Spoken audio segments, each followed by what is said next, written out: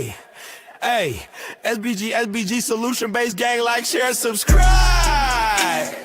Say no to rim, brothers, mothers, fear and sell no good suckers. Hype him up, hype him up. Shouts out Sharoon, Bracy, and the Wildest. Wake up morning show, salute, big dog, shout out to the Lord. PH, Diva, salute, Brownsville, SBG solution-based gang.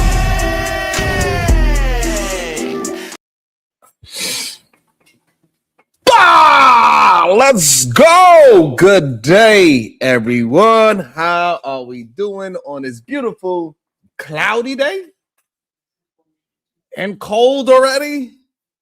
Again? This weather is bipolaring. I don't know what's going on with it. Mother Nature needs to get it together. Damn it. Stop being so damn bipolar and get your act together, lady. They say I never hold the ladies accountable. Well, I'm holding Mother Nature accountable. God damn it. She tripping. Just yesterday, it was damn near beach weather. Today, you gotta bring the furs out.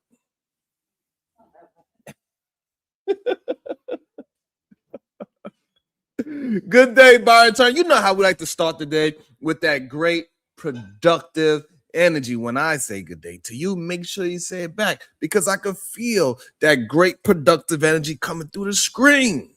Thank you so much. I appreciate y'all. You could be anywhere in the world, but you rocking here with me. I appreciate that, man. So I wanted to go break down and just go through it with my peoples, the ones that didn't watch, the ones that did watch. Let's talk about it. Let's have our understanding how what we went through watching this video, what we went through while we was watching it live together, how we went through it together. God damn it.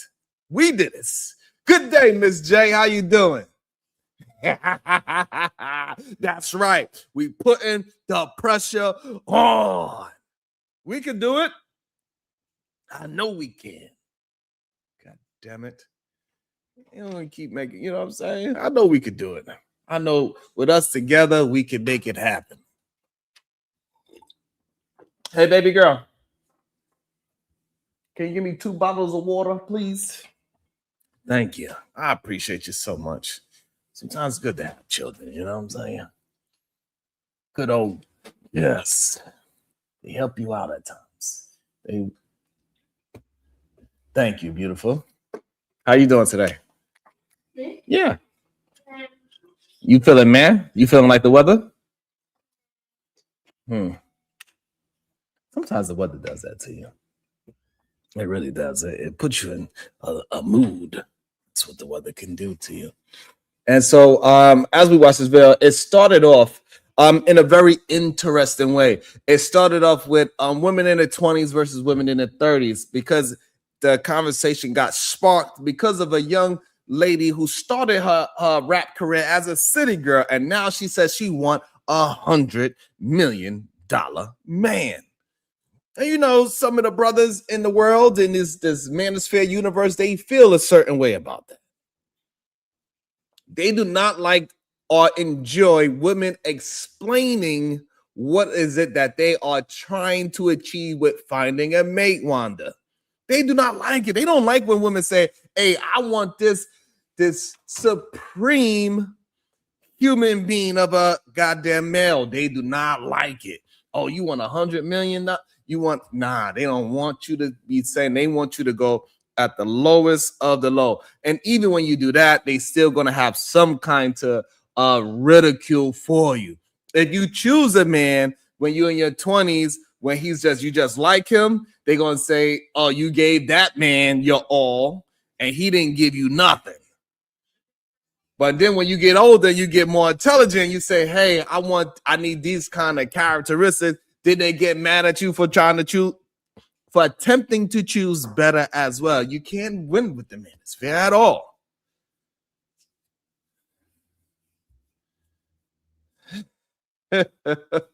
That's crazy, Byron Turner. That's insane. You got one for me for Kenji G again? Yeah. So, you know, that's the interesting part of this whole thing. They get mad at the ladies for holding it down and liking a boy for just being a boy when she's 20. But then they get mad when she starts to get a little bit smarter and she chooses a man of better character when she's 30. It's insane. You cannot win. I don't know which one is this, Shicey Bum. I don't know what this is sometimes. The things that they communicate, it sounds strange, and we are going to break it down. We're going to see what it is. What's up, beautiful? How you doing? I got to get out this goddamn weather, Shicey Bum. This weather is bipolar. It's crazy. So the Chatter King says, and they want us to accept these masculine women and triple-digit body counts. Interesting.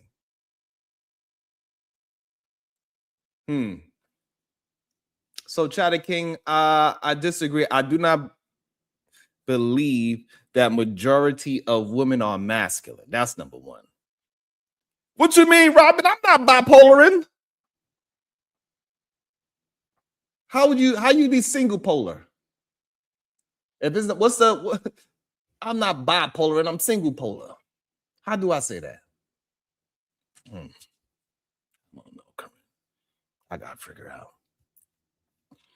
No, but nobody's telling it. Like, majority of women are not masculine, Chatter King. I don't know where all these masculine women are that you're talking about. I think the problem is, Chatter King, you find a woman that's in a situation of aggression, and then now you trying to frame that as her whole entire character is the problem. That's the problem. And this triple-digit body count, stop.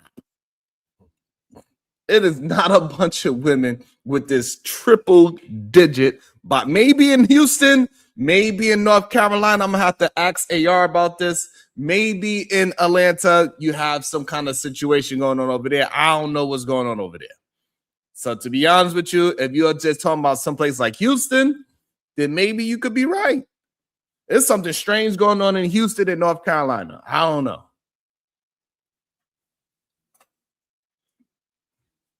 I'm monopolar. I ain't bipolar. Thank you, Black One. I'm not bipolar.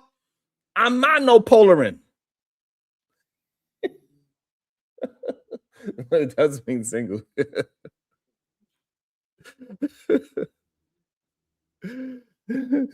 You just talking, and plus, you know what I'm saying, like a triple digit count is insane. That's number one. I think even for I don't know, that's a lot of people. I think even when you get to the 30 mark, that's a lot of people. Like majority, I don't know how many people really have numbers in their phone that they could call over 30. Like if you got that high of a body count, 30 that's up there. No, I will not stop. I'm gonna help these men one incel at a time. God damn it.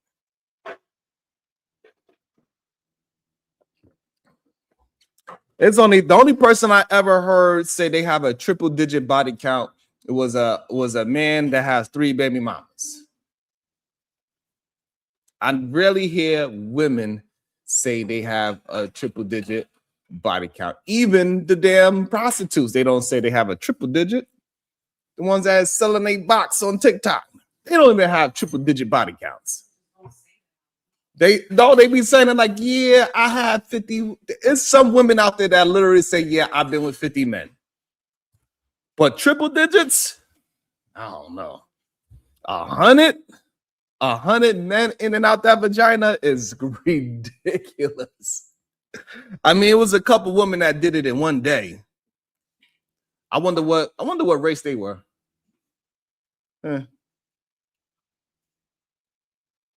Yes, they're going to tell me. They're going to tell me the truth. Goddamn, I don't know what you're talking about. The 2 ladies that had a triple and 4-digit body count. I wonder, do anybody know what race of ladies they were? Because I really don't know. Can somebody tell me? A Black One, maybe Black or the Chatter King could tell me the young lady that had a triple digit body count in one day and a 4-digit body count in one day. Can you please explain to me and find out what race that woman was? Because I'm just curious to know. I don't know. Maybe somebody. Corinne, maybe.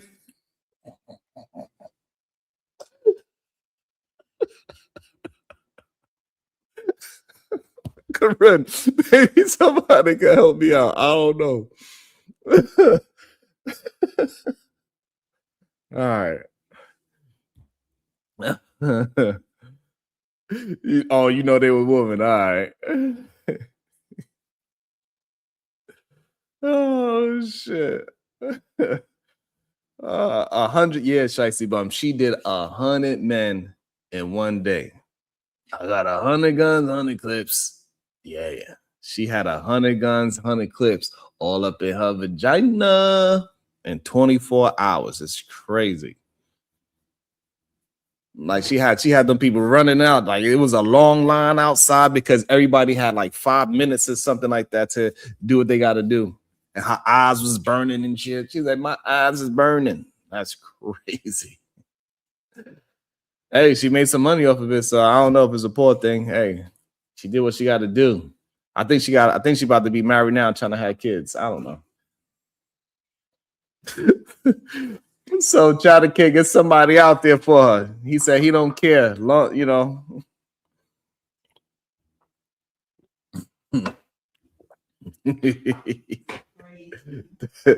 That is insane. Oh man. I don't even understand. Man. And how did they get all those men to do a STD test in such a quick time? Because that's crazy that all these people in Houston is over there being all bumpy and everything and have HIV, which is just insane to me in this day and age. That's just crazy.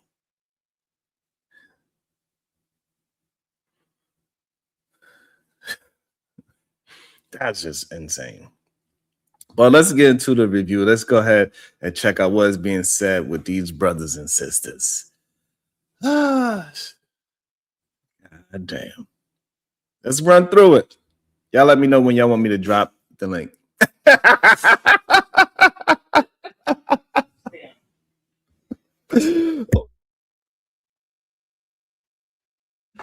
Oh. So here we go.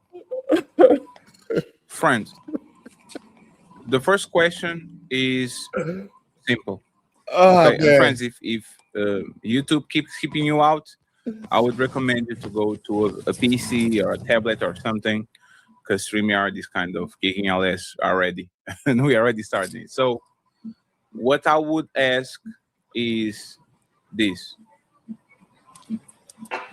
why do women date for free in their 20s and want the world on their 30s?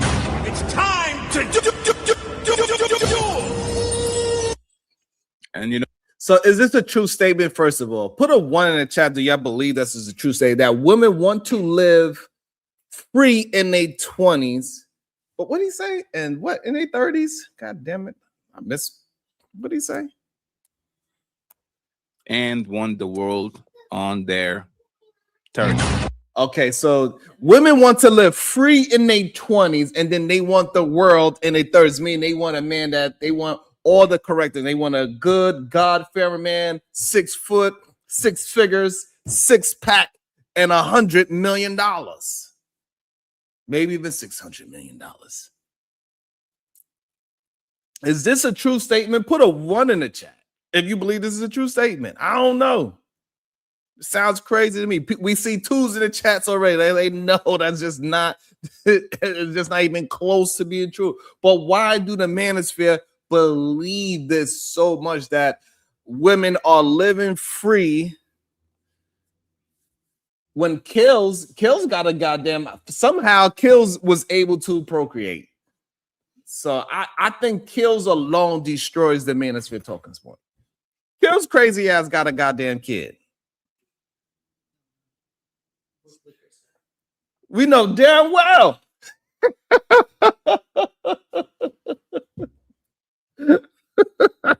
If that man could do it, you can too.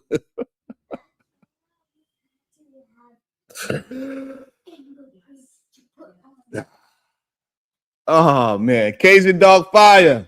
What Cajun Dog Fire? You put a one in the. I cannot believe my eyes.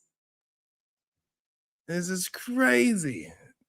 This is crazy, Jesse. All right, we're gonna see. We're gonna see what the ladies say. It's time to do.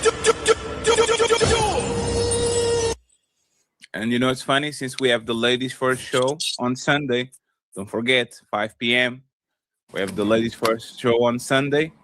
Sharon is going to start. Damn. To answer this question today. Sharon Bracy, why do women date for free on their 20s and want to actually be compensated on their 30s? I think that's them getting through life, maturing, and they start to understand what is valued. When they 20, you know, it's easy to enjoy somebody without no responsibilities. Love is easy without responsibilities. But as you get older, you need responsibilities. You need certain things done, and then you start to have a standard. And when you start to have a standard, it usually comes with age and wisdom. And so when they hit 30, they start to demand things a little bit further than some love, because love get them hurt. Rain? Who disagreed with that? That's what's really going on. Shout out to Browns on here. If it's true, then it's true for both genders. If men are not dating with intent to find a wife in their 20s, what are the women supposed to do? Shout out to Brownsville, New York. Thank you so much. I appreciate you. You know what I'm saying? Like, so that's just what it is. They are and it's so interesting because it seems as if women get penalized for choosing a young man just because she likes him. She don't have no other reason besides I like him. That is a problem. And then when she starts choosing for the proper things and she gets a little bit more wisdom, like I just said, man, I be cooking up. I don't know why. Then again, I do understand why they be so mad. I didn't understand it, but now I do. It's because I be shoving it up. But that's just the truth. At one point, they attempt to just date for likeness. Hey, I like you. You are funny. We don't have no responsibilities. We have no bills. We both don't have money. So I'm not expecting to go on vacations and all these fancy restaurants. Chipotle is fine. A bottle of Saveca is fine. A bottle of Moscato is fine. They're not asking for anything lavish. She'll cook you some oodles and noodles because she's learning how to cook as well. Without responsibility, love is easy. You could just chill and watch music videos. You could just go hang out in a car and just drive around. Because you don't got nothing to really do. You don't got no real responsibilities. But yet, they say you free in your 20s and you want the world in your 30s. Crazy. Let's see what the ladies say. Damn. Go there. Let's go with that Sage. Okay, can you hear me? Mm-hmm. Yes.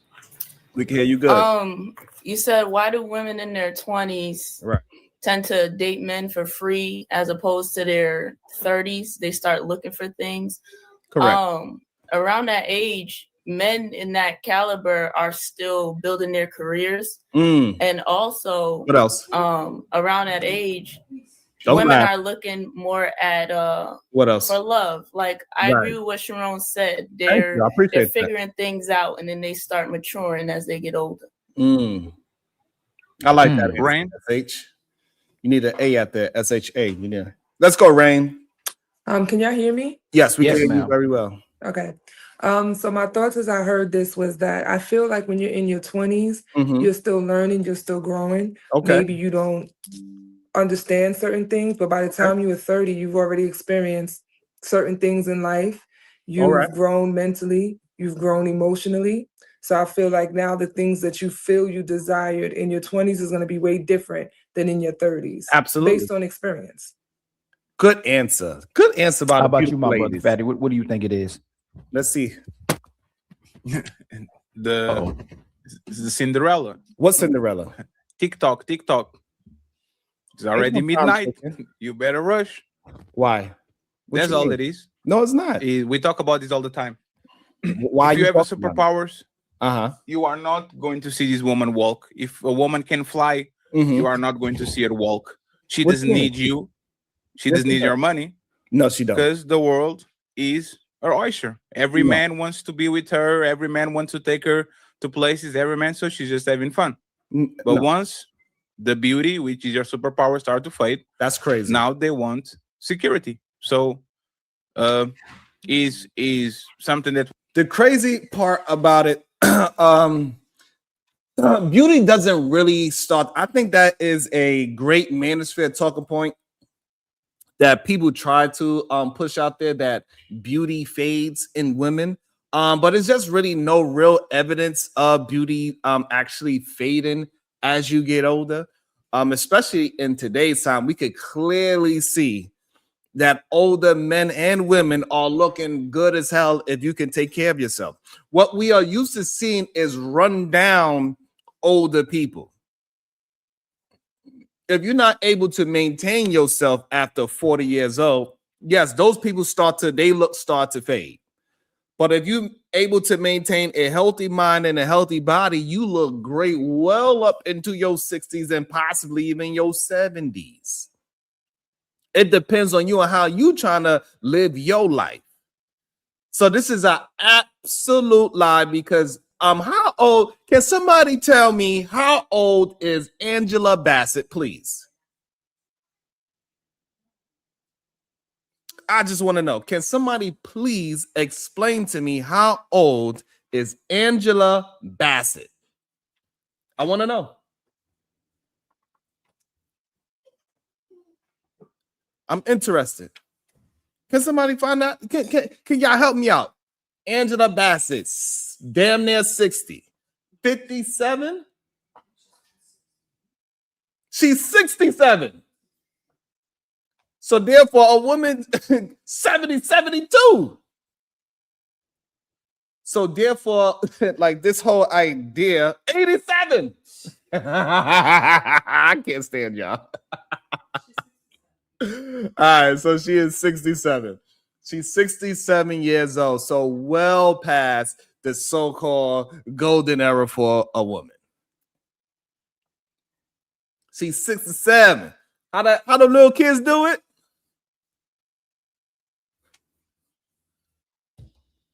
So yeah, no, it ain't no such thing for real. If you taking care of yourself, you can absolutely get yourself to be looking beautiful well past your 30s and 40s.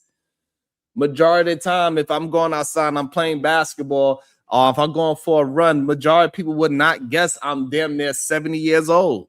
They don't know. They have no idea.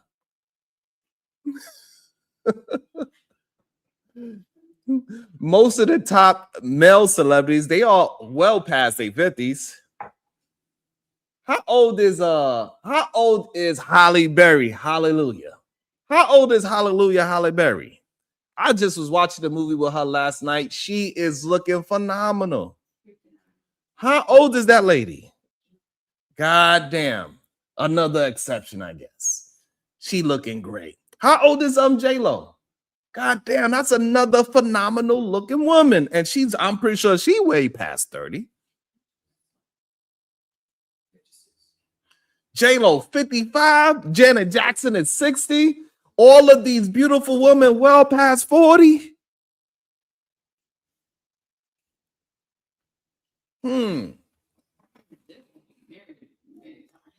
Holly, 59, looking fabulous.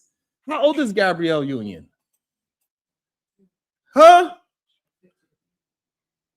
Where's this idea? Like, men gotta stop with this beard. Hey, listen, brothers, we gotta stop listening to the manosphere nonsense talking point that beauty is going to fade in your woman. It doesn't fade. It doesn't. What you do with your life, that could fade you out quickly. If you putting stress on that woman, yeah, that's gonna make her fade. How old is Nia Long? Oh my God. Regina Hall. How old is Regina Hall? See, they try to make us think that, oh, that's an exception to the rule, Angela Bassett. But then as we keep going down the line, we start to see it's plenty of women that is well over 50 that are looking good. Bring your voice down just a little bit. You're a little excited. So yes, this whole idea of beauty fading is just not a true statement. Don says Sharon does lie. What up?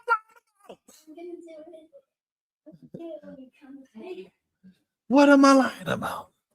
You got to take that woman, the woman that you marry, you got to take her stress away, and she will look beautiful well past her 30s and 40s.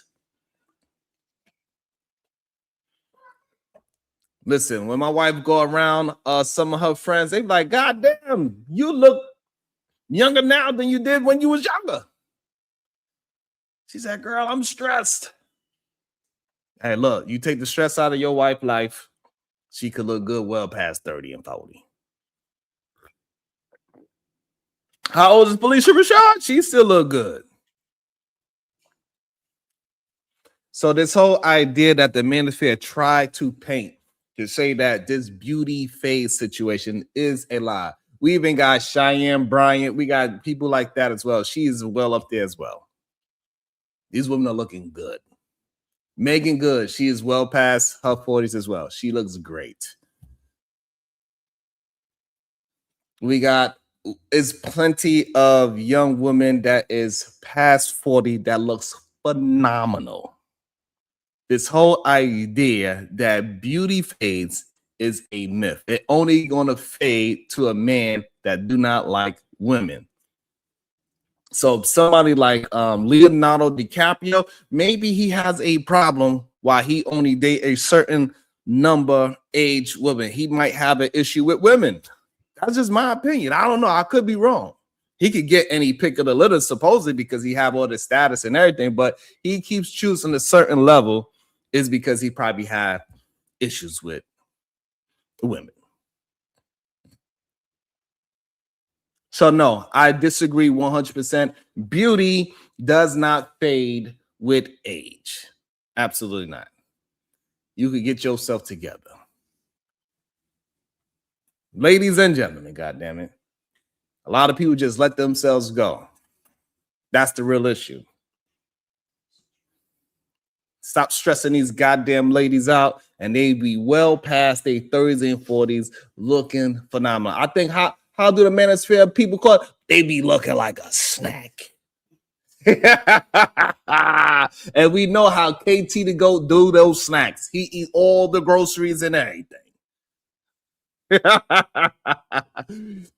out to Shadow the Time Watch with the $2 gas bill. What you talking about, Willis? Ain't no gas over here.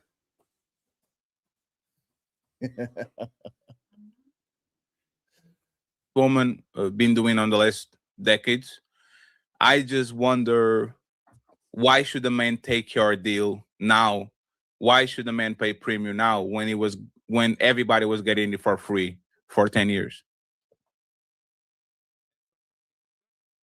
And so look, even when you do enjoy a man just because he is being there, just because she likes him, is looked as a net negative to majority of men, it seems like, at least the men in the manosphere.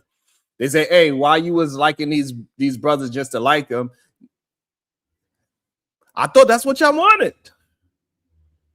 When a woman likes you just because she likes you, majority of men in that space, they ruin those women because they out there trying to put their peen in everything that is moving. So when this young man in his 20s, find a woman, a young lady that likes him just because who he is, he will ruin that girl. And then guess what? When she get older, it's going to be some brothers in the manosphere that is putting her down for that. So when she do what y'all say, hey, he likes you, you like her, hey, y'all just doing whatever, y'all being young, you're going to get ridiculed for that, because then when she does deal with him, and then the men are going to say she should have known better because he's too young to be just with one woman. This is insanity. You cannot have it both ways. Even though I do understand a lot of men in the manosphere, they like to have things both ways.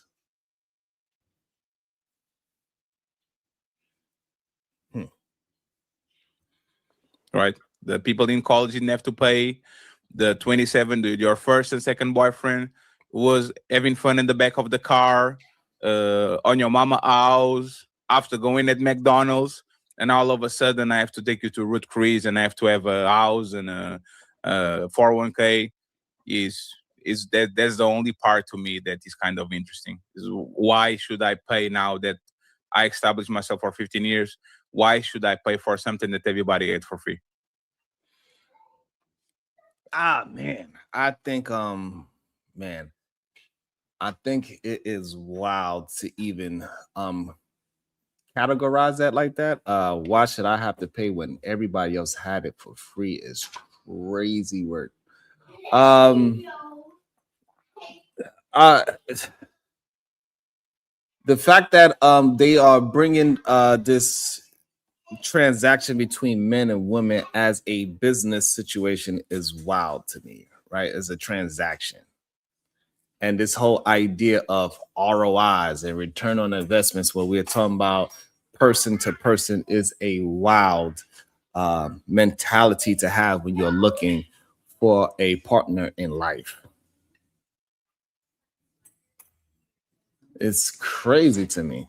Like, for free? Like, this is just two people hanging around each other. They're not looking at it. I don't think majority of people looking at it for free and for pay. This could be just a way to communicate what he's trying to say, because we do have a little slight language barrier sometimes. But it's just a weird way to frame it. And a lot of men in the manosphere do, especially these younger brothers, the ones that is 30 and down, look at things as an ROI. Look at things, oh, you gave it to him for free, like, and now why I have to pay? It's crazy work. What's up, Candy? This is just wild. Does anybody got a rebuttal for that? I give you my perspective. You like me to share my perspective first? Which one? Yes, we want to hear what is given for free at that moment when I you want to hear your perspective. Oh, she can't hear me. Well, I truly believe that women know they can't get the same guys that they got when they were younger. So if they're gonna settle down, at least someone's gonna pay for it. When they used, like Fatty said, the best men y'all typically could come across was typically in your youth, and you should have gave your youth to that guy that you liked or possibly loved as well too. But I can give you some grace in saying that they weren't using their maturity, they didn't grow at that point. But if they actually grew, what they bring to the table would actually bring something for the man to benefit as well too. What typically goes up is their expectations and their standards and their value for themselves. But they don't say what a man is going to get now that they've grown and found God and did all this maturing. So it's because they've dated themselves out the game. God damn, that's a lot of words.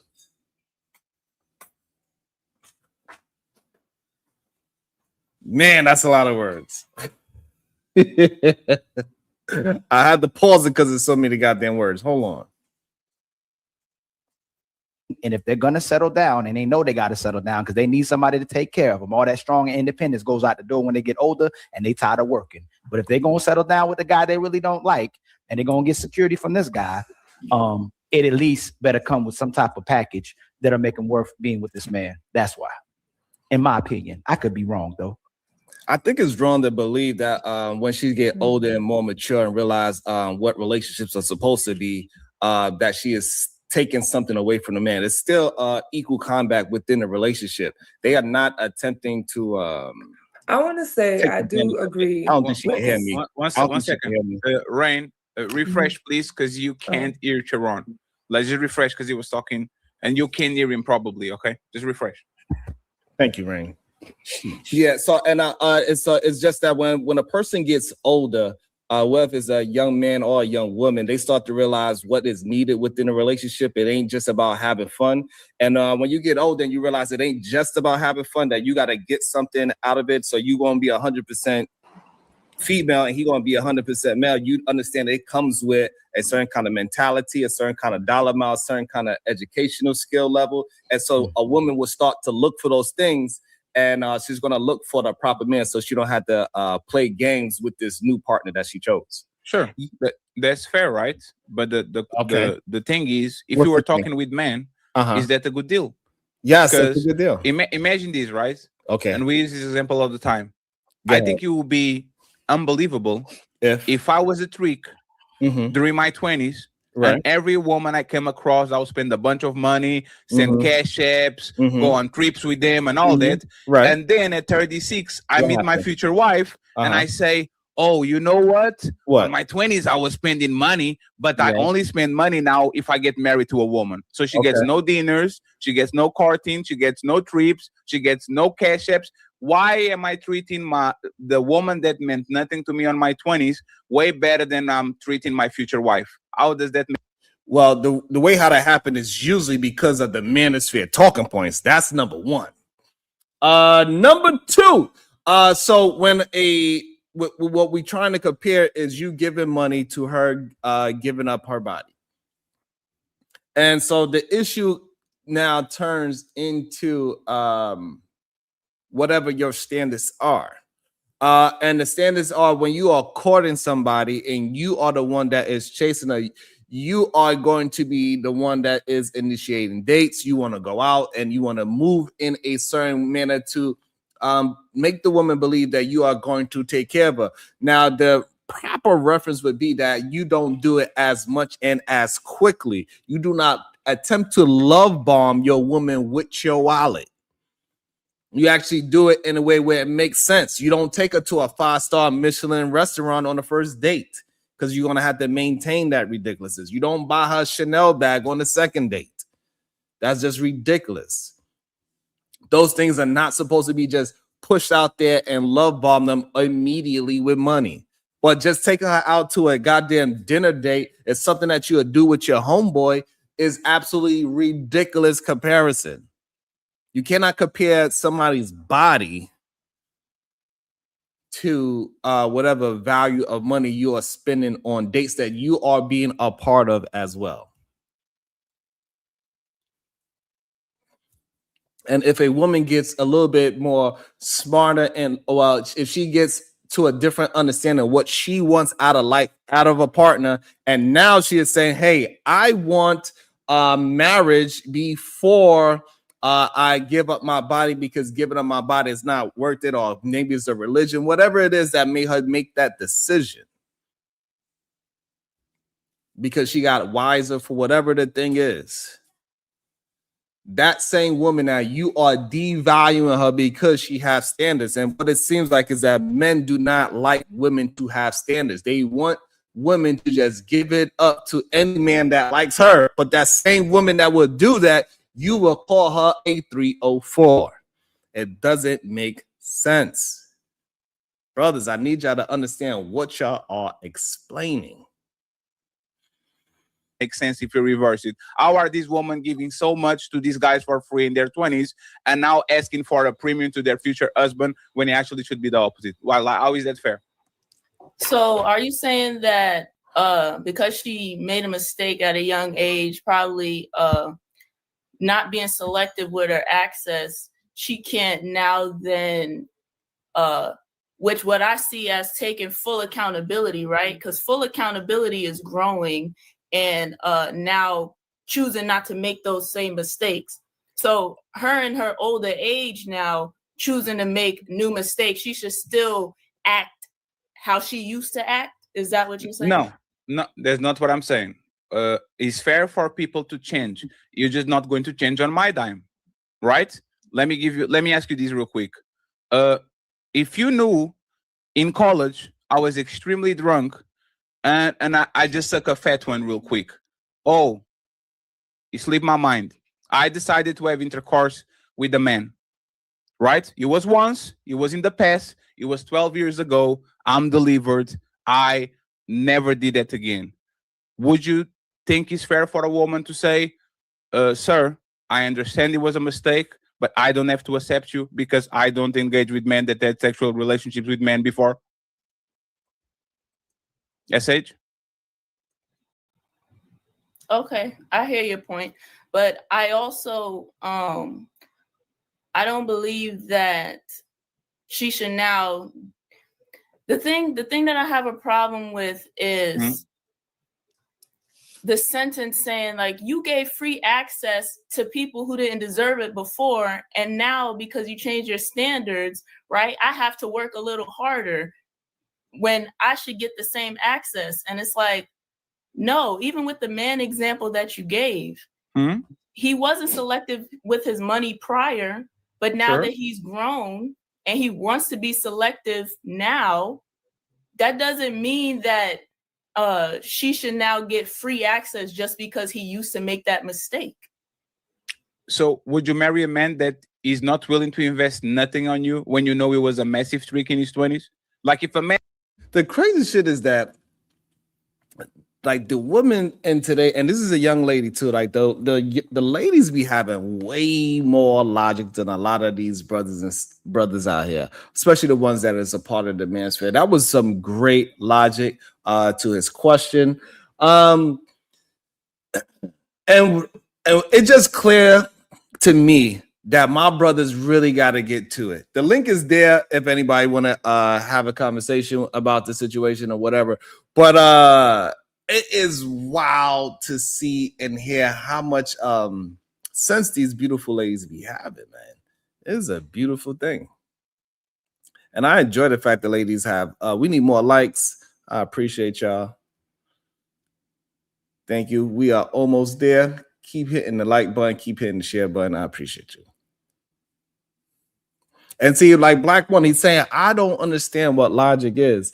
I'm confused about what you mean by that. You can hit the link and tell me where I am wrong with my logic or where the ladies are wrong with their logic. I would like to understand what is it that you mean. A lot of times people like to say things in the chat, but they can never substantiate it. It's very interesting. But hey, we keep moving. And says, hey, Sage, I want to marry you. And you said, okay, let's try it out to see. I like you, you like me. Let's date, let's court each other. So I see if I can promote you to husband and you promote me to wife.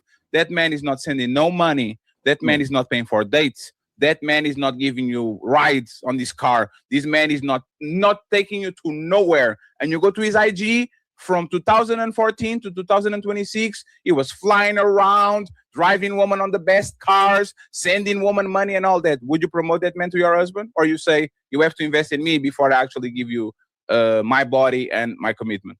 Yeah.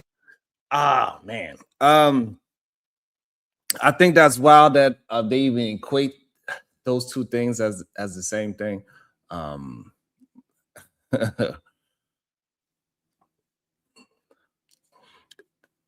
What up, Knight? Good day to you, sir. The idea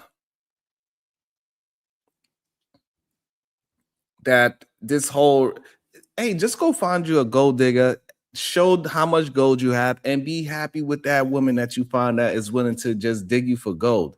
Leading with your wallet is not finding a woman. That is just leading with your wallet. That's all that is. If you have to mask who you are and mask your personality behind your wallet because you don't personally have a personality, there goes your problem. So yeah, so a man that is not, what you are communicating is a man that is not attempting to do anything. He don't want to, hey, I got a car, but you can't get in my car. I got money, but I ain't going to pay for no dates. I got this, but I'm not going to give to you. You are saying that the man that is going to give the least amount or nothing at all, why would that be a marriage material type of man? So now on the other side, a woman that is not giving up her sex to a man is a plenty of other things that she could do before that to show her value in a relationship. You cannot just equate that to a woman having sex with a young man. No, it's plenty of things a woman can do in a relationship besides sex. It's plenty of things in a real healthy relationship that is going to happen besides sex. Sex is an important part of a relationship, but also is the least thing that you will ever do in a relationship. It's crazy that they equate those two things. So taking myself out of the scenario and making it personal, when you date somebody and you courting them, you are watching and seeing what you value, right? So I'm not looking at his past to see what I might potentially get, right? Oh, he used to splurge, right? So now I'm gonna get with him so he could splurge on me. No, I'm going to court him, vet him, and date him for where he is now, and see what I value. So if I do value a man spending on me, I'm gonna see if he spends on me now. So if I don't spend on you now, which is provision, which is very important for women dating strategies, and to see if they upgrade man to woman, or if I don't provide for you before we got married, I don't touch no bill. You get the bills from the dinners, the bills from the gas, the bills from the trips, all that. Are you promoting me to husband or not? A matter of fact, let me take it out of you.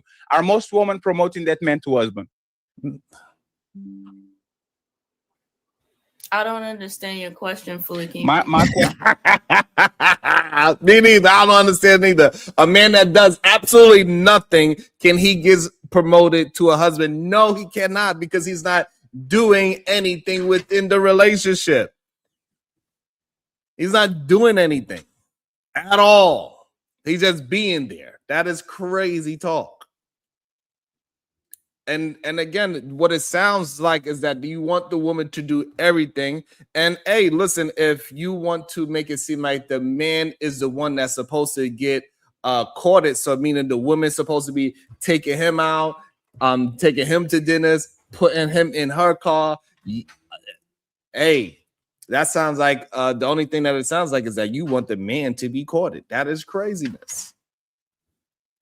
Question is, if I was a massive trick, I spent a bunch of money on woman, and it was very visible that I do that, and now I meet my future wife at 34, 35, and I close my wallet the same way I'll close your legs and say, oh, I'm on a journey of healing, and I know better now. I know better now. I know that I shouldn't lead with my wallet. I should do no spending whatsoever, no dinners, no nothing.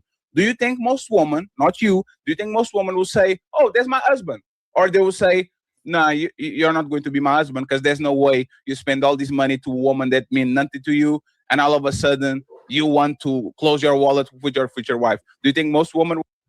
First of all, and let me also say this. It is a lot of women that choose broke men every single day. They are hanging out with men that all they could do is provide a Netflix account. And that Netflix account that he got is borrowed. It's not even his. It's his sister's Netflix account. So this whole idea that is a bunch of men just courting women is just ridiculous. And once we start, and we got to understand that it ain't just the older brothers that are saying this. It is younger men that do not say anything in these chats or listening to this or watching this thing, and they are following this ROI remedial rhetoric. It's destroying these young men brains. It's wild. What's up, Blue Jay? Good day to you. Who marry that man? I'm not sure. I don't know about most women. But what I do know is that if you're vetting and going with your values, whatever he's doing now is what you're going to watch. So you're not going to look at his past to say, oh, you know, he used to do this, but he could change over time. He might not be the same guy he used to be, but whatever he's doing now is what I'm going to assess to see if I want to move forward. That's all I can speak to. So this last question is something that is interesting.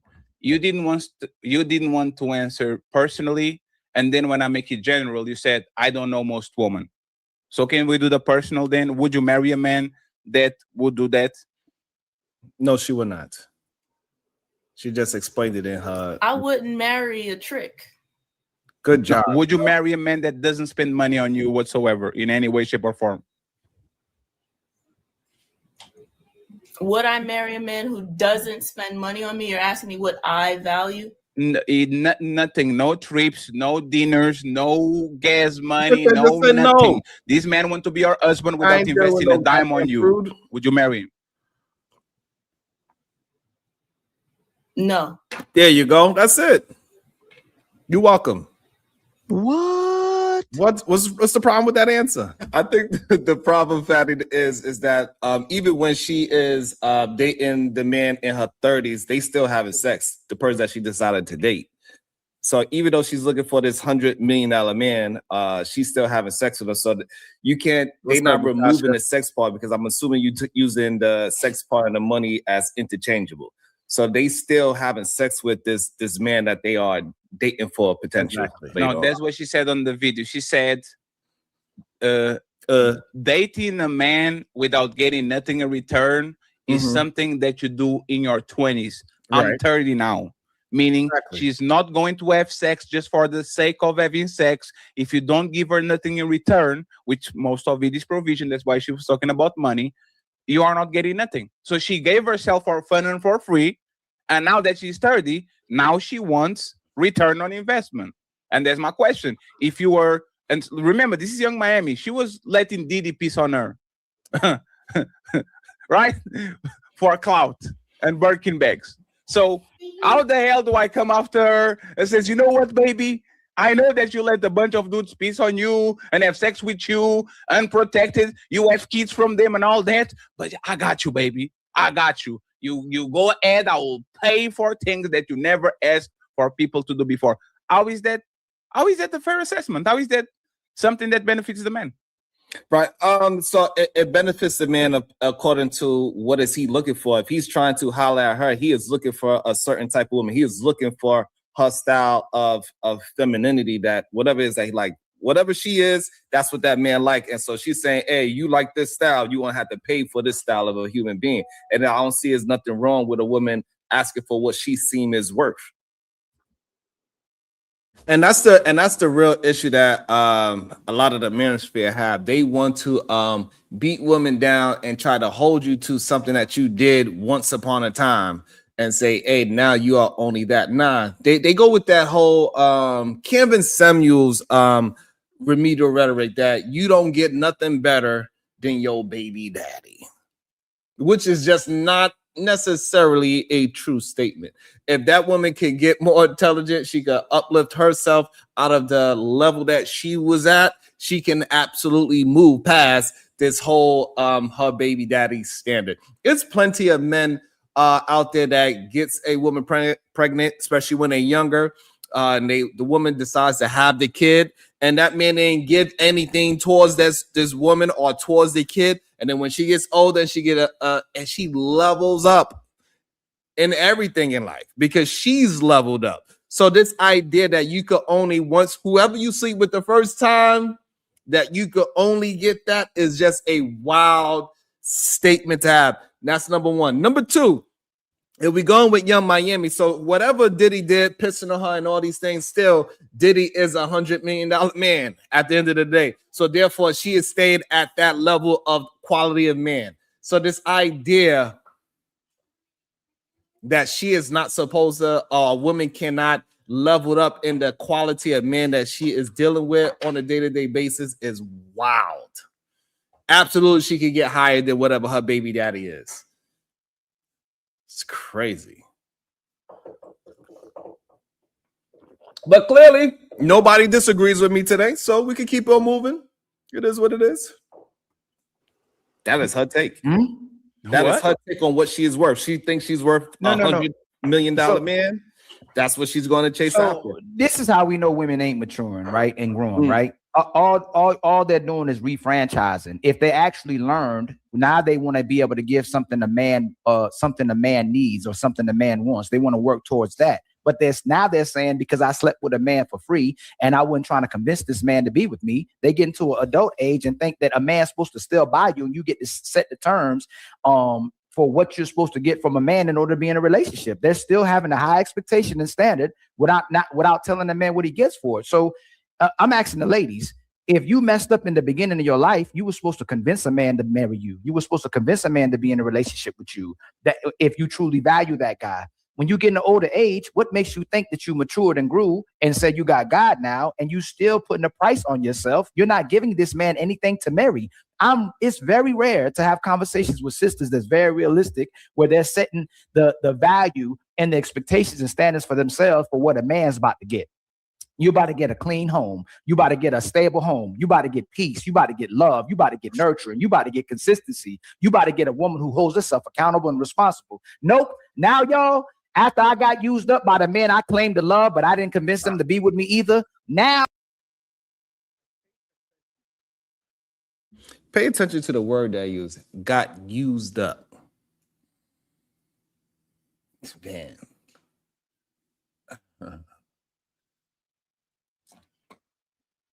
Woo! Some strong words. Got used up. So because she likes a young man and she's dealing with that young man as is, that is her being used up. That's number one. Also, think of the other things he said. He is saying these other things like the cooking and the cleaning and all these other things like that actually matters to most men, especially at a young age. When they are young, and most people, young and old, are not looking for a stay-at-home situation, right? They are just living life and they don't know what they look for. They don't have no house for her to cook and clean in. If they are in a between 20 and 25, majority of men do not have a house or an apartment or even a studio apartment for that young lady to come home and cook and clean and do all those things that he's saying. And then when a woman realizes that men are just trying to use you, so-called used up, and she gets more intelligent about what men are actually doing out there, because that same man that is dealing with that young lady and she was so-called giving herself up for free to a young man, why are you not talking about that young man saying, hey, you should recognize this young lady actually likes you, and you should not disrespect that young lady for liking you. She's giving you all of her at the moment for free. You should cherish that and not go ahead and spoil that by doing the things that is going to give her heartbreak. No, none of these men would say the truthfulness of the matter. The women that are giving these things up to a young man for free, that young man needs to honor that. It's crazy. That is wild, man. And I don't understand how we don't see the flaw in the way how they are thinking. We have to think better so we can get our young men to move better. You got to pay $300 million.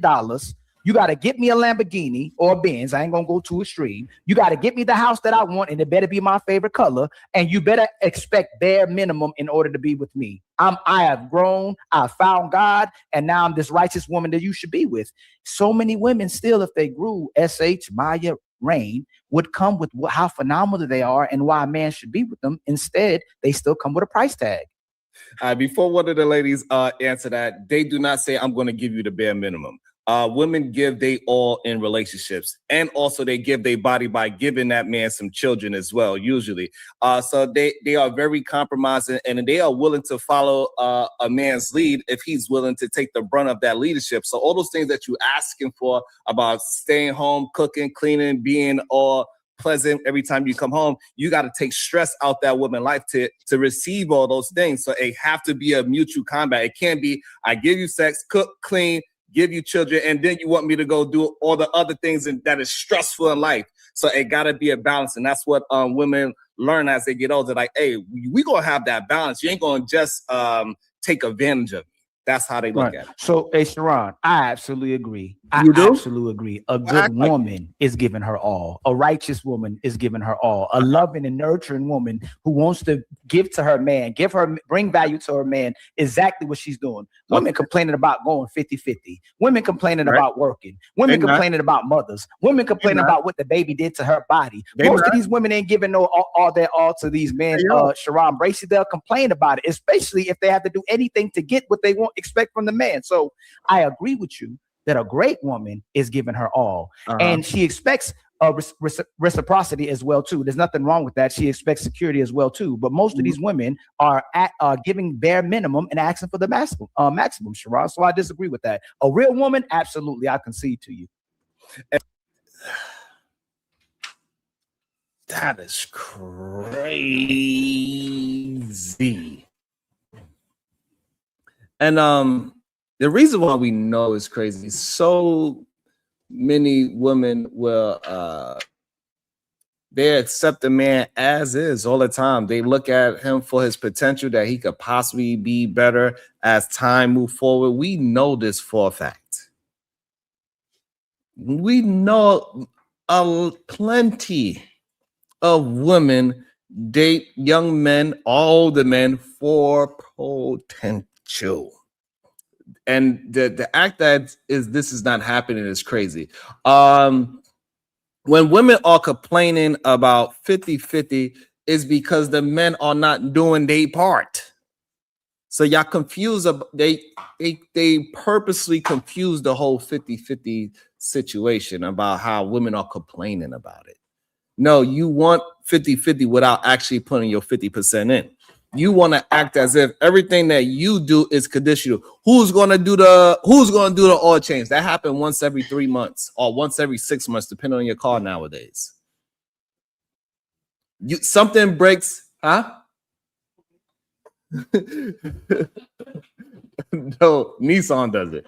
So also we got if something breaks in the house, majority of men are not having houses. That's number one, for them to be the landlord to fix up their own house. They also live in apartments where they are getting a super to fix that thing. That happened once every 6 months or so as well. These are not everyday things.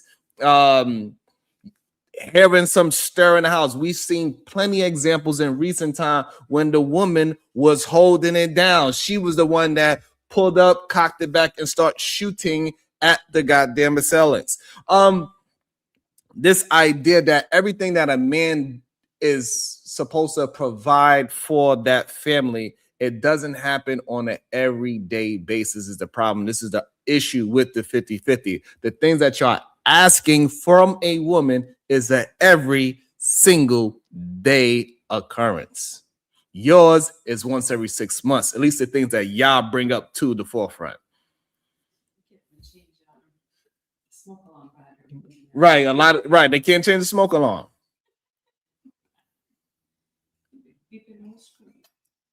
And so that thing, what you said, they are giving they all. So they gave they all to the wrong type of man before. And so they understand that if they give they all, men would take advantage of that if you give it away too prematurely without no standards behind you giving it all. So now they gotta move with a different game plan. So now when they realize that, hey, I was trying to do this, build a man, I was attempting to just love him for love. And when I did that, I wasn't appreciated when I was young in my 20s. He still went out and did Teresa, Keisha, and all the same way how he was doing me because he just wanted that box. But now that I'm older, hey, no, we're gonna have some reciprocity, and now she gotta voice it out up front, so this way, both parties can understand what they are getting themselves into. Can you substantiate to us what you mean by when you saying these women were giving their all to their man at a young age outside of giving the box? She was giving the box. She was a throat goat, but most of when you that's crazy. That's crazy. So she was a throat goat. That. When they are young, 20 years old, giving her all is her body is a part of her all. Why are we acting as if men that are dating in their 20s or dealing with women in their 20s are asking for more than time and intimacy. It's not a bunch of 20-year-old men looking and say, hey, I want you to cook and clean for me, and have it where it makes actual sense. Most men at 20s don't have their own to be cooking and cleaning for. They don't even know what it is to have a grocery bill. They don't know the cost of a full chicken. They don't know how much milk costs. This is ridiculous. When you are in your 20s, giving your all is being there, talking with them, hanging out, drinking Moscato, watching Netflix, dealing with his BS. That is giving your all at 20. Going to goddamn Chili's and goddamn Fridays is giving your all at 20. I don't know why these men are acting as if these 20-year-old men are taking women to Ruth Chris. We're talking about your 20s. When she hit the 30s, she has an understanding of what is going on and what all these details mean in a relationship. It's okay for a young lady to get more intelligent in life and move forward and understand the kind of man that she needs, and then go ahead and chase after that style of man. This is crazy. Make sure y'all hitting that like and the share button. I appreciate y'all. You say all. If she truly was giving her all, how does it reflect her life? Majority of men, especially the sisters on the panel, majority of men, there's a bunch of men that these sisters know would be with them. And I'm not saying these sisters got a roster, but they got a potential of a roster. I'm sure there's men in Range DM, men in SH DM, men in Maya DM. A lot of times they have to pick, they have to pick of the litter when they're young. When they get older, they have to rebrand, right? And now the terms kind of switch back to the man a little bit, but some women, if they're attractive enough, can still get the man that they want. A lot of women are unwilling to give their all, Sharon. That's why they're in the predicament they're in. So can you tell us, and can you substantiate how so many of these young women were given their all at a young age, when we know majority of these women were in a 304 phase and a fun phase? They weren't looking for husbands at a young age. They were looking for a good time. And then when they got finished with that good time, they looked for a lifeline. So can you prove? Man. Woo, that's a lot of words. So,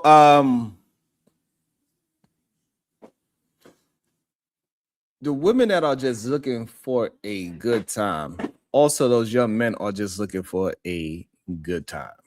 And usually those two people find each other. The ones that are sitting in the library and doing the proper thing, majority of those men are not finding and looking for those type of women. And when they do find each other, those are the ones that have fruitful relationships. They get married from 18, 19, 20, and they have long, fruitful relationships. They build together, they build their education together, and then they also build their money status together, and then they build a family together. Don't try to act as if both parties is getting what they want, that one is getting away with some kind of robbery. The women that are being so-called free, like how you're saying, is they are dealing with men that they are being free with as well. It's not a bunch of women that's just taking advantage of men. It's more of a reciprocal thing. She's getting some peen, he getting some vagina, they go to Chili's, and they part ways. And then when that same type of man get older, he wound up doubling back down to a woman that is still of that character as well. It's just ridiculous. If you're a righteous man, you need to look for a righteous woman, whatever age you are. To us, all these women, based on the data as well too, with these women who marry at 29, where all these good women and all given women were at in their youth. So when they 20, her idea of giving her all was her body and her mind, whatever that was. She's learning how to cook. She's learning how to clean. She's learning how to deal with that man. So she's giving her all without asking for anything. Same thing with that young man. That young man cannot provide anything for her. So he is also not giving his all yet, neither at his 20s. So they are all just having fun. And everybody knows love without responsibility is the easiest thing in the world. As you get older, you hit those 30s and all those things, you start to gain responsibilities, which gains stress. And that changes the whole mentality of the relationship. So at her 20s, she was attempting to give her all to that 20-year-old man. And that's why she wasn't asking for anything. It's very ironic that sisters ask for men not to objectify them. And I believe Sharon asked men not to objectify them, and you just use sex in her body as in giving her all. What happened with the cooperation? What happened with listening? What happened with peace? What happened with love? What happened with support? What happened with helping her man get her best? Why did you use her body? So a woman having all the sisters on here, just a yes or no, real quick. If you have the reason why, because we using in the conversation of 20-year-olds. And the majority of 20-year-olds, these young men are attempting to get boxed, right? Because I'm trying to, they are trying to have intimate relations with a woman. And if that man is not getting intimate relationships with that woman, he feels as if she does not like him. It even happens as men get older, because you are not willing to wait for a woman to get married. You feel as if that woman do not like you. This is the majority of men, what they will say. So I don't know why you're trying to act like you don't understand that a 20-year-old usually doesn't have much to give besides intimacy and hanging out. That's what you got at 20. You hang out and you say, yeah, go ahead and be a rapper, babe. And then you be a dancer in his goddamn music video. That's what you got. In your 20s, you don't have, majority of people don't have much. They still learning themselves. Your brain's not even fully developed until you're 25.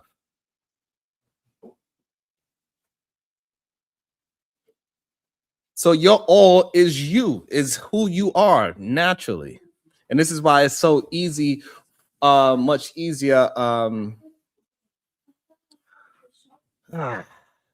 for women to just like men just to like them, because they don't have to respond. They still dealing with their parents to help them get through life. They still, majority of 20-year-olds are living with their parents, or they living off of their parents. They have that net to fall back on. Majority of people in their 20s are not living by themselves. They're not living with roommates. So stop trying to act as if you don't understand, like we don't understand the conversation. The conversation is that women give it to men for free in their 20s and then make them pay for it in their 30s. We know what you mean by give it to men for free. Don't try to act like now all of a sudden this is a moral conversation. Why are you trying to talk about their body, Sharon? This is how the conversation started. The conversation started about women giving something for free. What is that freeness? Don't try to change it into a more. This is what they try to do, make it very confusing. Wow. Shout out to the over 130 people in the building. Make sure you hit that like and that share button. It really helps the channel out. And we accept all types of supports if you have $1. Appreciate you. Have sex with a man, is that going to make him marry you? No. Can I ask you a question? So I'm just landing. So that doesn't define her all. Just because she gives you her body doesn't mean she gave you her all, Sharon. And you should know better, because women and sisters and brothers who may think like you similarly, not saying nothing wrong with it, are telling men not to objectify women and just want them for sex. But it seemed like even at her youth, all she can give is sex. Go ahead, my sister Ray. Yeah. What I would like to say, there's a few things that was swirling around in my head, but what I notated was sex, right? And I feel like sometimes when we have these conversations, this is why I find these conversations a little strange, because sometimes men will speak for women as if they know how a woman actually operates, meaning in her mind, in her heart, and how they relate to men. Now, you may have dated some women or maybe have dealt with some women that you might describe, but I feel like we need to dive deeper when we start having these conversations. So when you are young, specifically a young woman, and maybe the other women can attest to this, you are still learning who you are as a woman. You are still figuring it out. What does that look like? What are my likes and my dislikes? Now, depending on the type of things you experienced as a young woman or a young girl, sometimes things are equated to other things. So for example, sometimes sex equals like. When you are younger and you haven't quite figured this out yet, you think because someone wants to sleep with me, they like me. Eventually, they're like, wow, this person continues sleeping with me. Maybe this will be my boyfriend. Maybe, a strange thing, maybe he will be my husband. But after you go through that a couple of times, you begin to learn that sex does not equal like. There is a couple of other things that need to be put into this equation for someone to like me. So I feel like when we have these dialogues, there definitely needs to be a deeper dive. And it is just not so black and white as, hey, this girl gave up her box and she should have known better. Why wasn't she looking for a husband? At that age, you don't have all the words to formulate the things that you were looking for, the things you should know you might need. So when you become older, those things become more clear. Right. So very confusing to me having Should you get a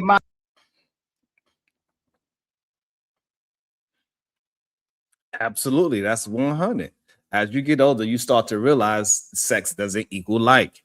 A lot of men will like you, or they will have sex with you and do not like you. We hear it all the time.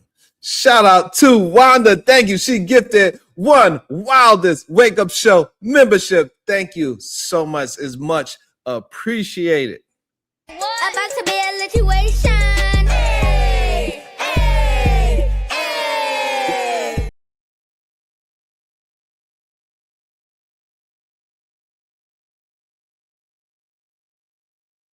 Hopefully you maintain it. Thank you so much. To Corinne Mackey with the 199. Thank you so much. Much appreciation. Thank you for all that you do, Miss Corinne. Thank you. Always holding me down. And this is what happens when people get into these relationships. Majority of the time, they get into these relationships without no actually clear definition. They start hanging out with somebody enough, and then they start having sex with somebody enough, and then eventually they move in with each other, and then eventually they get engaged, and then eventually they have a kid, and then eventually they get married without ever actually putting anything solidified, not having a direction where they actually want to go with their relationship. This is what actually happens in real life. So to have this idea that these young brothers are out here just looking for wives is just not a true statement. We got to stop it. We got to just be honest with what is actually happening out here.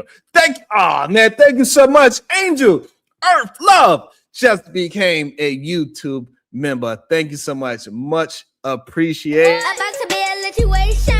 Hey, hey, hey. You know what I'm saying? So that's just what it is. Let's get back into it. That was very good. Her name is Rain. Shout out to Rain and SH. You ain't gonna give me no grace if I'm broke. You ain't gonna give me no grace if I'm dusty. You ain't gonna give me no grace if I'm a womanizer and trying to knife everything that's in front of me. You ain't gonna give. This is the problem that they keep having. Maybe at your age of 40, you won't have that same grace. But when you was younger, you had sex with women when you were broke. So you got plenty of grace when you were a broke man. And plenty of men get grace when they are broke. So it's just not a true saying. Majority of men and women, they got to get together and they got to put together something so they can even maintain a studio apartment. Come on. Be realistic, fellas. Give these men that type of grace. Why do women think they get grace for making all the mistakes that you make that put you in the position that you are if it doesn't benefit me? Because you're not going to deal with a man that doesn't benefit you. We're at a time now that all that doesn't matter anymore, because if I don't benefit from nothing that you're talking about and it's only benefiting you and I'm not getting peace or love from that, then it means absolutely nothing to me. The same way when you come to the table, that sister comes, she want $100 million. That's absolutely unrealistic, right? It's not for that young lady unrealistic. She was with a billionaire.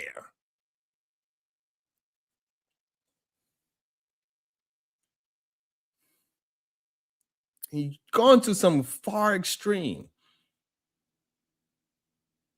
That woman was with a billionaire. So she said, hey, I'm going to drop it down 90% and I'm going to go just for 100 million. Insanity. It's crazy. Make sure you're hitting that like and the share button.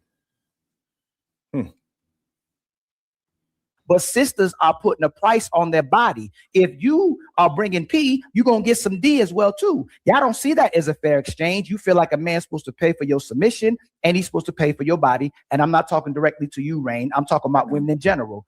If women have expectations and standards for what they want to be in a relationship with, then the man should do the same thing. If you still got post PTSD, if you broken, if you traumatized, if you need to heal, then you need to stay away from a man if you can't benefit him. Nobody wants to hear none of that from both sides. If you're not ready to be in a relationship, and all you bringing is problems and demands, and you compromising me, and vice versa. If you meet a man like that, we both need to stay away from each other. I'm asking the sisters in 2026 to stop making excuses for why they can't show up fulfilled for a man, but then asking the man to be at the finish line when they get with him as well too. So let's work together. Don't come with no problems. I ain't gonna come with you with no problems unless we can work through those problems and work together. That's all I'm saying. To say a few things as well. The amount of women that place a certain financial value on men that they typically can't achieve at young ages, young 20s. You know, men are typically closer to their success in their 30s. When the expectation is also put on women for certain criteria is that often we give away in our young 20s without values and then be mad when a man is expecting that. I don't get the whole, like, if you're loose, no one wants to marry a loose woman. It's really that simple. And it's not hard to know that at a young age to not be loose. Like, if it takes you to 30 to realize you shouldn't have been, you know, messing around with whoever for whatever reason, that's kind of your own mistake that you made. And I do think that does come with consequences, and you do lose certain men that you might want because you waited so long to gain a mindset that wasn't that hard to gain. Anyone wants to rebuttal what she says? Yeah, I heard the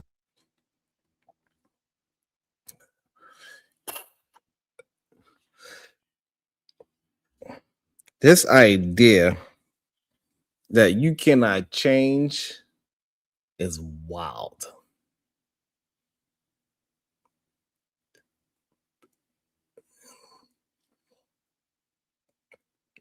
If for whatever reason you decided to move differently, hey, you move differently. Women that figure it out, men that figure it out much younger, I think they're going to have more value for whatever they figure out that is best for themselves. The sooner you figure out what is best for you moving forward, the quicker you're going to be successful at who you are. So yes, the human beings that can figure out quick, fast, and hurry who they are, they're going to be successful much faster. But if you figure out about 30 or 40, hey, you can still be successful in life. I agree. Majority of men and women need to figure it out younger. However, if you figure out later on in life, you will be fine as well. Shout out to Shadow, the Time Watch for $2. Why would changing matter? Consequences still exist, I'm assuming. They actually don't. Nobody actually cares for real about your past like that. I know it's a talking point, but after you get with somebody and you dealing with that person, majority of the people, they just moving forward together. Nobody actually really cares. If you a single man and you started dating J-Lo, you ain't gonna give a damn that she was with 100 other dudes before you. You gonna be chill. Hey, I'm with J-Lo. That's just what it's gonna be. I don't know why y'all lying.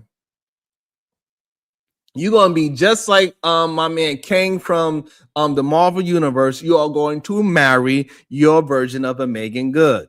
I don't care how many men Megan Good been with before. You get with her, she's treating you correctly in present time. You're going to marry your version of Megan Good because she looks good and she's treating you good. So this whole idea that men are just gonna is BS. You get you your Megan Good. I don't care what her past is. You are going to love on some Megan Good. You're going to flip her ass around and eat them groceries too. So cut it out. Stop lying. KT don't give a damn what Megan Good did before. He going to flip her ass around and he going to be brown nosing.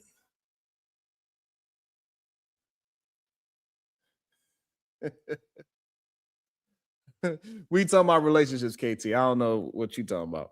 You talking about a different kind of pass. So I don't know why we trying to act like that is not happening. You know what I'm saying?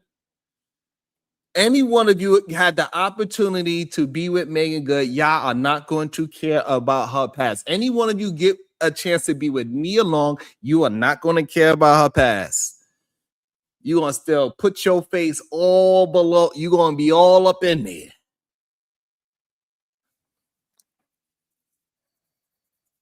You're going to be all up in there.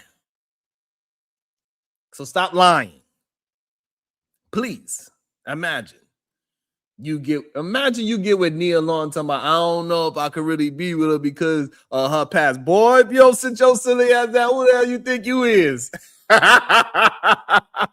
Y'all full of it. Y'all liars. Y'all just want to say that for the panel. That's it. Her past matters. Boys, stop. Y'all don't give a damn.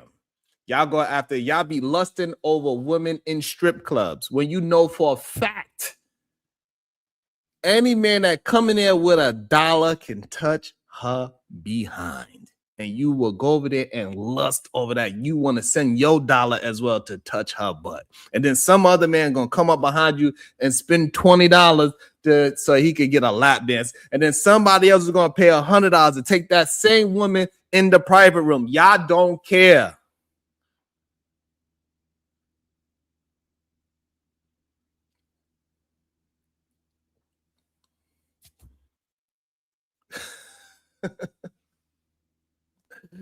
Y'all got some mental problems with being honest, acting like y'all actually care.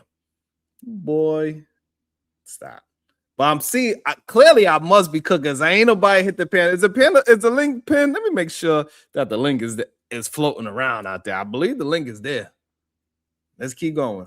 Who was that? Yeah, Who was that? that was me. I see you can go next. So while I don't disagree that there are some people who should definitely maybe do a little bit of self-awareness, sometimes not all of, because we got to be realistic, right? Not everyone has the tools. You got to think about the environment. What type of environment? Because your first teacher is your parents. That's your first teacher, right? So if no one is giving you the tools to put in your toolbox to be able to have that kind of discernment to say, no, I don't need to be out here spreading it wide and low. You have to have the tools, but if you don't have the tools, you have to then go get the tools. Not everyone knows how to go get the tools. Not everyone knows how to navigate it. For some, it may come quicker. For some, it may come later. So I think that's kind of a bit unfair to say people should know. People may not know if they don't have the tools. So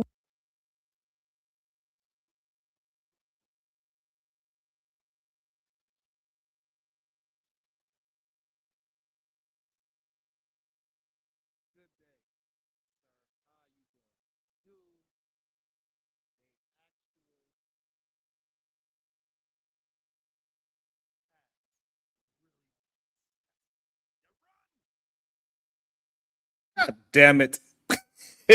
My bad. My bad. I wanted to know if it actually matters. And then we know the real answer to that. It does not matter. We know the real answer to that. It does not matter. Welcome back to the show, Shadow the Titan Wasp. Good day, sir. How are you doing? Test, can you hear me? I can. Yeah. Look. Yes, I'm looking. I love this. I love this funny conversation because there's irony to it. I don't think anybody else is gonna pop up and say it, so I'm going to because I fuck with you like that. It's funny that when we talk about a woman's past. Hold up, I got picked on my brother. Bro, what's up? I don't know. Yeah. So we say a woman's past doesn't matter, but then we say women shouldn't date felons because of their past. I don't know how those two things correlate. But, he was a I can tell you how they correlate. I can tell you how they correlate. He used to do drugs when he was 17, 18, but he's now a 40-year-old business owner that hasn't been committed a crime in 20 years. I'm just saying the past don't matter. So no, because what you're talking about is the character of somebody versus somebody that is that dated somebody and made a mistake. Those are two different. Dating in character and somebody character is different. So if you date a woman that turns out to be a stripper, doesn't mean that you can't see the light and say, oh, I'm not going to date that kind of woman no more, because that kind of woman is not for me. And now I want to date somebody that's closer to my range, whether if you are a Christian, Muslim, so on and so forth. Those are two completely different things. You cannot use criminal activity. I can. Here's how I can. Hear me out. You notice I came in guns blazing today. So, pew pew. So somebody, because we're talking about character, remember you used that word, so I'm going to use your word. So somebody with character. So if a woman is, despite knowing better than to sleep around with a bunch of people, because there's consequences to having sex, right? Most people understand there are vast potential consequences to sex, but she chose willingly to do so, to do otherwise. Number one, is that not a intentional decision to do something that you know better than to do? What age group we talking about? Because in this, irrelevant. Let's talk 18 plus, because that's what's important. The only age that really matters to me at that point, 18 plus. A woman that chooses a man at 18 is the same thing as a woman that chooses a man at 30. No, not no. Okay. All right. So no. there go the understanding that we're trying to have, right? They are trying to compare 20-year-old girls, young ladies, that is choosing men because they like them. And they using that as a crutch to say, oh, you like those young men when you was 20 and he didn't have to do all these things at the age of 30. And so what they are trying to misrepresent is that as individuals get older, they start to look for certain characters in a person so they can understand what is best suited for them, because they learned their lesson. You cannot hold that same person accountable for what happened before where they didn't know better. So you gotta learn your lessons by having sex with different people? No, there's no other ways to learn that lesson. You can't learn that lesson through dating and abstinence, right? I'm just asking out of curiosity. I don't understand why that question is being brought up. Nobody said that. Here's why. Because again, we're talking about character decisions. Mm-hmm. Most people, including people 20, 30, 50, and 70, consider sex to be important. Yes? Mm-hmm. That's a fair statement, right? Yeah. If it is so important, why would you willingly surrender it to a multitude of people without taking the time to discern otherwise? That is where the character question comes in. And again, the reason why, how not? Because we are talking about. Do you see that? I'm trying to explain your double standards right now. I don't think you see it. It's not a double standard. You are conflating grown people with young people.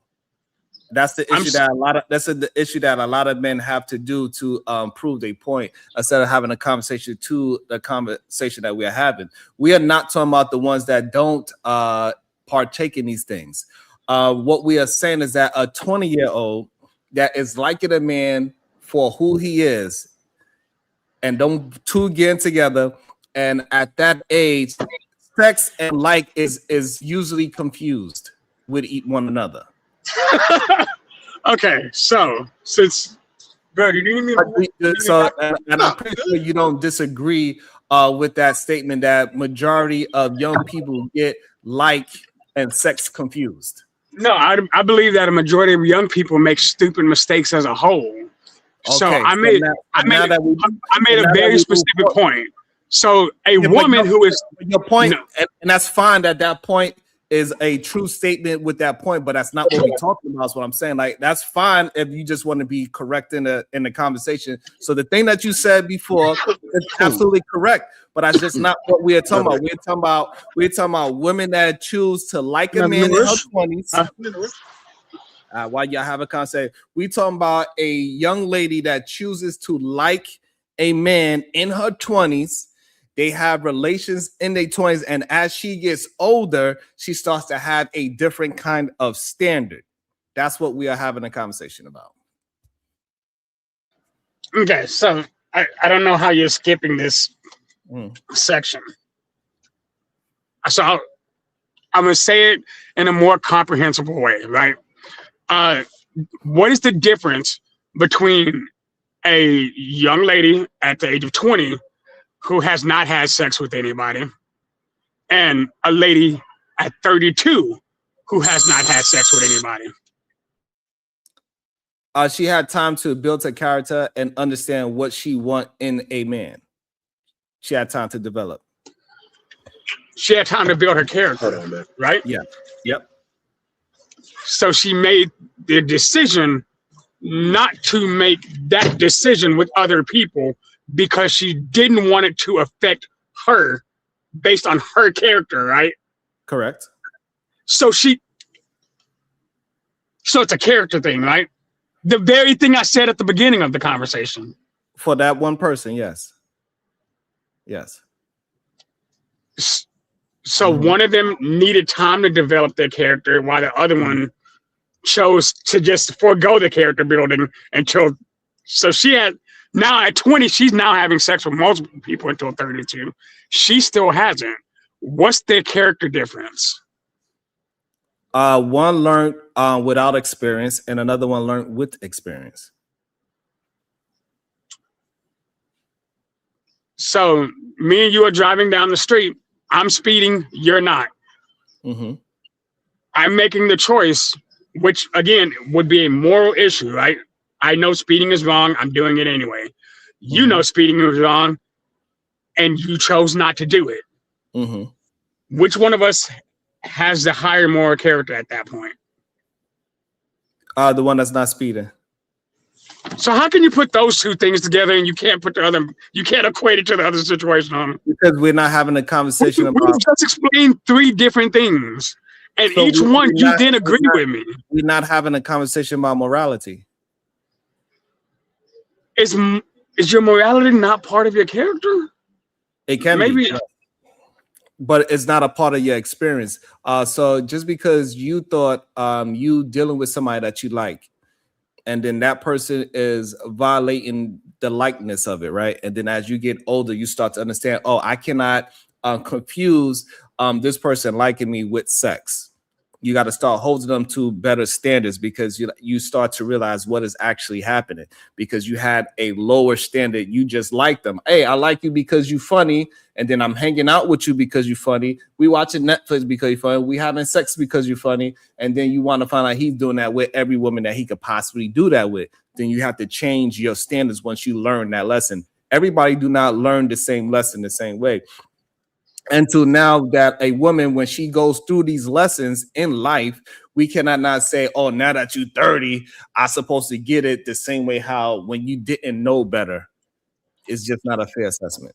And hold up, to be fair, I actually do agree with that sentence. I believe people can mature, but I still believe there are consequences to poor decisions. And here's the thing.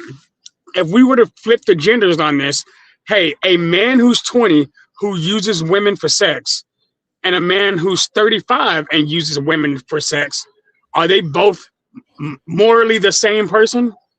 Yes. So nah.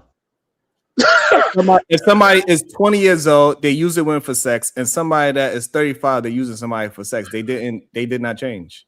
No, if you're 20 No, using women for sex, hold you're a child. If Hold you're on. 30 using Hold on. women Maybe for I'm sex, hold you're a on. bum.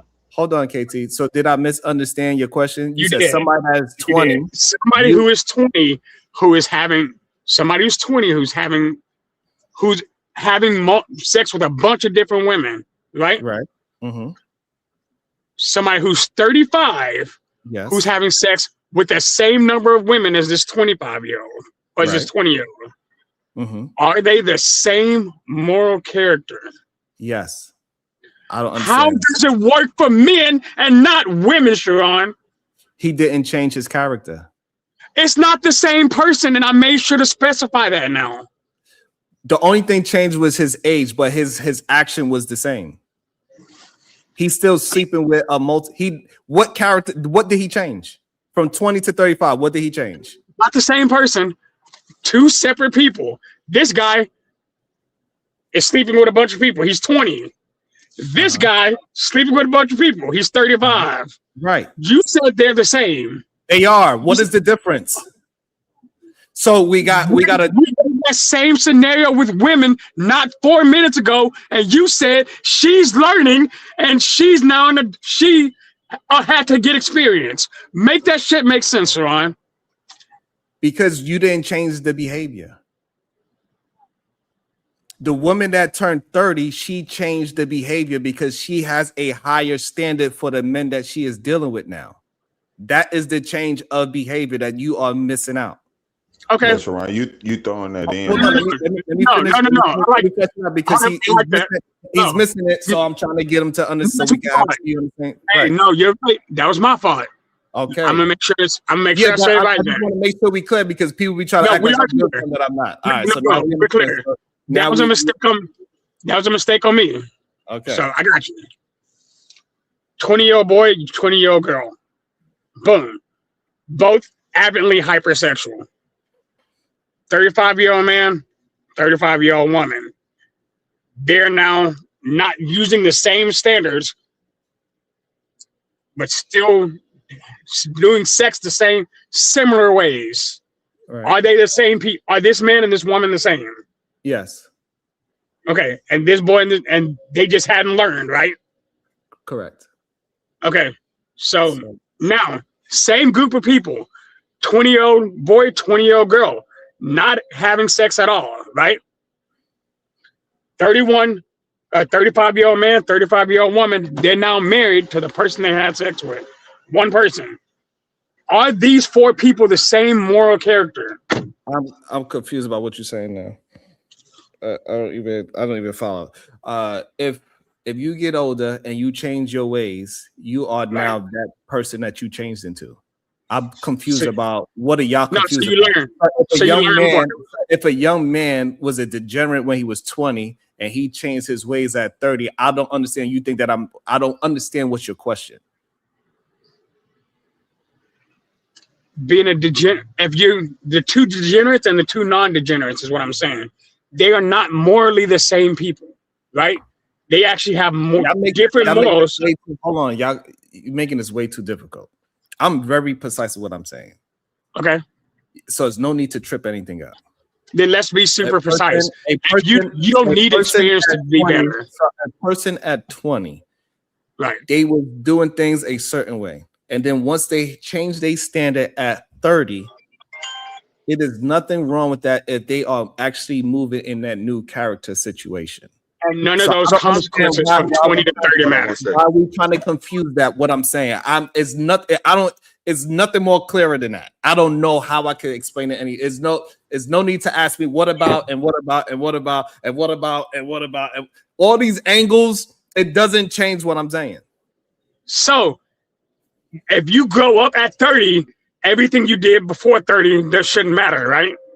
Correct. Usually that's how it works in the real world. Then how can you conflict? I just brought the thing up about somebody who was a criminal at 18, but is no longer a criminal. And you said that person's the same still. If they changed. So this is why I'm saying I don't understand what is the confusion. The thing I said was criminal and non-criminal. If they actually changed, then they have changed. So then that means your first statement is off. For some reason, y'all don't understand what I'm saying for some strange reason. If the person actually changed, then that is who that person is. They have changed. I sold blank at 18. I no longer do it at 30. I'm an adult. But what I'm trying to get you to understand, you asking me again, right? And I'm telling you, if that person you do agree away at 20, Stop trying to keep asking me if he was this at this, and then you're gonna change this up. If he was a drunk at this, what about now? If he was like, you keep asking me the same thing over and over. Same question, different ways. Right. It doesn't make sense at this point because we are stuck in this loop of trying to figure out when is it going to not change. If he was a murderer at 18, no, you shouldn't date a murderer if he haven't murdered again. No, he's still a murderer. If that's how, if you want to lead it to that far. I wasn't gonna go that far, but yeah, but that's what is happening because you keep going that, and we keep on we moving it from relationship to some kind of moral stand ground until you can actually find exception to the rule and act like that is the rule. Every scenario, hold on, every scenario that we have is going to have an exception where it's like, okay, it's not going to work. For some reason, y'all want everything to be 100%. It cannot be. So eventually we are going to hit a road where, hey, you're a murderer at 18, you probably still a murderer at 35. You just haven't found the excuse to go ahead and do it. Just because you haven't done it in 20 years doesn't take away the fact that you're a murderer. Hey, Sharon, you got a sec. Hold up. You got a secondary guess. Hey, I got a question for you, big dog. Yes, sir. So do you believe that in a relationship, once a cheater, always a cheater? No.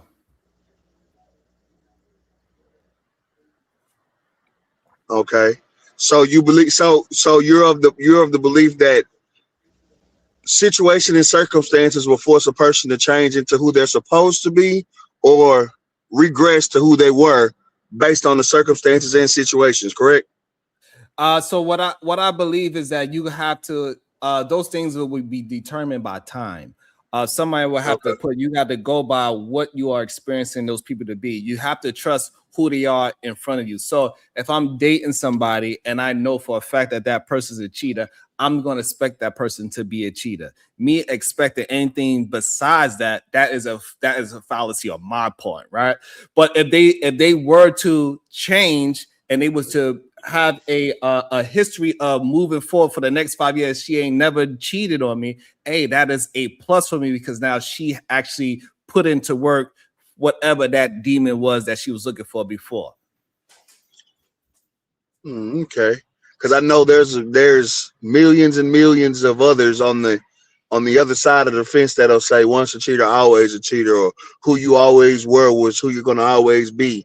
And I found a big ass fallacy in that because I think that situations, circumstances, and the person evolving will make a person will force some type of change, be it for the good or the bad.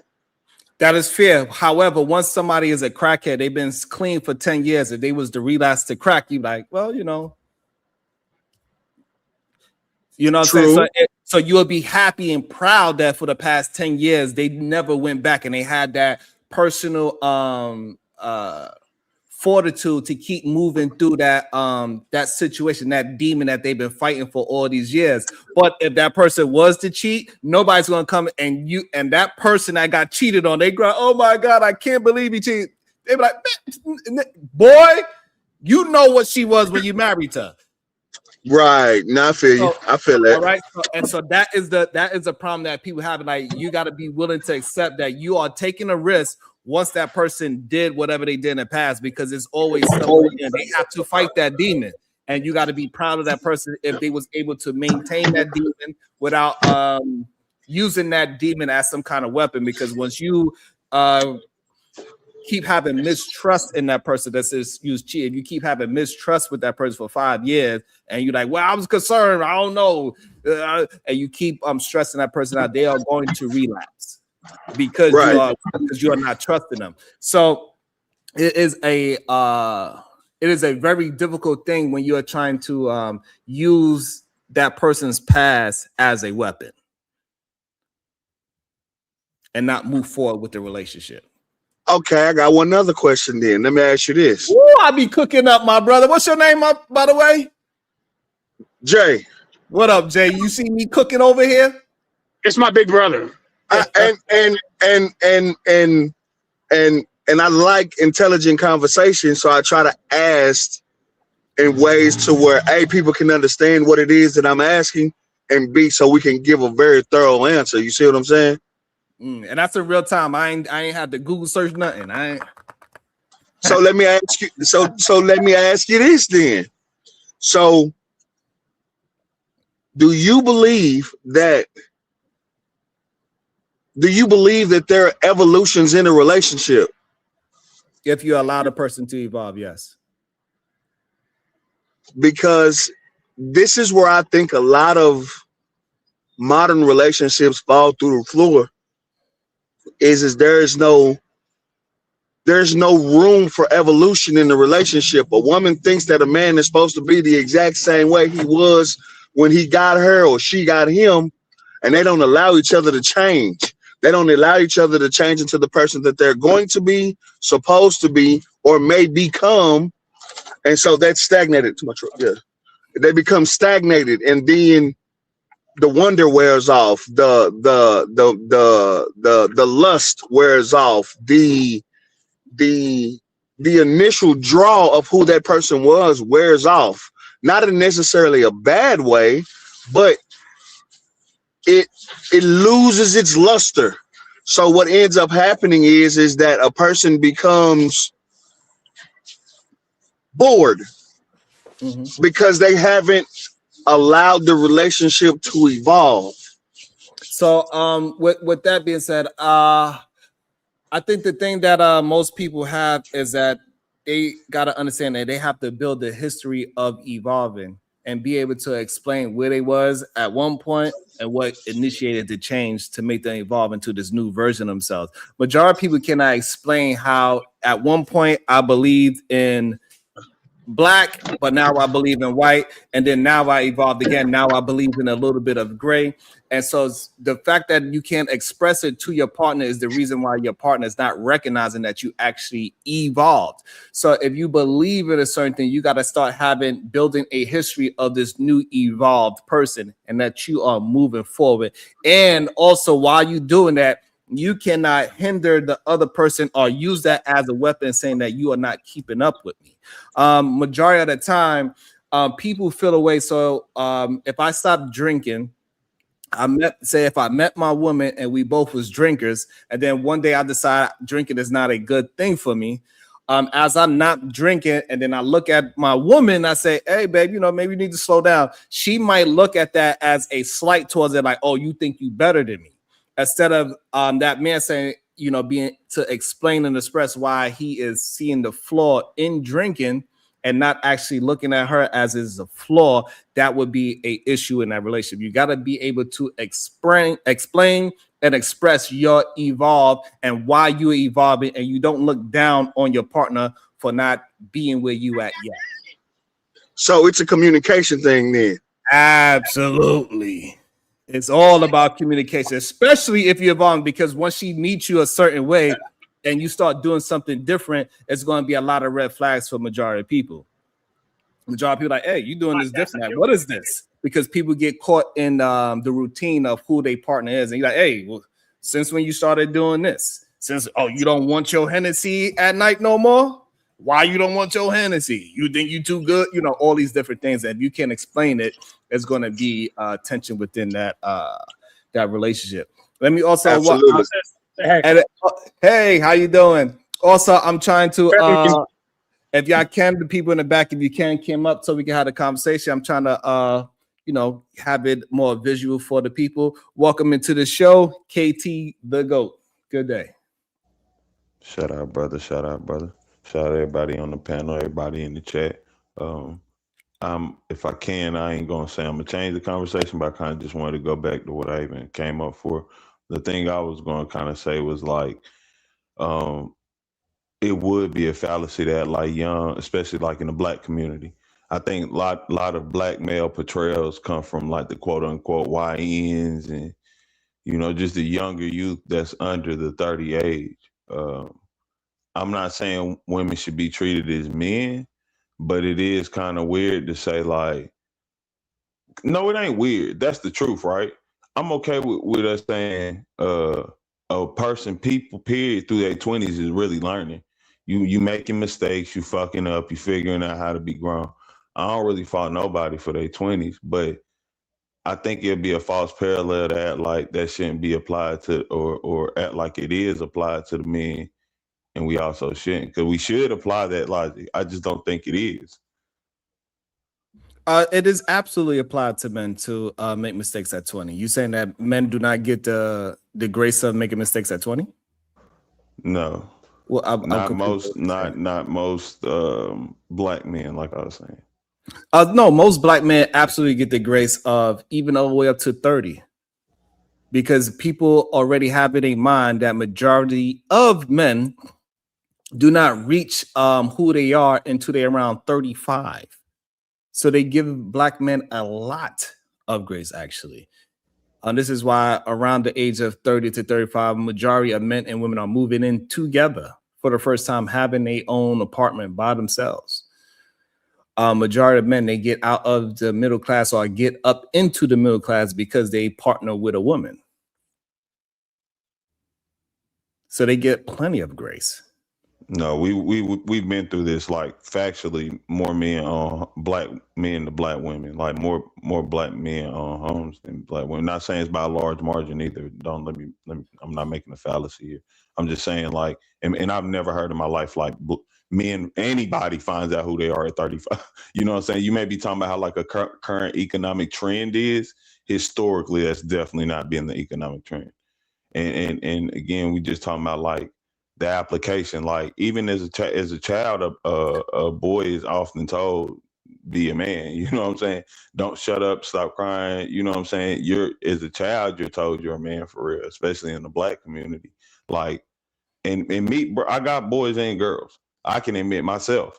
My sons, I'm much more rougher with them. You feel me? Not saying I just baby my daughter, even though, I mean, she's an infant, so I have to baby her. You know what I'm saying? But I'm just saying, even when she gets to that age where she is walking, because she's trying to walk now, actually. But when she is starting to walk and talk and things of that nature, hey, baby, you're going to fall sometimes. However, I'm definitely not going to treat her how I do my boy. My boy came in here with his skin to the white meat. Hey, he wasn't crying, so I was like, shoot, you good. Don't start crying, cuz I'm going to hit you with this. You know what I'm saying? My daughter do that. Yeah, now I'm going to give her a little bit more. Oh, baby, you know what I'm saying? So we can't act like, even down to how we be saying treating things the same. We're not treated the same. Everybody's treated differently. It is what it is. But men are treated like, once you're that age of 18, 20, where you're supposed to be getting out the house, yeah, you're treated as adults, especially as black.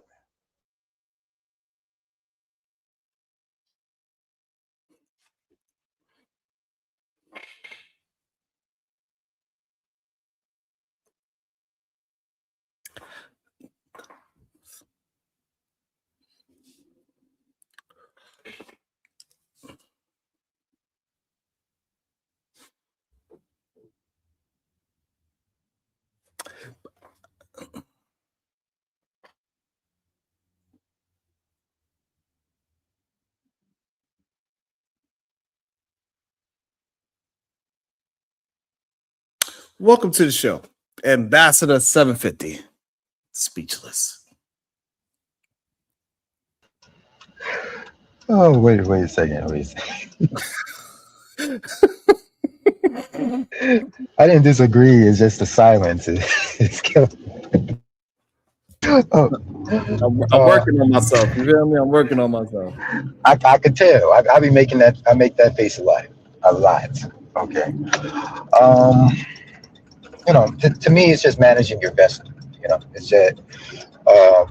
I tend to be in agreement that what you do early on, you're kind of molding yourself, kind of the way you look at things, like your problem solving.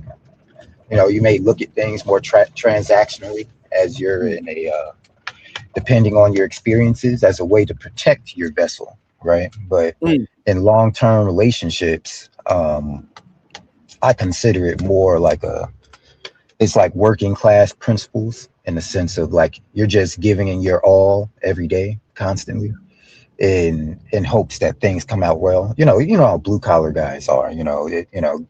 People ask you, are you cool with working 60 hours a week? And they'll say, I didn't know this is a part-time job.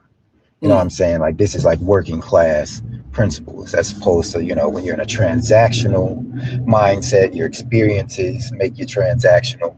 You get yourself in a long-term relationship. It's, you know, monetizing all the little things that go on is it just causes a lot of problems. There's a lot of emotional ups and downs in long-term relationships. So I think that's where the issue is coming from. Ambassadors, that people act as if majority of women are just dropping it like it's hot, and that sometimes it takes a few relationships down the line to actually get it right. Majority of people are not going to get it right on the first time, the man or the woman. And they trying to act as if we supposed to hold women to a higher standard for not getting it right on the first time. So she had sex with this man that she was hanging out with. They was together for the first 5 years, from 18 to whatever that is, 5 years later. And then now they say, well, she should have chose better. Like, bro, she was trying to figure it out. She's with the young man for 5 years. You know what I'm saying? That's what really be happening, right? They get with each other around that age group, the college and high school age group, when they still young and impressionable and just like the person for just liking the person.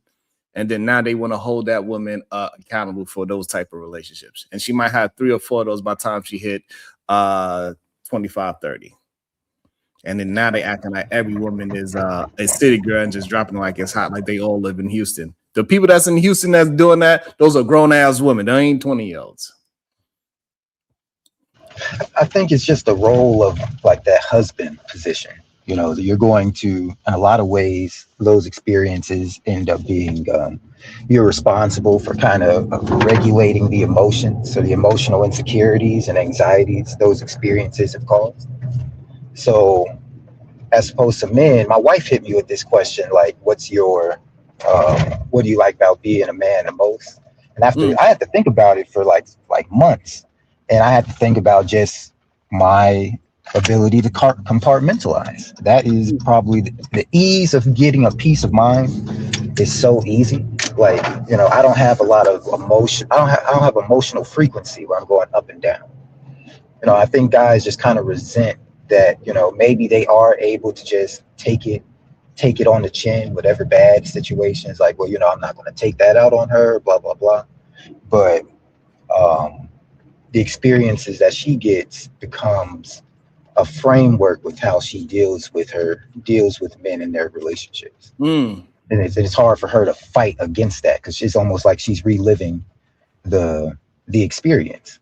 You know, a subtle input can create a relived experience of something extreme. You know, so it become, you know, guys get a little bit, you know, frustrated about it, especially if you know you're going to be, you know, you're responsible for that, you know, when you get back home. Interesting. All right. So I like it. The brothers went to about like 3 different conversations. I'm glad everybody was able to get their different points of view. Shadow had a different point of view.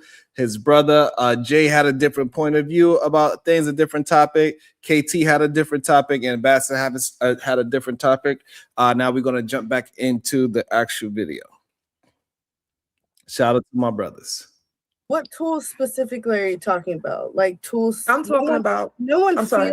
good after, you know, laying down so many times with whoever.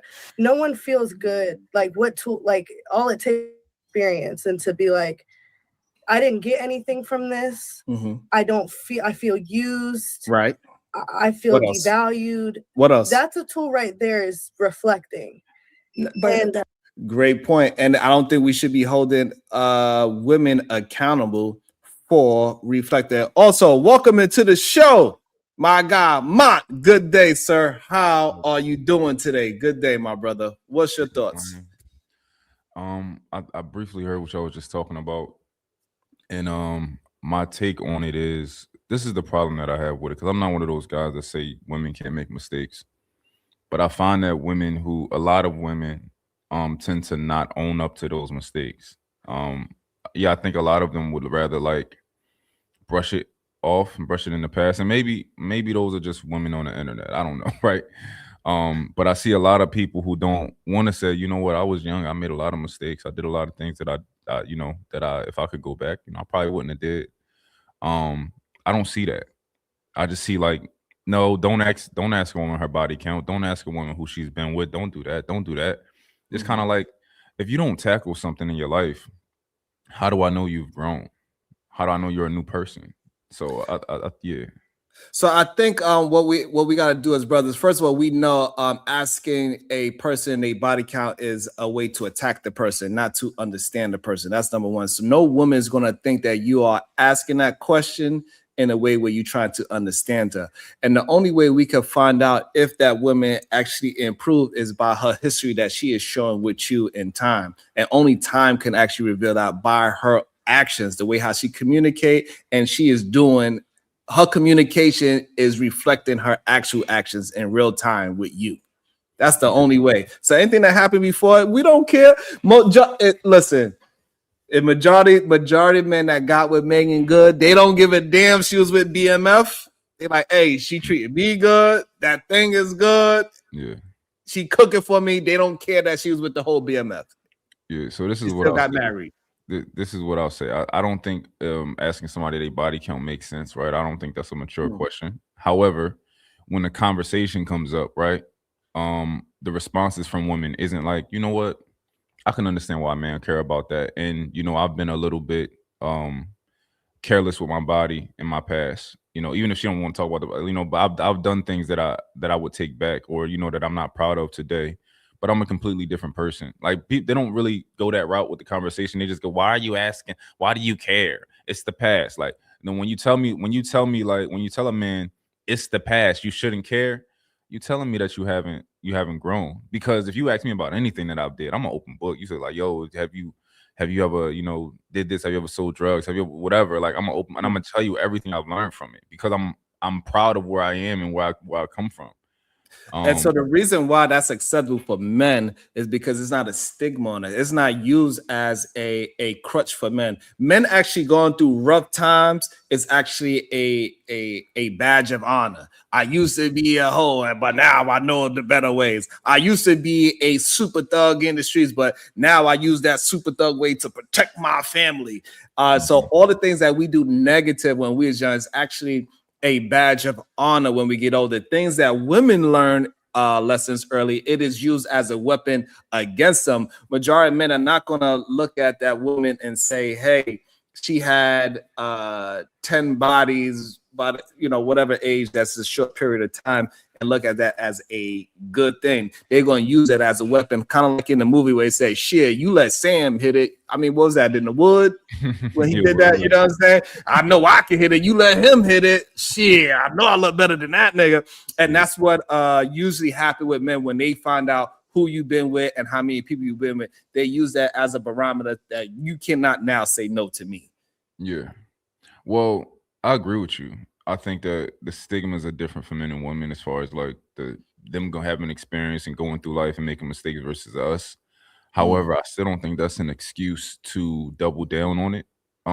Like, because you gotta think about it. Any man who feels that way is not the man you want to be with anyway, right? You want to be with a guy who's genuinely, you know, in the conversation with you, like just curious about where you, like, what have you learned in life, like where are you now, and things like that. Like, if it's a lineup of 10 guys and you know not 8 of them is going to be like, they just want to use it as a barometer to see if you know, or if you're a hoe, because you know most people, they just think you who you were in your past anyway, right? People tend to not allow people to grow, right? But the 2 guys that you should be interested in, right, the minority, are the men who understand the nuances of life and that you are able to grow and that you aren't the person that you used to be. So I don't think that that's necessarily a reason to double down and be like, oh, don't worry about a woman's past, you know. And so the issue is for most women, they use it as a protection barrier for themselves, because women are afraid to continuously to be vulnerable to the wrong man. So off the rip, when a man asks them that question, she recognized that as probably a man that actually doesn't really care about who I am, because the proper question would be more of how many boyfriends did you have and what's your longest relationship and what is, and then you could have a barometer. You cannot really have a barometer by how many men she possibly had sex with, because maybe she had and then it depends on the age as well, right? If she has one body a year, she started at 18 And now that she is 38, that's a lot, but it's still only one a year. And it's like, and she was attempting to date these men for a year, and sex within 2 months. Majority of men are not waiting 2-3 months to have sex with a woman, even though the book came out or whatever, you know what I'm saying? But most men ain't waiting that long. But then they want to get also, and that's why it's a weird thing for men to try to ask the body count, because even if it was once a year, by the time the age of 38, that's a pretty high goddamn number. Well, when we look at it in a more reasonable way, right? We would be curious of how many relationships have you been in, or what are your long-term relationships?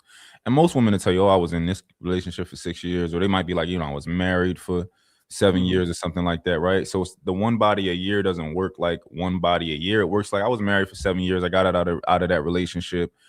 I had sex with 6 men, got into another short-term relationship for another 2 years, and then I had sex with it kind of works like that for men and women. Not just like a 1 a year type of thing. But yeah, I think because a woman can tell you I've been in 2 long-term relationships. You might have some women who say I've never been in a relationship, or I've only been in 1, right? So I think I don't like when people try to act like they don't understand why a man would care, or why a man thinks he should, or why a man thinks he should care. Because a man really don't care. He only cares because he's afraid of what his brothers might say about that woman. Okay. That's it. He really don't care.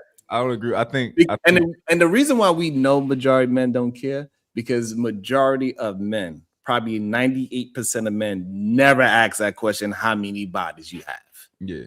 I don't think men care about, well, they would care if they knew the number, right? But as I'm not saying, it's not a front of the brain thought. They more so care about are you loose, right? Are you loose? Are you promiscuous?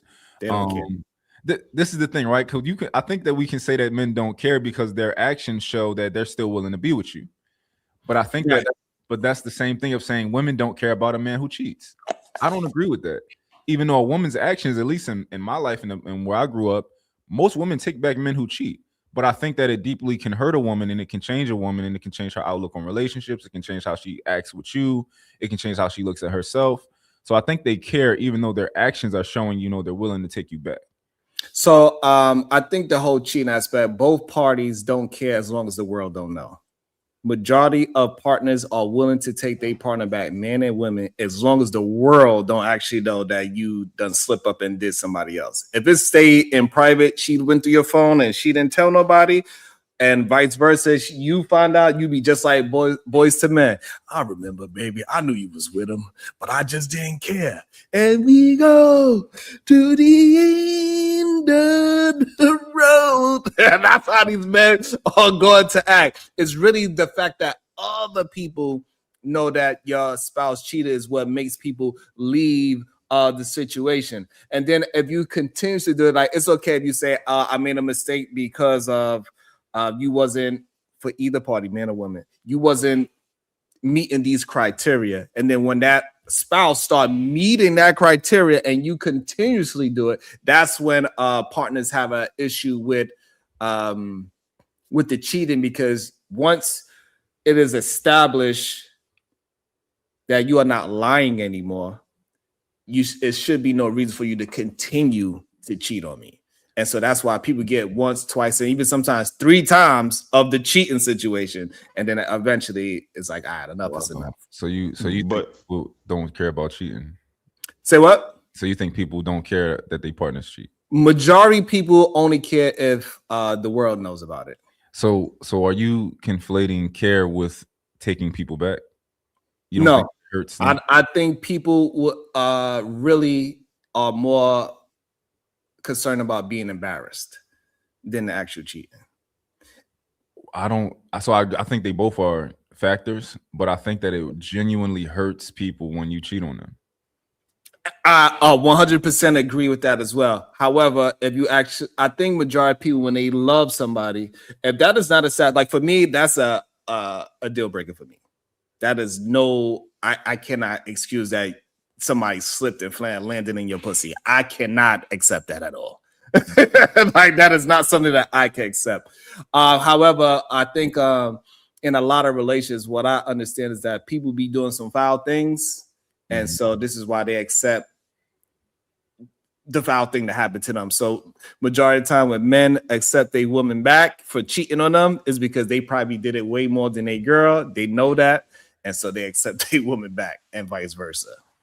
Interesting. I don't agree.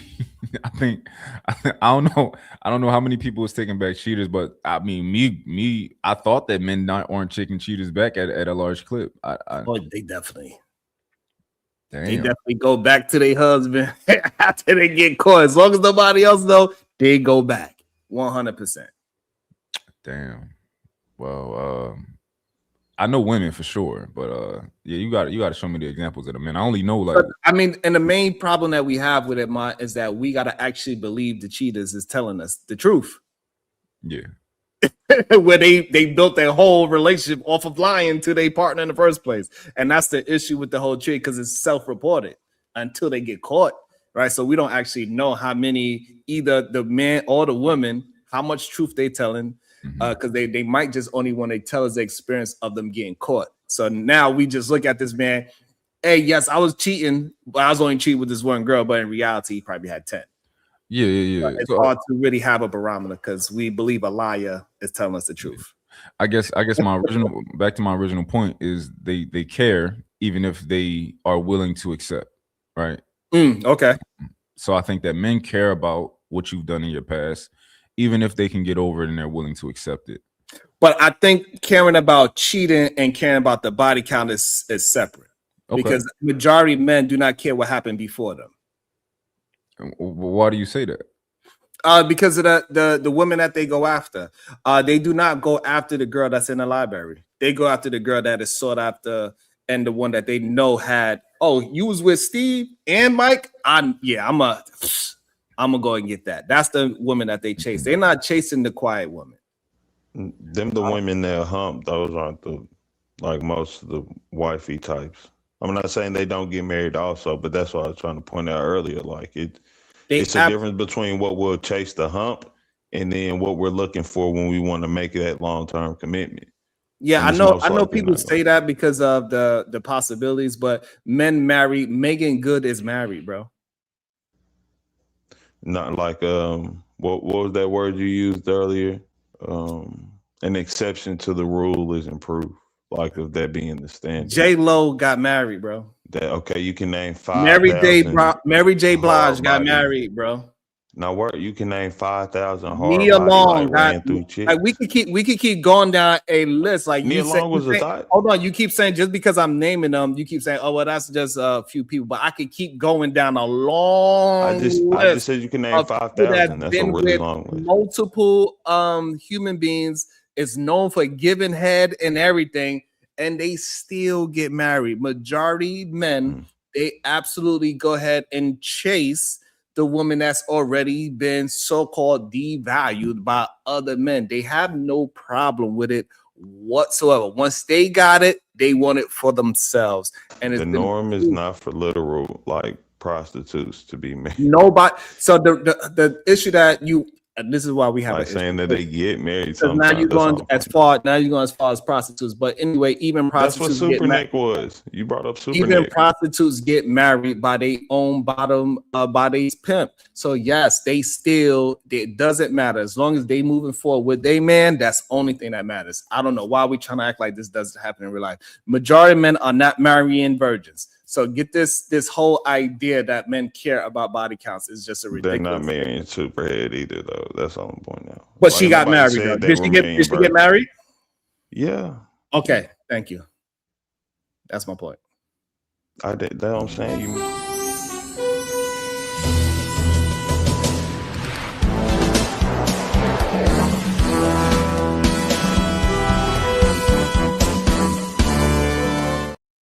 Welcome to the show, Brownsville, New York. Good day, sir. How are you doing? Yo, peace and love, peace and love, peace and love. First and foremost, Cuzzo, can you hear me? Am I coming through clear? Yes, sir. We can hear you good. Yeah, man. Let me take my shoes off before I walk into your room, cuzzo. Peace and love to all the beautiful queens in the chat, man.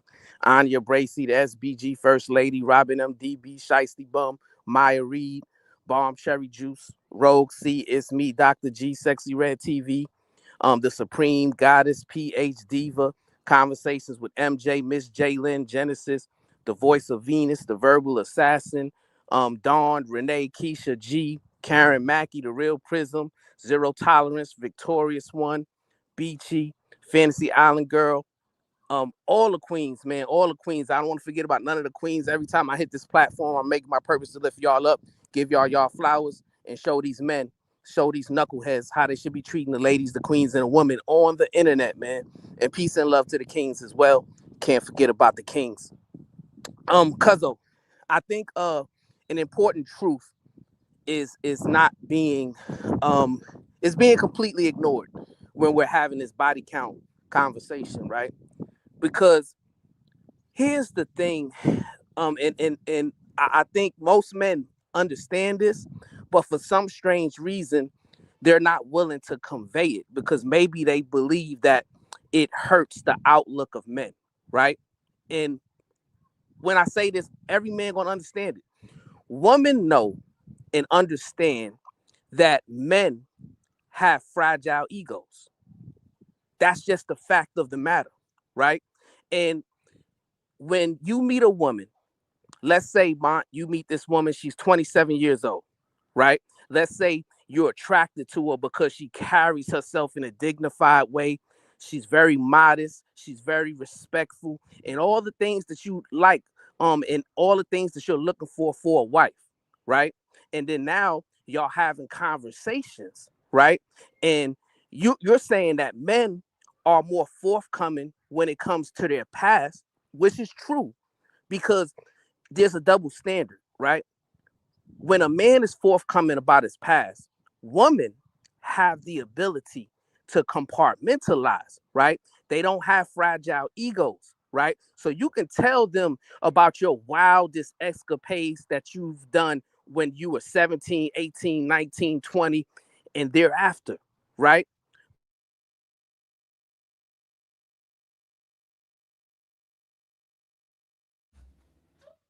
He might have got a phone call. You wanted to address it while he even though it was like a half a statement, but I mean, yeah, we tackled that already. So, you know, men are cool with talking about that. All right. Yeah, so I think he probably got a phone call. Let me also welcome into the show Kulu while Brownsville get his phone call ready. Good day, Kulu. Good day. What is your thoughts? What's up, Jerron? What's up, panel? Brownsville, man, like the video, share the video, support the channel. I'm actually going to disagree with you on this one, Sharon. I think body count is definitely important. Not that it should characterize or should characterize a woman or a man, but I think it is important. And I asked my wife, after 3 or 4 dates, what her boyfriends, how many bodies that she had, things like that. And yeah, she could have lied to me. I believe that she did it, but it's possible that she could have lied. I'm open to that. But just like I think it's important for a woman to ask a guy, how many times has he been to prison, or how many times has he been to jail, or how many jobs have you had, how long have you stayed at those jobs, right? The financial background I think is important for a woman to ask. So I think it's important for guys to ask like body count, because it does indicate, right, not what type of woman she is, but the history and maybe sexual experience that she does have. Yeah, that ringing was something was backing up. I think that it happens, and I think it doesn't happen in a majority scale though. I don't think people actually cares that much, or they invest that much in the past as people tend to try to act as it. And in general, people more care about what have you done for me lately. That's what they really care about. How we move forward. I don't care what you did to those other girls. You better be good to me. Ooh, we know how the song go. Because that was a woman singing that, and for me, and like I just got to point out that ain't right though. Because dudes, even if we don't ask the girl, we might ask about the girl. Like if we know what neighborhood area she from, we might check in with people over there and be like, bro, what you know about girl? You feel me? I ain't never asked my lady her body count if I'm keeping it a buck, but I got a real active cousin in the city that she's from, and I asked him, and he was like, I'm not gonna lie, how you get her, which confirmed to me she's a hard asset to gain. It's not like she's something that, because he keep it, my cousin keep it real with me anytime. Okay, that's fine. Don't be trying to catch I don't want you to go too deep into that's a good statement. Hey, Mont, what did I say earlier? Men only care about what the other brothers think about their girl.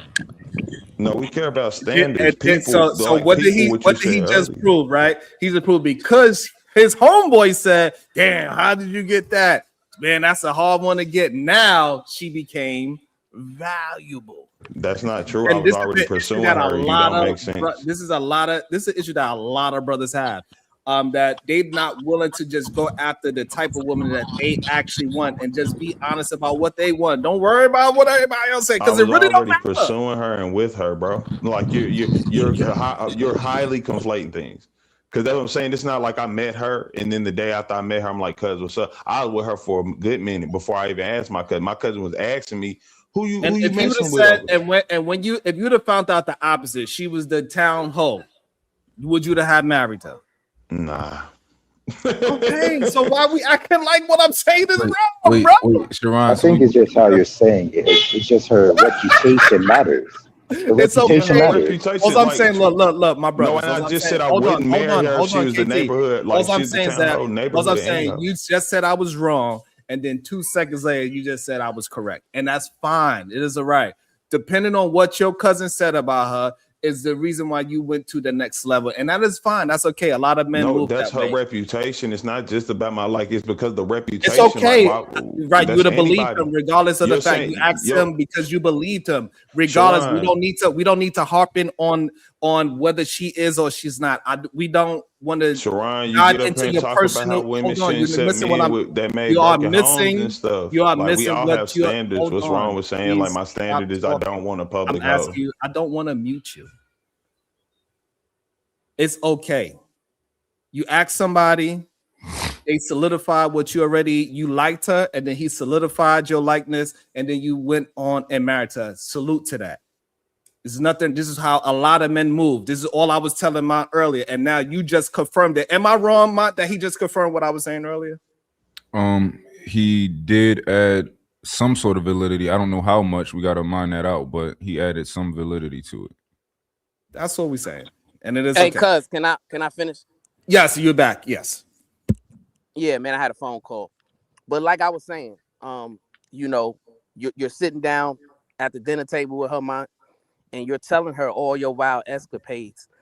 17, 18, 19 years old, how you was moving with all these different women, right? That woman, she just knows you based upon how you treated her and how you carry yourself now at 28, right? So her outlook on you is not going to change based upon how you was moving at 17, 18, and 19 years old, right? But because men have such fragile egos, right? If she was to tell you her sluttiest moments at age 17, 18, 19, 20, how she was moving into frat parties and different things like that, right?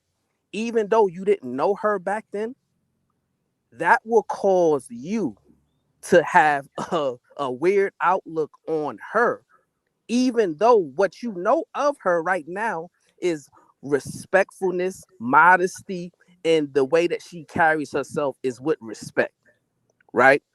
And I think that is the misnomer or the truth that we are, I guess, ignoring intentionally for the sake to shame women.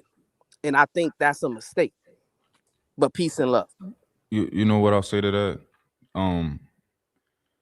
I think that when men like a woman or we meet a woman and we think that she's a good woman, we think that about her character. and the things that she show us, right? And we think that, you know what, this is the type of woman that you invest in. This is the type of woman who has so much respect for herself that I couldn't have possibly have gotten this sex from her without taking her on a date, without an investment, without a commitment of some sort. She couldn't have possibly given me any of this because she just has that much respect for herself. And that's part of the reason why I think I found a gem.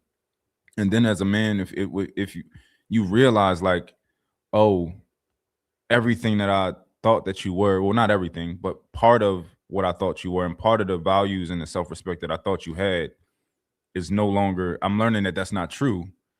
You know, it's like, it's reasonable to think that, yeah, that could hurt somebody if they find out that somebody they've been dating is not necessarily who they thought that they were.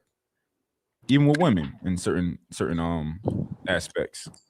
But that's a fallacy, right?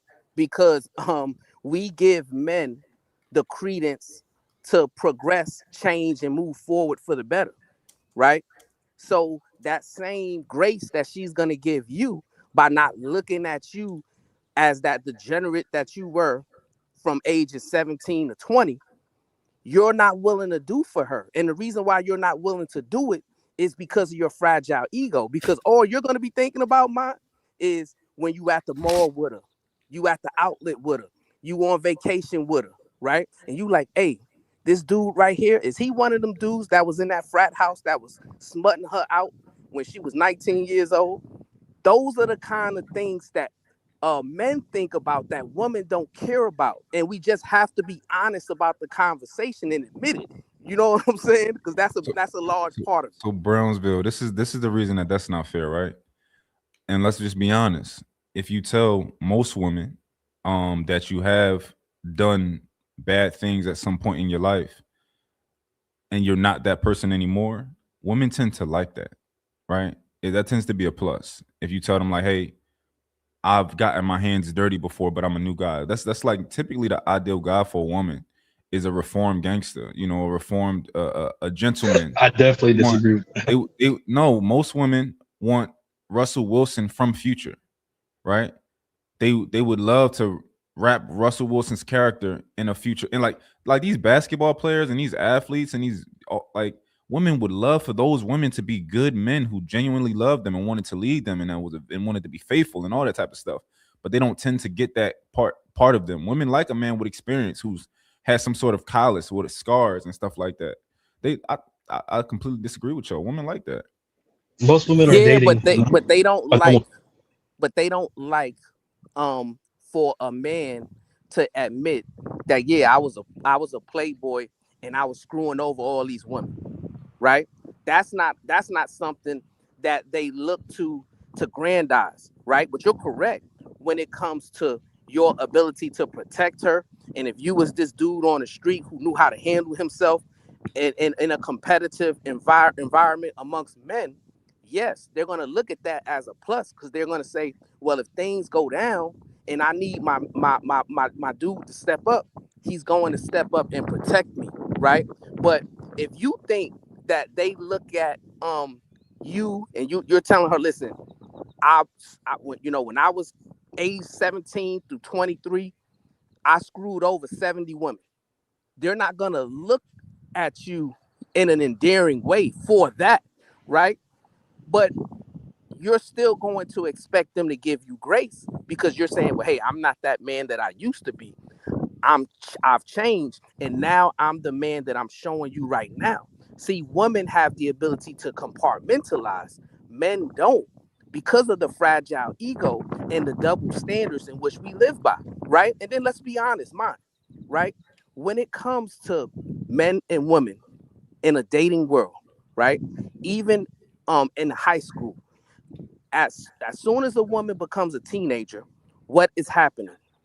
Those young men are pressuring her to have sex, right? Mm-hmm. And they're dealing with the pressure of sex from the teenage years on up, right? So I think it's wrong for men to hold the woman and say, well, hey, you shouldn't have succumbed to that pressure at 16, at 17, at 18, at 19. You should have been strong and been able to, fend off all these dudes that's trying to pressure you. maybe they learned that a little earlier. Maybe they learned to not give access, and they learned how to move in this way, because we've created a toxic, nefarious situation when it comes to dating from the teenage years, right? And now we expect the young woman, before she gets experience, because we know experience is the best teacher, right? And with age comes wisdom, right? But we're expecting them to have the same level of wisdom and discernment and things of that nature when they're 17, 18, and 19 that they do when they're 27, 28, 29. That's just unfair. And we can't, be double-minded in that aspect. So Brownsville, I want you to answer this question. Do women give the same grace for a man who's had a gay sexual experience? So if I told a woman, if I told see, that's a crazy question, bro. Yeah, but I want you to answer it though. If I told a woman, yo, I did a little bit of bisexual stuff when I was younger, but I'm really different now, and I'd love to move forward in this relationship with you. Let's ignore this and let's move forward. You think most people get that grace of like, No, because and I would tell them not to, right? I would tell my daughter not to. I would tell my sisters not to, because guess what, man? That means you're gay. I don't care. Listen, there's no such thing. There's no such thing as just one gay experience for a man. Once you violate in that manner one time, you are that, in my opinion. So right? So that's like saying once a hoe, always a hoe. Once a woman is like that, you can never trust her. No, but because those are two totally different things, right?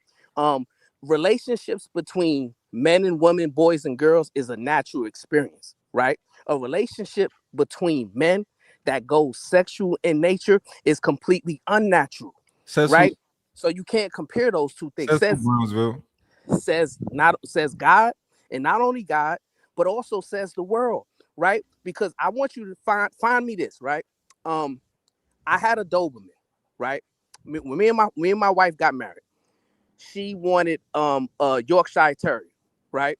We got a male Yorkshire Terrier, and then I got a chocolate Doberman, right? Because I wanted a chocolate Doberman. He was a male, right? Never once, did we ever catch them trying to do the nasty. Never once, right? So even in other species, it's taboo, it's abnormal. Brownsville, if a woman told me that she had a sexual experience with a woman in her past, right? That she, kissed a friend, licked a little cooch, happened one time. Would you tell me I can't not to accept that woman? And here's the thing, that's another double standard, right? Because we know that most men are into that type of situation, right? Hold up, yeah, you violate. Nah, Brownsville on point. No, the Brownsville is not on point. He's on point. So he like his own double standard. So Brownsville keep a set of double standards in the back that he said, "Oh, these is mine, and I'm gonna bring these to the conversation." But you can't accept nobody. You got to demonize everybody. But your double standards is the ones that's cool. Yeah, because it's understanding truth and recognizing truth. So you're trying to tell me, right? It wasn't encouraged amongst young men, right? To where, hey, you need to go and get two women to have sex with. Are you telling me that wasn't encouraged? We've seen that's not a real life thing. Most niggas have never done that. No, but answer the question. Was it encouraged though? No. When we seen the videos, okay, right? Whether it was Diddy, whether it was Snoop Dogg, whatever, and they got two women, three women. Those kind of things was always encouraged growing up as a young male onto adulthood, right? Men being with a multitude of women, right? So now you're trying to say, well, even though we encourage that and we introduced that to the ether, now all of a sudden we got to blame women for that too? Yo, no. Check this out. Most men have seen that on videos, but they've never actually tried to get two women in the bed together. Like most men have never actually tried that. Most men was like, yo, I got this other girl. Y'all think y'all should. Most niggas is not doing that. That's fake. That's not real life. Yes, because they're not capable of doing it, right? So here's the thing, right? The key word in for someone being an incel is involuntary, right?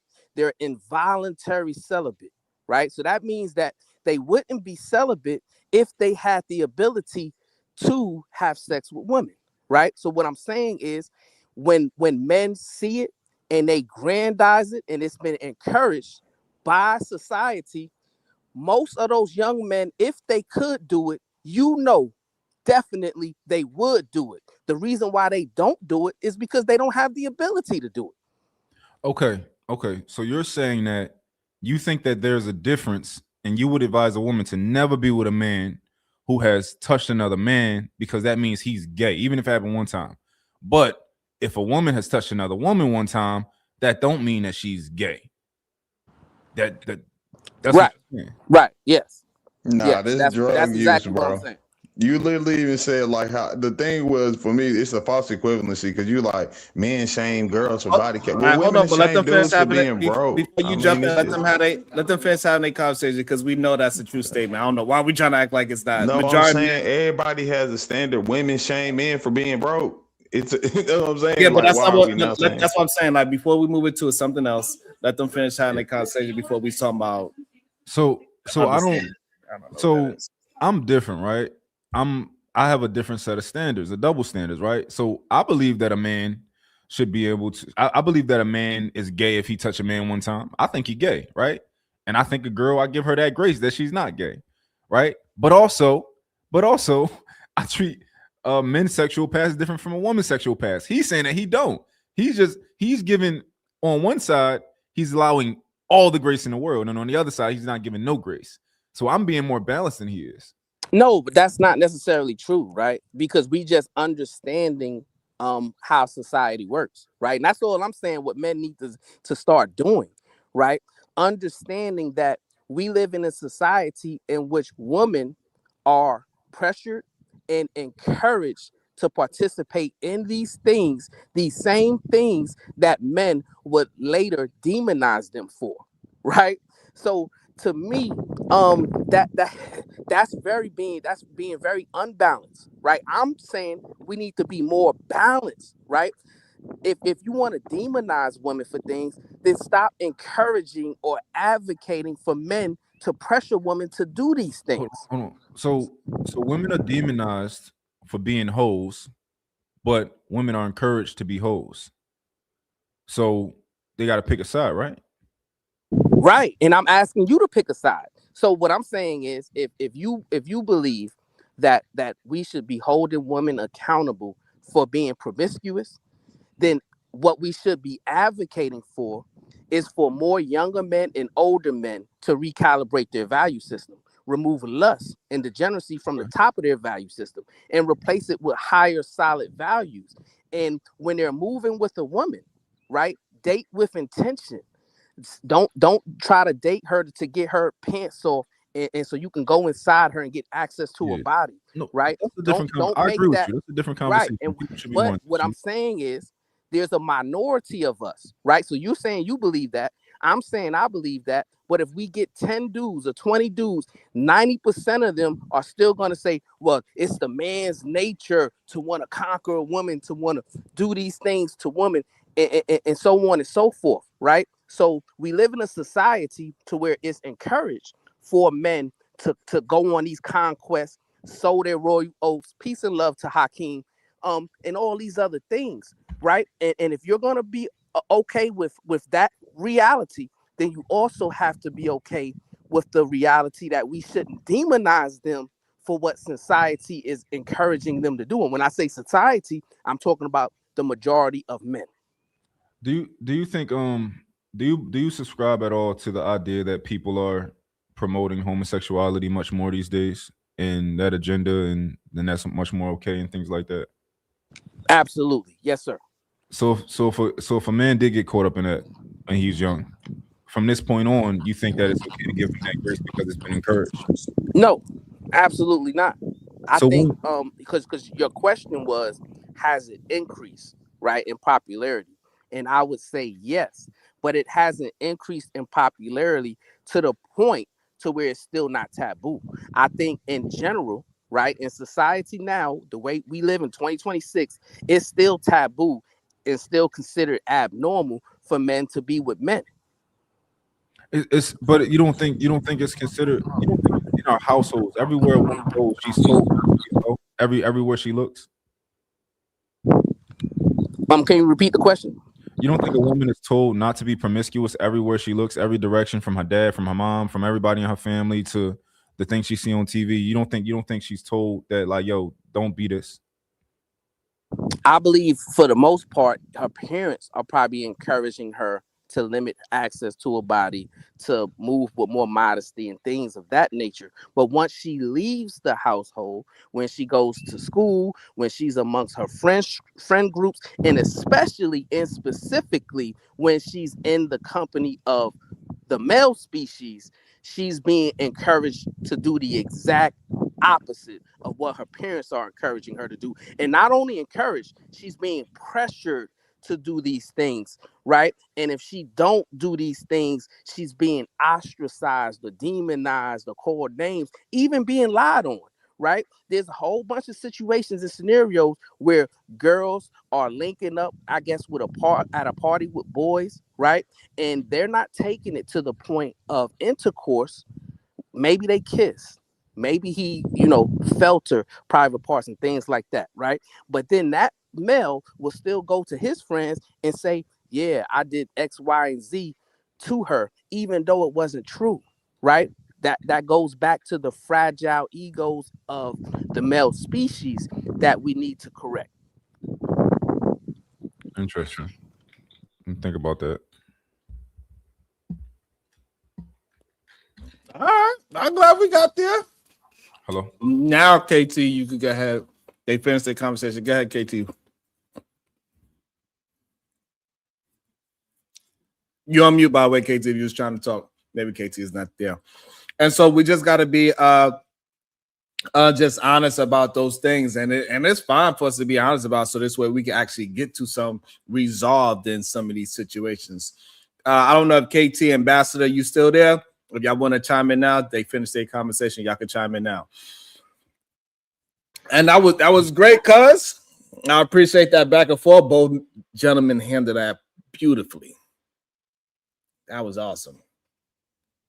And majority of men, Ambassador, do not look at a woman that, as Mont said, lick a little cooch as gay, and that's going to stop them from dating that woman. That's just not a true statement. You know what I'm saying? That's not going to happen. Most men don't care, and a lot of men fantasy is to be with two women at the same time for a very long time. Maybe now it's changed. I don't know. What was going on? I think when they ask that question, a lot of times it's an ego question, but sometimes they're trying to get a sense of her value system. It's just not a good question to figure out her value system. But, I think that's what they're trying to get to as well. Right. But Ambassador, let me ask you this question, right?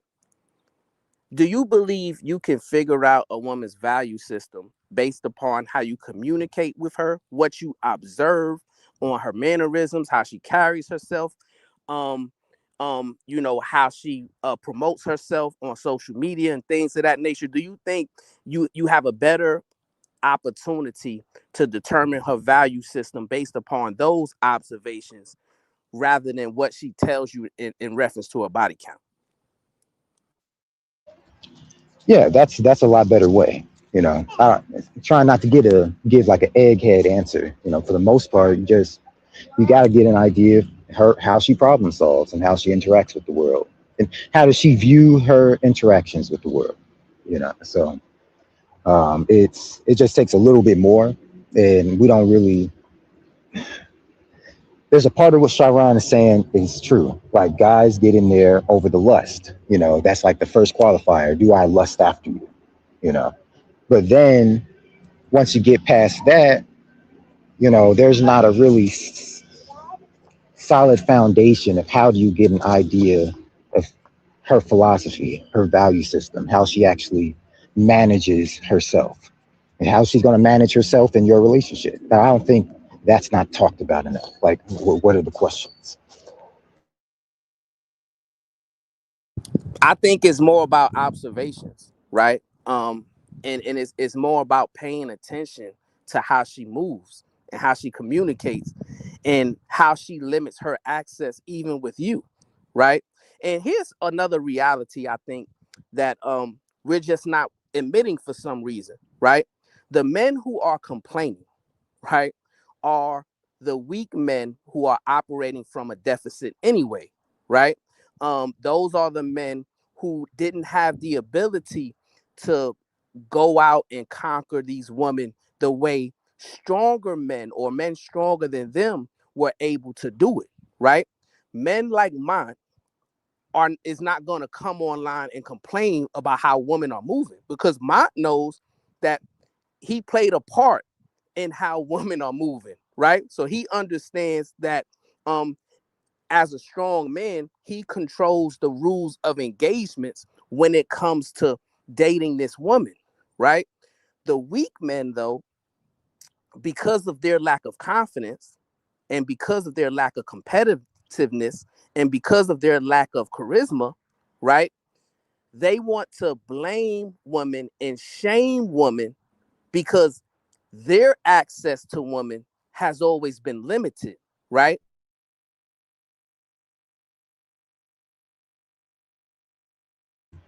I can't agree with that because it's just we're in a time where men and women's ideologies are just polarizing. And even if you're in a situation like mine, where I've been with my wife since I was 14, there's certain arguments that the outside perspective is going to influence. Even if you don't have those negative experiences, and guys a lot of times will fumble in how to deal with those controversies. And we never really actually get to that either. My guys are not really, I don't think there's a posture that you can create that will make that easier. I think you're just going to have to get used to dealing with some of these arguments, some of these standpoints.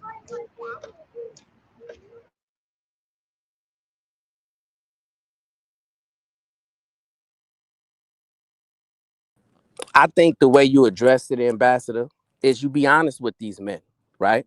Tell them to take a long look in the mirror and tell them to seek self-improvement, right? Because there's a reason why your access has been limited and you've been, pushed aside as a lame or as somebody who is less desirable as a man, right?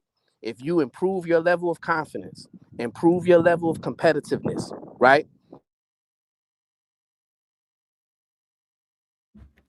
Think he got another phone call. And this is why all the time we push on this channel that men need to take that mask off and tend to be your natural self and stop worrying about what other men think of your girlfriend or think of you, and be who you are. Because that's the person that means the most. That's how you're going to actually find the woman that is for you. Because as long as you're pushing out a representative of you, you're going to wind up having some resentment towards that woman because she don't actually like you. She like your representative. That's another issue that my brothers have. Go ahead, because I was just trying to feel. Go ahead, KT. I'm just saying, it just seemed like we promoting for men to have like accept whatever and teach women to have standards. And I'm not against either one having standards. That's what I'm saying. Like I pointed out earlier, the broke thing was about like that's the female standard. They don't ain't no woman trying to be out here in the mall like Brownsville said to the mall scenario. And no girl trying to be in the mall with some broke dude where she can't get nothing. And even though that may not be the whole thing, that is a part of the equation. I just don't think it's wrong to say like men do care about, like I said, they do check in. Like it's not just about what they said, period. Because like even myself, I was explaining I was with her prior. I didn't marry her like the next week after he confirmed this. I was with her literally years afterwards. And then I was like, okay, I'm gonna do it. It's just a part of male standard. Nothing's wrong with that in my opinion. Yeah, nothing's wrong with a man's standard at all. Nobody is disagreeing with men having a standard. Men just got to hold up to their own version of the standard. That's the issue that we actually have. Men say they have a standard, but they go against their standard all the time because they are quote unquote horny. No, that's what I'm talking about. It's a different, like I pointed out earlier, like too. It's a difference between anybody, a woman saying, "All right, I'm just trying to have a little play real quick." She not looking for the same attributes as she is for the man she's trying to marry.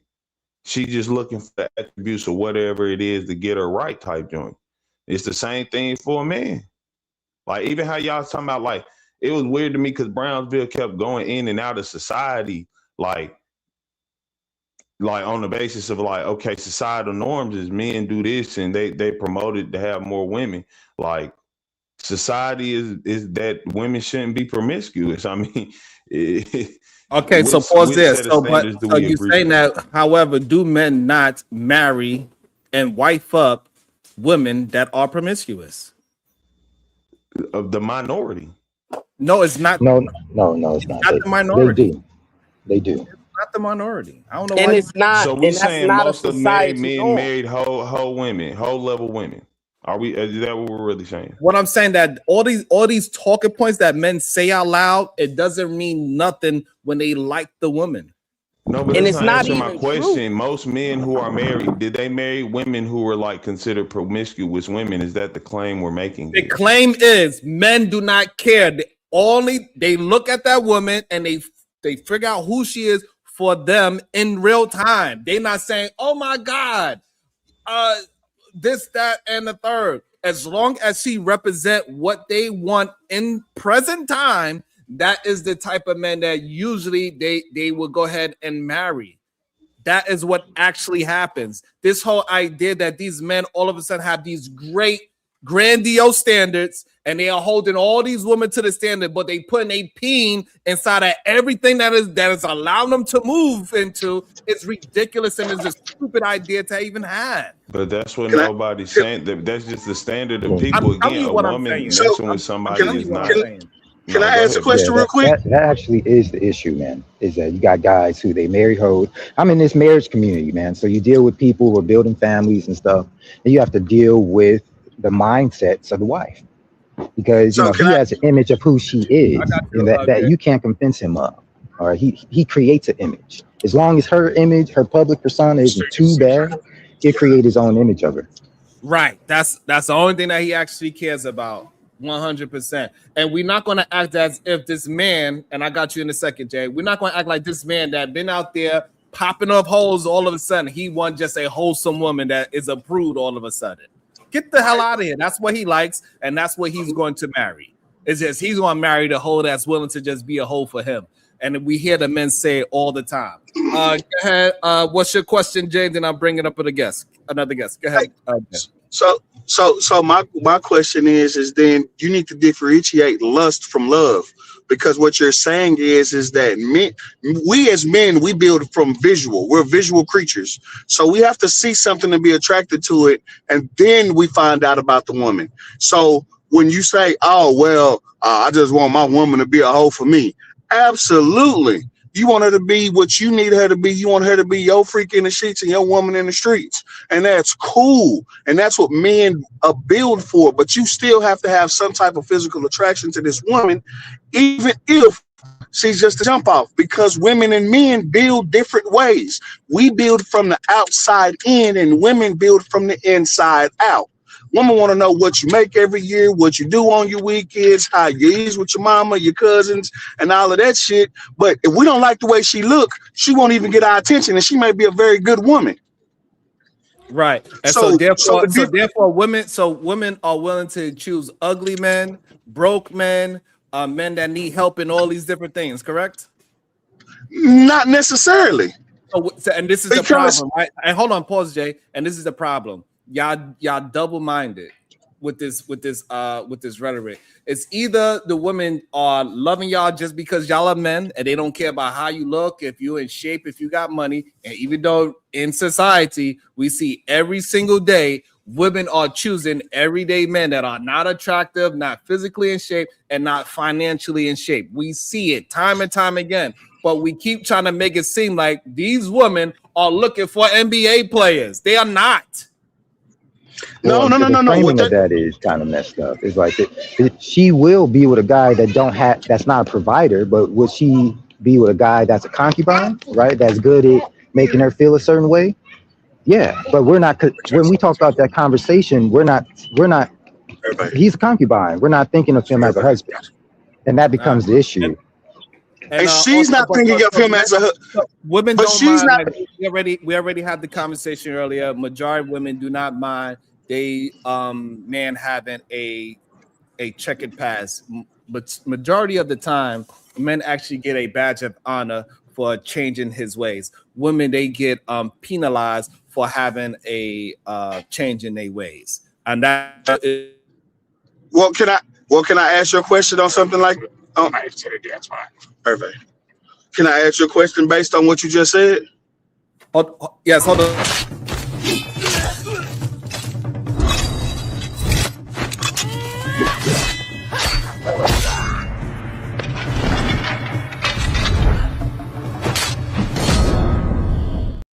Welcome into the show, the Supreme Vaginal Vessel. Good day to you. How you doing? And I just want to say, everybody that has a issue with supporting the show is a little weird to me. Hey, support the show. We free to chat. It is simple and plain. You're not gonna make me feel a certain way at all.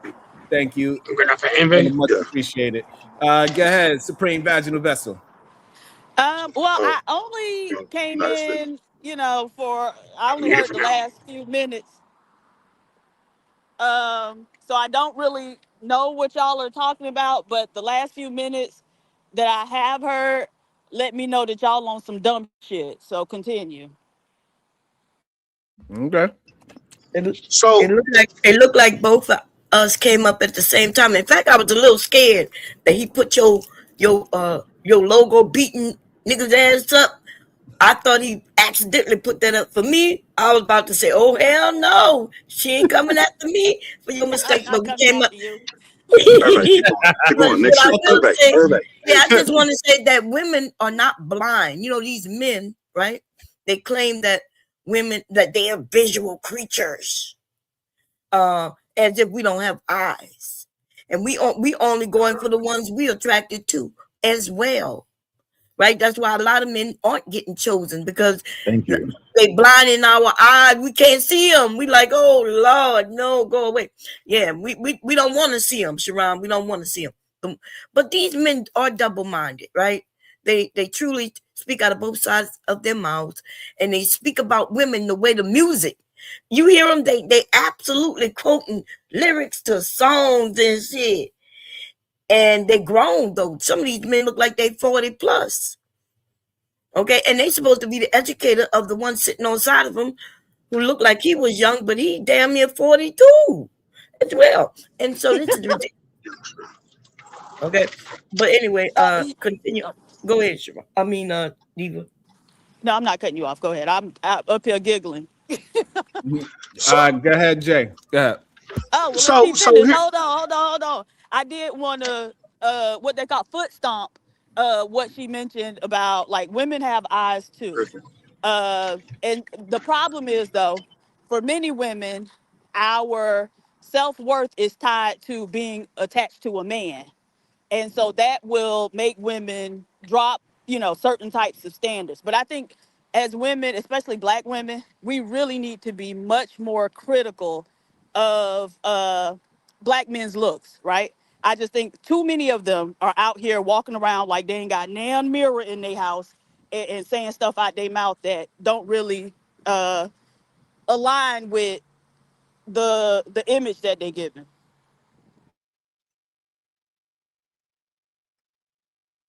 I agree. You got it, Diva. This is the only support we got for the day. I'm selling bonnets. Oh, okay, sorry. I'm sorry. Elite 1, $10 for the show. About to be a situation. Hey, hey, hey. Thank you so much, Elite. Go ahead, Jay. What's your question? So here's my thing. I'm not saying that women don't have eyes, and I'm not saying that they are not physically attracted to anyone. I'm just saying based off initial attraction. Yes, you're a woman to see somebody that she may be attracted to, and then she wants to know everything else about them and so on and so forth. What I'm saying is, as a man, is like this. A woman, my wife, or any woman that I've ever dealt with that's the building right there. Any woman that I've ever dealt with has one-way street. Anyone that I've ever dealt with has been, yes, while the initial attraction is there, you still have to have some substance to you in order for you to be considered a suitor or mate or whatever. And that's fine. And that's what you want as a human being. You want to have somebody that you have things in common with. And that's great. But that also goes on to what people call as misogyny. Oh, well, he has to be able to provide. He has to be able to protect. He has to be able to, because for the same women that are talking about all the men are talking out the both sides of their neck, you're not finna walk around here with no tight pants wearing metrosexual super dude that run faster than you if the shit was to hit the fan. You want a nigga who gonna stand there and protect you, that's willing to lay your life down for him. Because you have to understand, and women have to understand, that in general, submission to the man is getting the man's everything. A man will lay down his life for a woman that he feels earns that responsibility and earns that status. So when you say, oh, well, my self-worth is tied into a man, or it's this or it's that, well, think about what the man is willing to give you. A male, to be completely honest, and I'm just speaking on me, to be completely honest, as a man, I don't need a whole bunch, but I go out here and bust my ass and make good money. It don't matter. I go out and bust my ass, make good money for my family, for my wife to be able to protect and provide and do the things that are necessary for my family. That's not necessarily meaning equal is for me. So while some women will say, well, the men are talking out of both sides of their neck because they can't have it both ways. But in order for you to have anything that you want the way that you want it, yeah. Yes, there are things that you have to give up. A man wants a traditional woman. He don't want to fight the world and then come home and fight the woman. Hey, man, I'm not arguing with you about stupid stuff. I don't want to fuss and fight with you every day. I don't want to argue with you about how you dress going out with your homegirls and all that old stuff. Man just don't want the unnecessariness. So, Jay, question. Those things that you say that a man got to possibly do for, how often do you have to do that through a relationship? What do you mean? How often you got to? That's what you do daily. You don't allow your woman to go to unsafe places. You fight somebody daily for your woman. If it becomes necessary, I do, but I make sure that she don't have to put herself in those situations. It's okay. So now, how often do you actually do that in a relationship? Is my question. So I'm not literally fighting.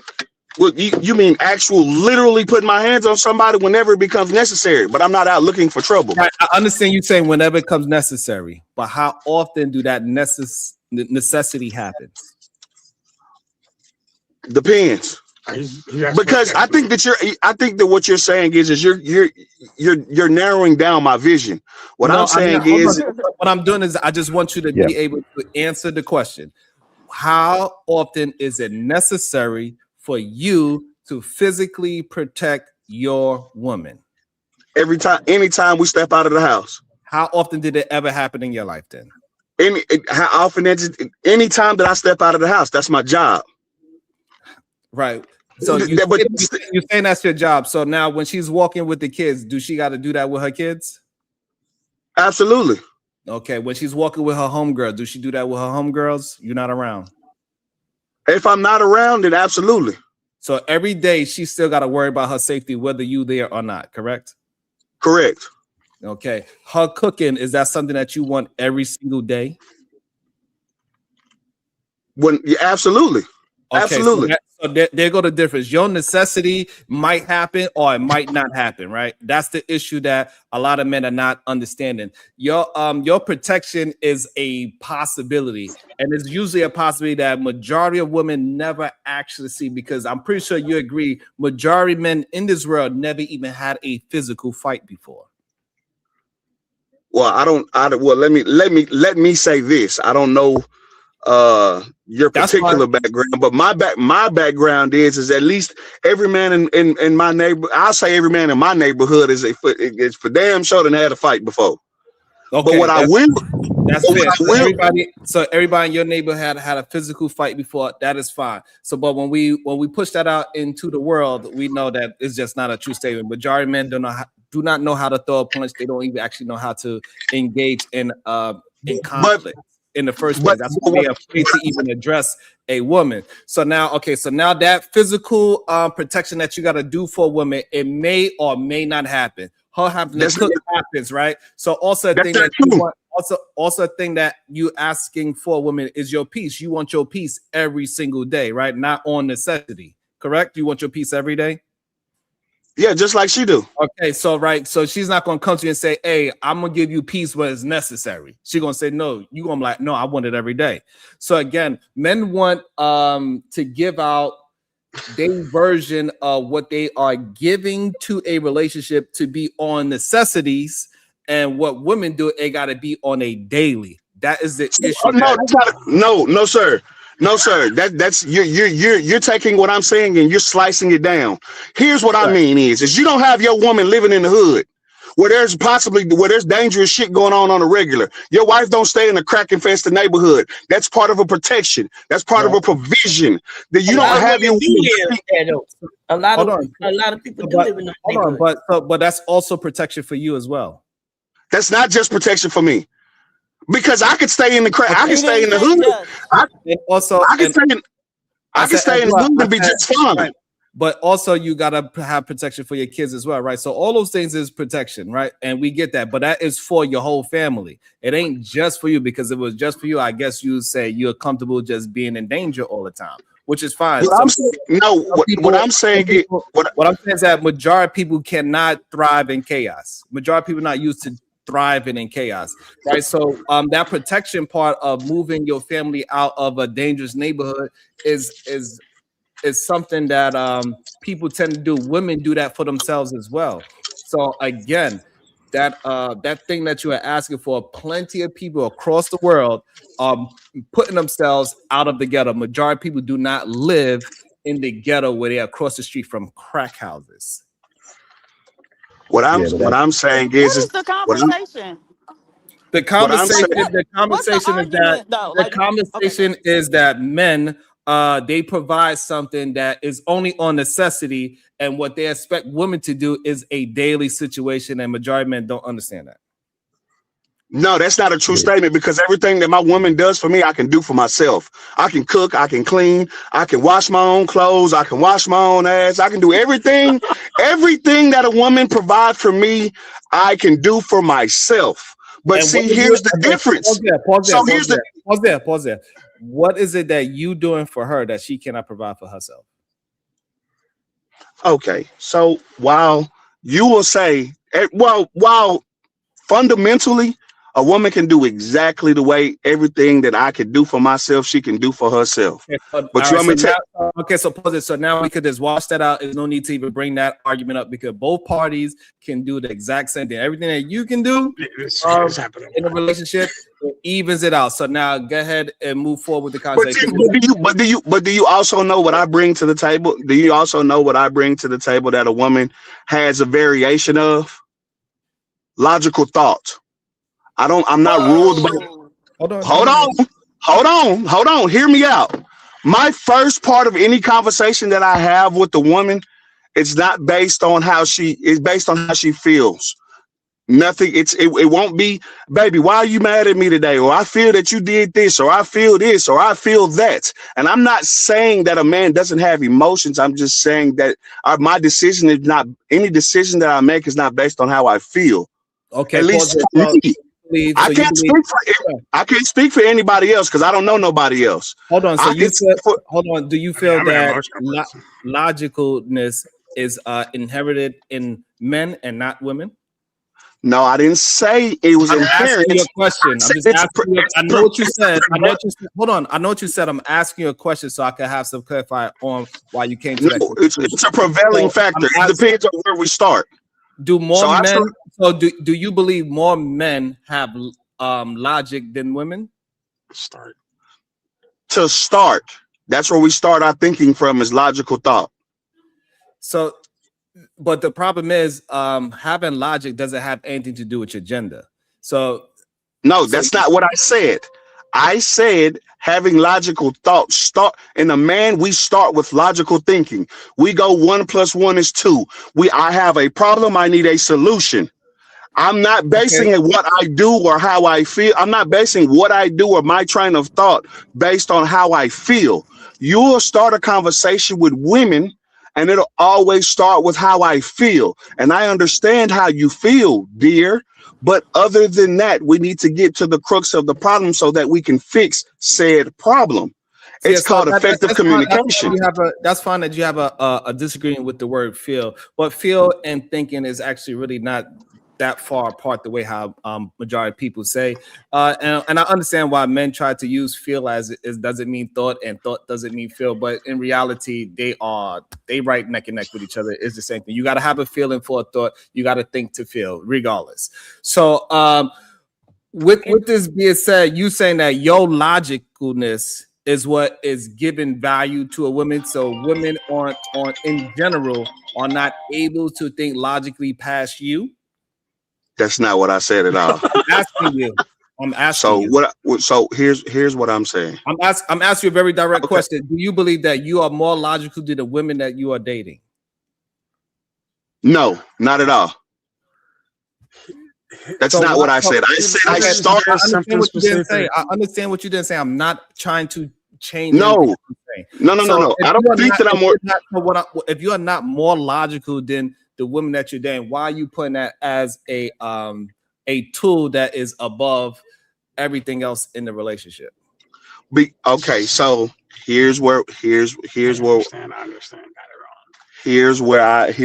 think the disconnect in what I'm saying happens.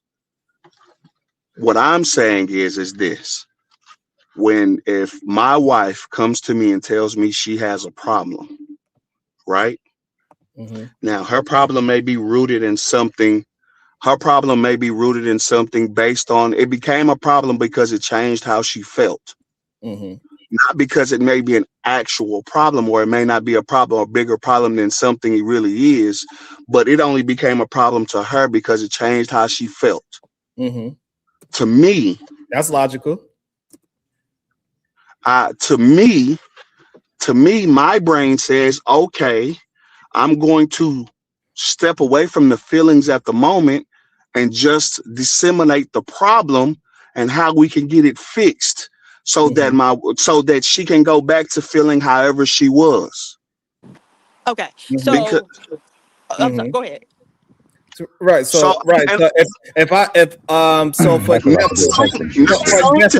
gonna give you an example of feelings and how we can logically PhD. But do I have a problem with my woman laughing at other men's jokes? Yes. Is there any logical way where we could stop you from laughing at other people? Logical way? Yes. Absolutely not. To stop Anya from laughing at other people? PhD. Because when you laugh at other people, I feel away too. They're a joke mode right now. Okay. And so is there a logical? I'm sure there is. Yeah. Besides my feelings. Oh, for you to okay. Yeah, no, not really. Right. So my no matter what my feelings is, she still will accept that my feelings is valid, right? So her feelings, whether you think is logical or not, it's still logical that she feels that way. After she explains it, it ain't a feeling no more. It's logical. She said, "Hey, I don't like when you talk to that girl." You say, "Well, that is just my friend." So what would be the logical thing to do? Not talk to that friend anymore because my girl means more to it. Doesn't matter what is the truth at that. Logically is to remove that girl away from the situation, regardless of her feelings is that you are fucking her or not. It don't matter. So it becomes logical when she's able to explain her feelings to you. And since that's why you're able to even solve the problem. So her feelings are logical. Right. No, that's never. That's never what I said. I never said her feelings weren't logical. I just said that when a problem starts for a woman, it's because it changes how she feels. I'm not telling you that her feelings aren't logical, and I'm not saying that her feelings are invalid. What I'm saying is that when a woman dictates or denotes a problem for you, she's telling you that something in the past 5 minutes that may or may not have been perceived changed how she felt. So let me rephrase that. What I do, because obviously where I am, and I am in a minority, obviously, because what I do is I strip down the basics to the bare minimum. I want to have crystal clear understanding in muddy water. Okay, that's sir, all right. So now sir, that's you fine. do And then realize before I we're pass having. it to Okay. PhD Diva, how often do your women actually have problems, or is that just a necessity base as well? What do you mean? How often does she have problems? Well, to be completely honest, I do my best to prevent them before they get there. Okay, so therefore that's another necessity base, right? It's not something that happens every day. And this is what Actually, all I'm it's trying to something.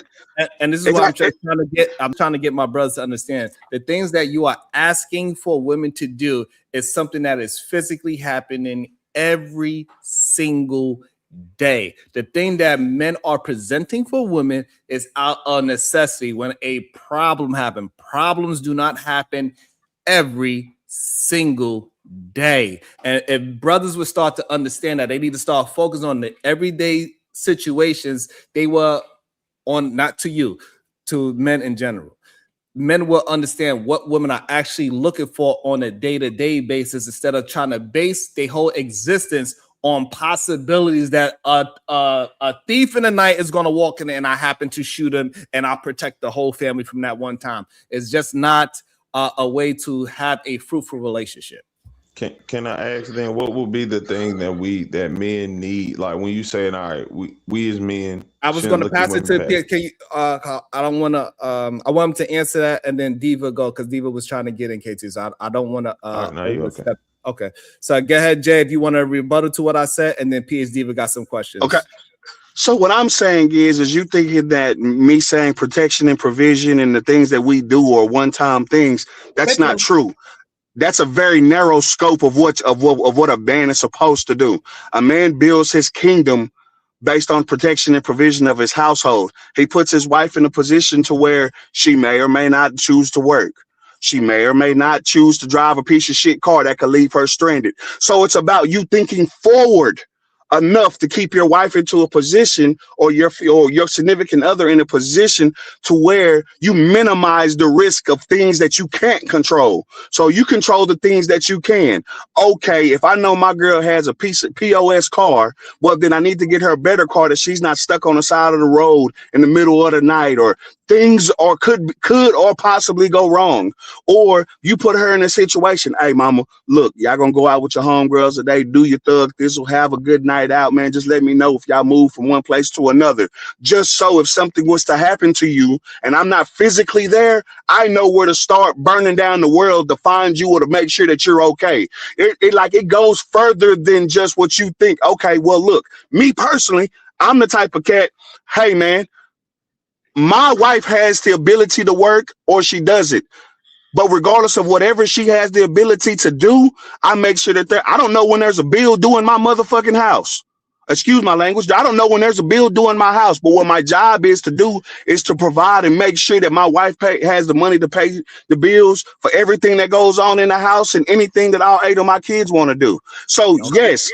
Perfect. So, but the problem is that's old school. that's fine for a personal thing, but we talking about in general what men are actually doing, because a majority of men, I'm pretty sure you agree, they cannot take their wife out of the workforce. They wife do not have the option to or not to.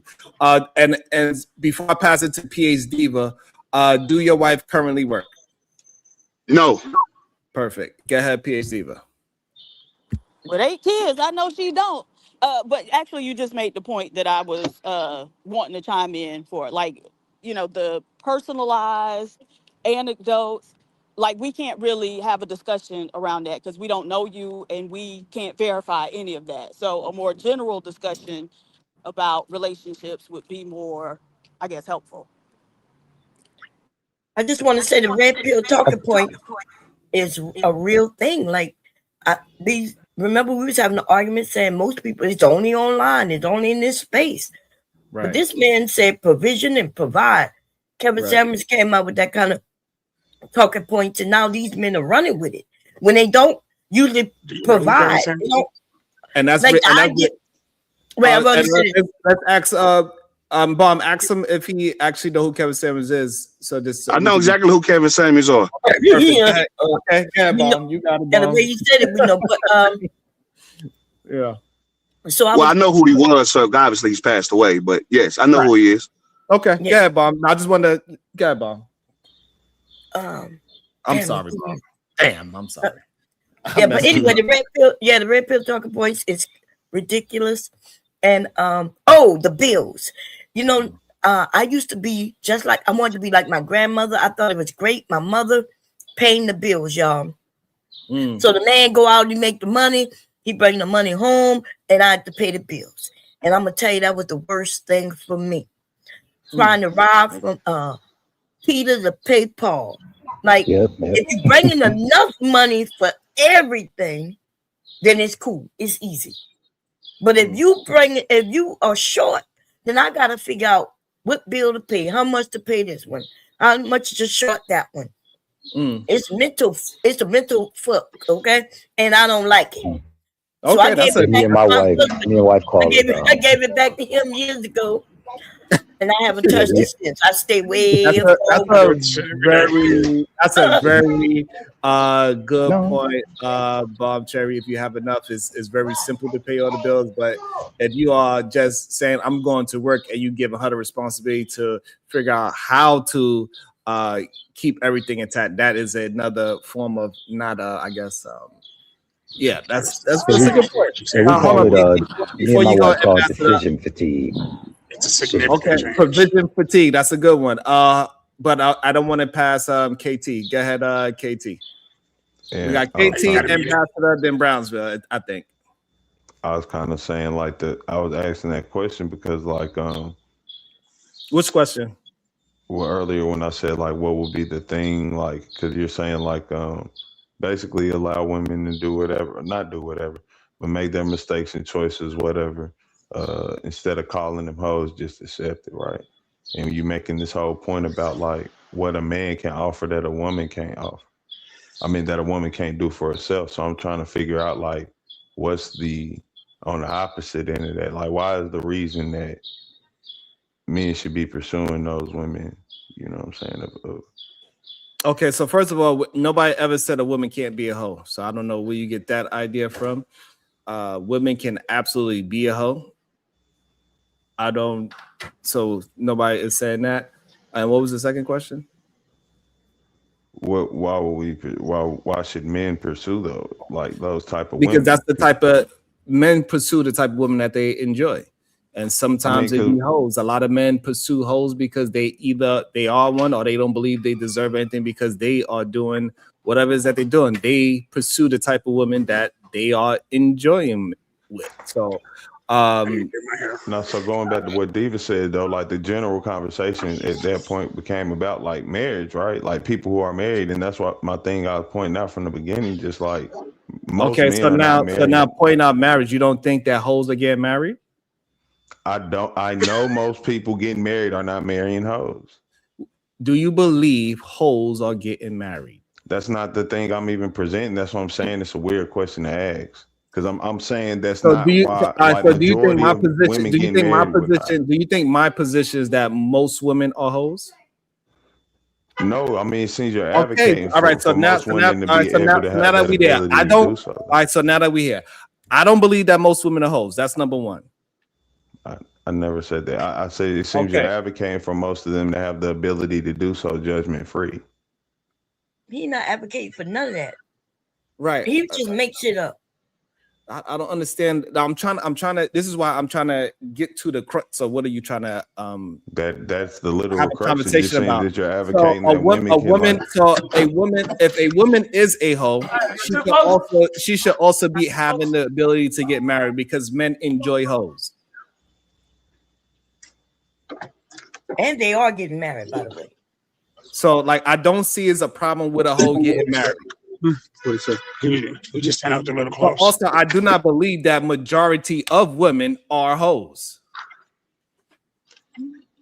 So this way you're clear. So this way you can form your question to what I'm to what you want to have a conversation. I want KT to figure out while KT figure out what he wants to say. Go ahead, Ambassador, then Brownsville. I believe that was who next. I'm not sure if KT he went on mute. So nah, I'm all right. You good? Man, I got confused. No. This is a general issue. No. You know, the married guys are talking about maintaining the emotions of your household, and then the single people turn it back to hoes and tricks and all this stuff.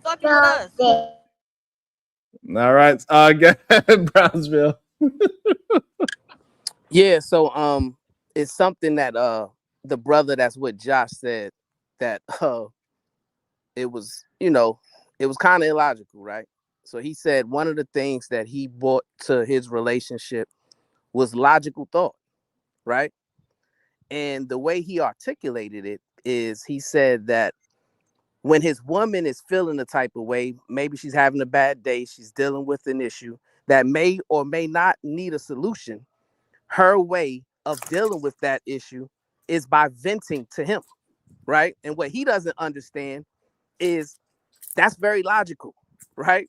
You know, one of the ways to regulate our emotions is to vent our frustrations to people that we trust, right?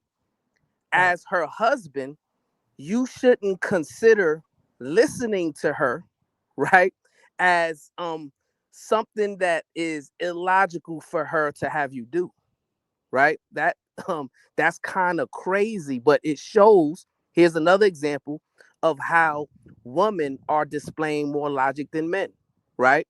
Because women understand the necessity to vent out their frustrations, so they're not putting amongst themselves pent up aggression, right? Men, on the other hand, they won't communicate their frustrations to their wife or significant other, right? They'll hold all of those things inside until it gets to a tipping point to where we find them on panels exploding and crashing out and blowing up and showing the lack of ability to control their emotions, right? And that's very illogical. So I think we just have to do a better job when it comes to understanding the value that we bring versus the value that our wives bring, right? And if you're going to say that you're logical, then you have to be able to articulate it in a way that proves that. And I think what he did is articulate it in a way that disproves it. Peace and love, though. Hey, who is that dude with the do-rag? Hold on, that's Jay. Jay want to respond to Brownsville. That's who he was talking to. Hold on 1 second. Email. Welcome to the show, though. Go ahead, Jay. You can address it. So I think what I meant and my explanation wasn't fully understood. I didn't say that women were illogical. I didn't say that when my woman wants to vent, I'm not there. My woman can vent to me and let me know anything that she wants to know. She can tell me whatever she wants to tell me.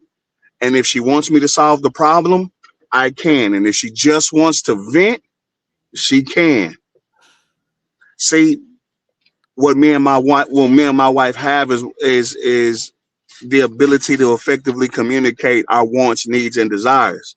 So when she needs to vent, she lets that be known, because she knows that my mind goes into problem solving mode when my wife has a problem. Now, I'm very, very, very old school in my thinking, in a way, and my upbringing, because I was raised by my grandfather, who is now 92 years old. So there are some things that I think about and some things that the way that I operate that are very old school in thought. But when my wife wants to vent her thoughts, feelings, emotions, whatever, and I put on my bonnet, pull out my teacup, and kick my feet up. So But let's go back into the conversation, Thank my you. brother. Thank you, Let's man. go back That's into the conversation where you said one of the ways that you protect your wife is with logical thought, right? And then you utilize your wife venting to you as an example. Did you not do that? no, what I meant was that she's bringing me a problem. If she's bringing me a problem versus venting, those are two completely different things. But it's also my job to foresee something that she doesn't, because my scope of thought is different than hers. So while my wife's scope of thought is different, it's equally as important as mine is, because she may see something that I don't, just as if I see something that she doesn't. So I'm not downplaying my wife's vision or her views. What I am saying is when she needs to vent to me, she vents to me and let me know that this is a vent, baby. This is not a problem I need you to solve. And then when there's a problem she needs me to solve, she lets me know that, hey, baby, this is a problem I need for you to solve. I'm not venting. I need your help because I'm not seeing something. See, Okay, those I are two understand that. completely different. I understand that point, right? I understand that point. We don't have to belabor that point. I understand that point. So what I'm asking you is,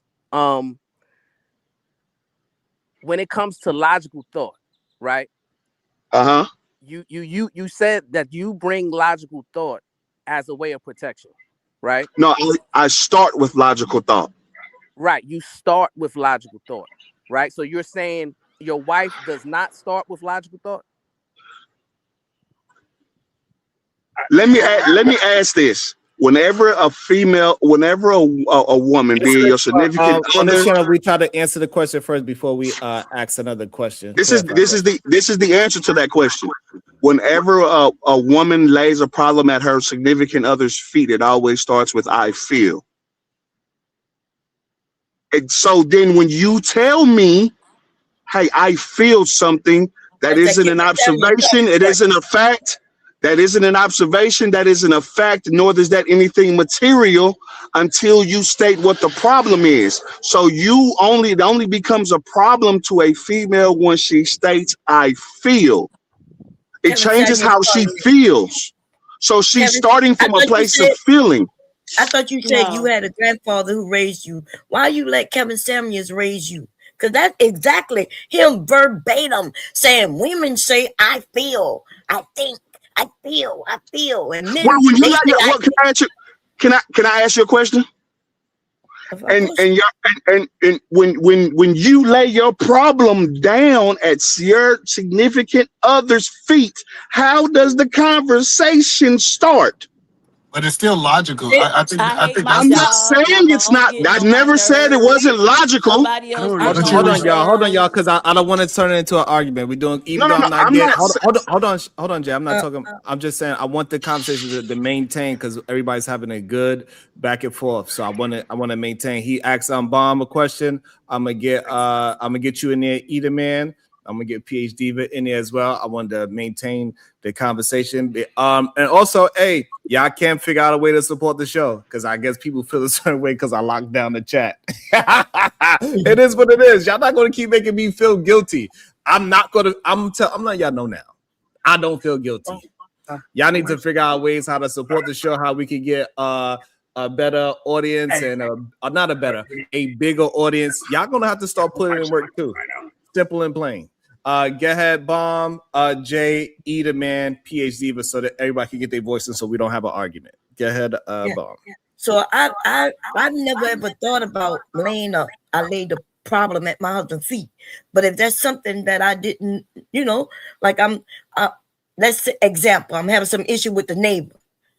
You want to know how I lay it at my husband's feet? I said, baby, I'm about to go bust this bitch in the head. I never say I feel like busting the head. I'm about to go out there and do what I do. Hubby stops me. Okay? It's never I feel like. So can I ask you something now? But your feeling of anger dictated your actions, just like I just said. Your feeling of anger is dictating your actions, and your husband's logical thoughts of thinking, hey baby, this incurs lawyer fees, jail time, possibly anything of that nature. So you just proved my point. You just made the point for How me. you know my husband thought that? He might have said, let's go get him. You just said he And stopped also, you. also, hold on. Also, I want to say this. Everybody, But you everybody, just said he stopped you. Yeah, he hold on did. one second, Jay. Hold on. I just want to get everybody in the audience to understand this as well. Everybody in the chat. I need y'all to understand, like, if y'all not going to be saying things in the chat that is helping the channel, don't say it. To say that as if y'all, it's plenty of people that attack people in the chat, so don't try to single somebody else out. Please, you do it as well. Whoever is saying that this person is doing something, please make sure you are not the same person that be attacking people. Stop. I'm tired of y'all shit. I guess my brother. So the way you're expressing I got you, things Eden Man. It's almost like it's like a one-sided thing when it comes to communicating frustrations, right? So are you articulating that your wife doesn't protect your emotions in the exact same way? Like you don't have. I'm asking. Let me ask you a question. Do you have the ability to go home to your wife after having a bad day, after you know being frustrated and things of that nature? Do you have the ability to go home, sit down with her, and say, "Hey, babe, this is what I went through today"? Hold on, because my wife is on the line. My wife is on my phone. It's okay, just answer the question. So we can yes. Hold on, Jay. I want you to understand that we also not when you're having the conversation, when you answer the question, we also attempting to turn it into a general conversation, not necessarily be 100% on you. We using you. No. I get it. Okay, it's just you're the reference, but we trying to make it as an overarching point, not directly to you. Okay. Well, hold on 1 second. Hey, baby, and my wife is on the line here right now. Baby love. Yeah. So mute yourself. We don't care.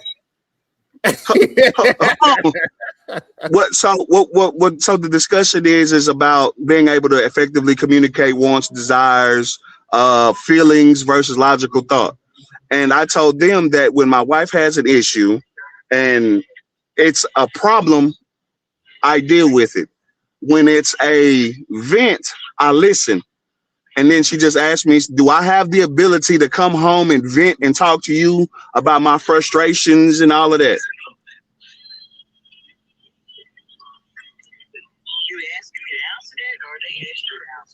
No, I'm letting you answer I'm letting you answer the question. I don't think that's how that works. I don't think it's attached to the phone. I think it's attached to the truck.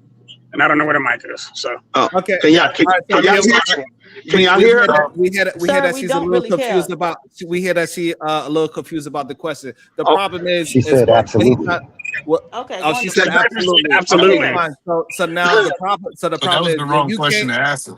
So when you come home and you vent to your hold woman, on, baby, listen to this. Hold on, Jed. I'm gonna just mute you real quick while you talk to the wife.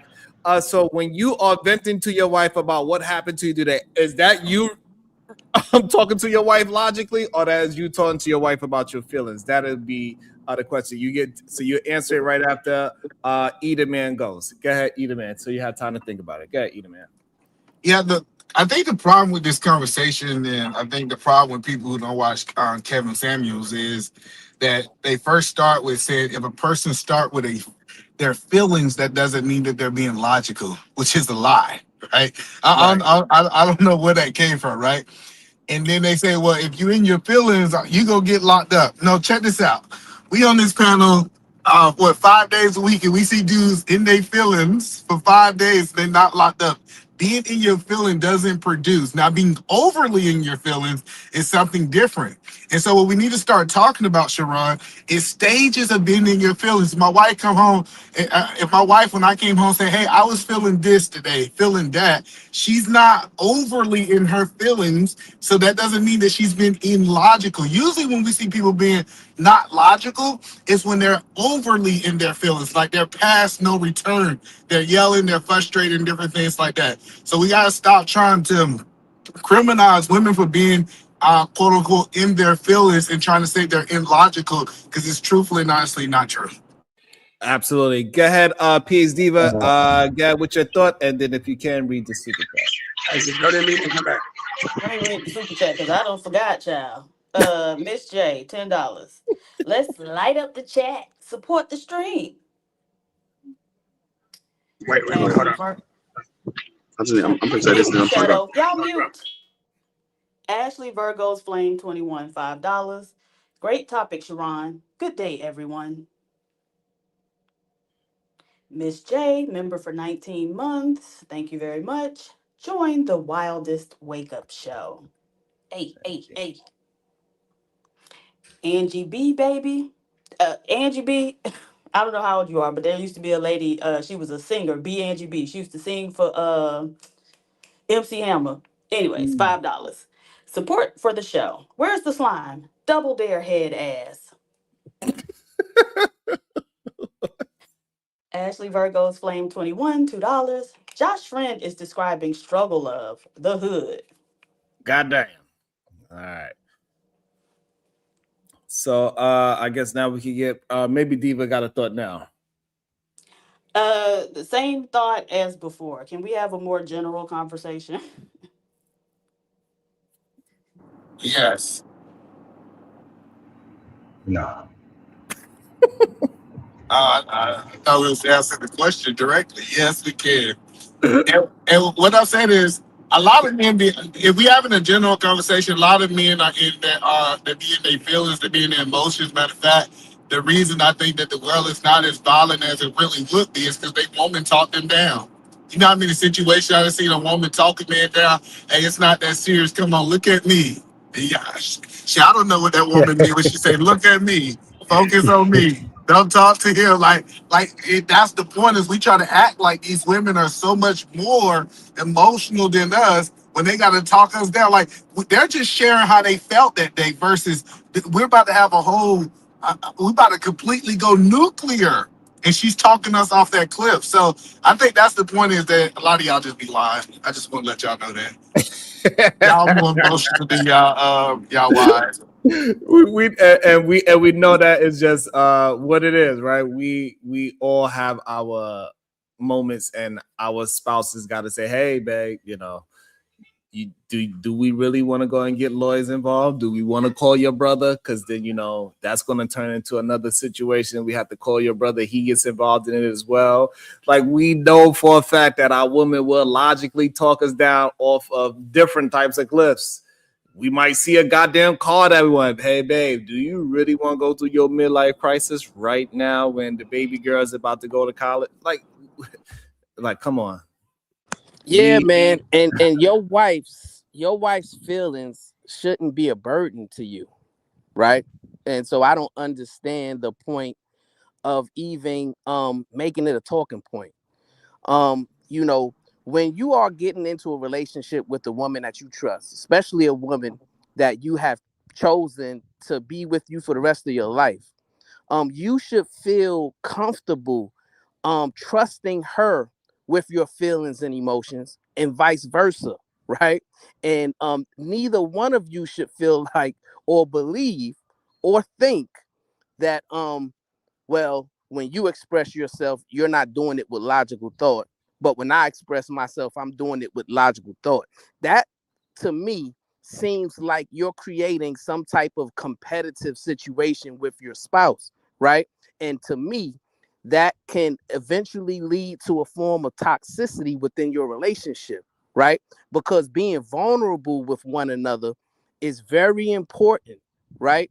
And both of you understanding how to help regulate each other emotionally is imperative to having a fruitful, successful relationship. Peace and love.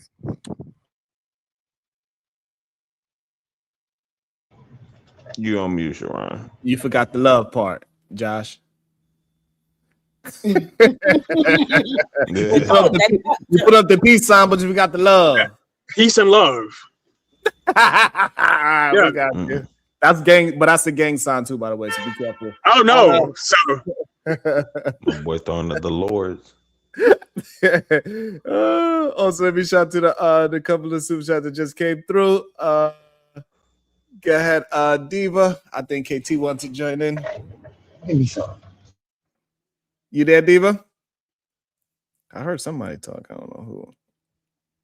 Shadow. Go ahead. Okay, go ahead, Bob. No, hell no. You go. I don't want to get in trouble.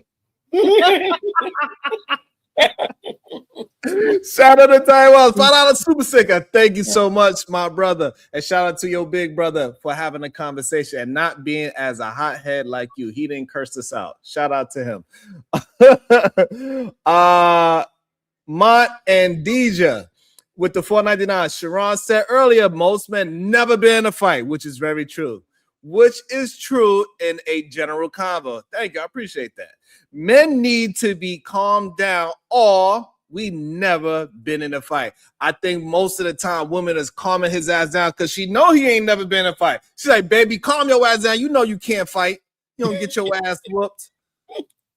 You getting all excited and shit. You better calm your ass down before that man meet you in person. Can we admit there's some men who don't know how to control their emotions? There's some women who don't know how to control their emotions. And there's some men who do and some women who do. Right?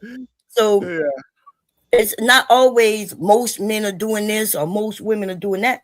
Although the men like to say that most women are doing certain things. Right, and we could just go by the crime statistics. Who do more passionate crime? We know who's the more emotional gender. Yeah, through my experience, it's definitely the men who are crashing out the most, who are showing the inability to control themselves the most, right? And even when you transcribe it to the internet, right, to these panels, who's crashing out the most? The men. Right? Who's up here complaining the most and yelling and screaming and all of those things the most? It's the men. So we gotta be honest with these conversations. Yeah, but we also dismiss men when they're trying to figure it out too. What I heard when you said it shouldn't be a burden. That's a solid opinion, but the thing is that it is. People are going to feel if they had a calm day and you keep perceiving negative things in your life and you bring it in the house, that brings his energy down too. And instead of saying they shouldn't be a burden, they need to be coached on this is going to happen and how to work that in your household. Yeah, but why would that bring your energy down as a spouse? If your woman is having a bad day and she comes home and she expresses that she had a bad day and she gave you all the reasons why would that bring your energy down? Well, we can say we're not resonating, right? So maybe when she came back home, I had a good day and I want to go skipping in the pose in the flowers with her like we would do, right? Because she had a bad day, that may not even be an option. And I actually may have to just level her out because the day was so bad, I have to get her even killed. Forget skipping in the posies. I'm in husband mode now. All right, let me you're in selfish mode. You're in selfish mode. That's exactly what because you're saying, hey, I had a good day and I wanted to go do XYZ when she got home, but because she had a bad day and she feels a certain type of way, now I'm not gonna be able to do what I wanted to do right away. That's called having a level of selfishness, right? And therefore you're letting that interfere with you being able to reassure your wife or lift your wife up from feeling a certain type of way. And that's what I'm saying, my brother. Well, you was the one who said that men have the ability to compartmentalize more than women. But now you're showing that that's inaccurate. No, you're pushing that because I'm saying that I have to then be prepared to help her in that state. I'm not saying first off, it's fine to be disappointed that we may not be able to get to that space. All right. I don't know why a man would be demonized for feeling disappointed. Like, dang, we're not going to be able to do that, but that's cool. right? I understand no, that. hold on. Now regulating her emotions, that's not a frustrating thing. You know, that for some men it can be, but he has to deal with the disappointment and be able to flip and say, okay, let's hear out the emotions, you know, let's do this and that. That's just human stuff. I don't know why you dismiss men feeling because they have a family. Women, you're not. So hold on. So I think we don't talk about this enough. Getting on the same frequency as your spouse, right? So Get on the same what? Get on the same frequency. Frequency, right? All right, listen. So the reason being on the same frequency is so important. As you start maturing in your relationship, I can feel if my wife having a challenging day and different things. I know some people say that's crazy. And I be like, hey, check this out. Let me stop on the way home and get her, you know, the edible arrangement fruit that she like. Let me stop. Like I would start being able to kind of understand her move. And I talk to my wife throughout the day too. So I'm already understanding her move so that when I come in, I should be a breath of fresh air. Like it don't matter what day she had. I should be the breath of fresh air to be like, hey, you know what? Thank you for doing that. She said, I had a really challenging day, but you start changing my mood. So I think we got to find out ways how to affect our wife. We got to be able to affect our wife, well, regardless of what day she had, that we can change that mood, and it should be vice versa too. I like what you're saying because you're just saying being in constant awareness too. So you didn't have a reason to be shocked, is what it sounds like. Like you were in tune the whole time. Is that what I'm hearing? Like what I'm saying is that's why I think it's so good. People go whole days, and it's okay if that's what y'all do. Go whole days without communicating. Call and check on that. I think it means something to woman when you call and say, "Hey man, throughout this whole busy day, I've just been thinking about you. I can't wait to see you tonight." Like give them something to look forward to, even in a bad day. So that's the point that I'm saying is that I think we gotta focus on being the light in our spouse life, and nothing outside should be able to dictate how I can affect my wife. That's the point. Yeah, but we also can't let the perfect get in the way of the good, right? So even if you aren't in that frequency with your wife and you haven't spoken to her all day, right? What if you was busy and she was busy to the point that y'all didn't have conversations over the phone, right? But then when you get in her presence and she sees you, you see her, and then you realize that visually something is wrong, right? That shouldn't make your energy come down or make you feel burdened, right? That's an opportunity for you to extend love and appreciation and an opportunity for you to uplift her from whatever she's going through, right? The only thing that would keep you from doing that is not being in tune with her, it's you being selfish, right? You're saying, well, hey, I need to prioritize meeting my needs. But in that moment, what you should be prioritizing is making sure your wife gets out of that negative emotional space that she's in. If you love her, that's what you would prioritize, right? And it wouldn't be a burden. It wouldn't be, oh, we're not on the same frequency. It wouldn't be, oh, she's lowering my energy. No, you shouldn't be thinking like that about your wife or significant other. And the point that some men do is a big problem. But I think that's a problem when you say you too busy for your wife. Listen, you telling me that you can't take 5 minutes out your day. I ain't talking about you taking 2-3 hours. I'm not saying that. Like, you should be in constant communication with your spouse. Like, I think it's lazy. I think it's an excuse. You can give his job all this attention. You give him 8 hours, but you can't call your woman 5 times. I mean, for 5 minutes to be able to just understand her mood. Like, it should almost be like she should be your priority when it comes down to this communication. So I don't care if you got to put it in your schedule. She's worth it. She's worth you calling and checking out her mood, and don't get too busy. That's just the point. I don't care if it's a lunch break or whatever. That's an excuse to be lazy in your relationship. And either man, you're That's correct, also a defensive right? You're posture, though, correct. too. That's the perfect scenario, though, right? That's the perfect scenario. I think every man would be willing to admit that there were days that transpired in their life, in their marriage, that they were busy and they didn't get the opportunity to communicate with their wife because the whole day was hectic, and before they knew it, it was 5-6 p.m. right? So we can't make it seem like those days never exists, right? And what I'm talking about, those, they not frequent. It's not something that's normal. I'm talking about when the abnormal circumstance or situation happens. How do you respond then, right? And what you're willing to do, Eda, man, is give these brothers an out to not prioritize their wife's mental health or emotional regulation, and feel like their energy should be burdened down. Well, can I I just don't say, think he's if willing I to criticize them. if I spoke to my husband several times a day throughout the workday, we would probably be divorced a long time ago.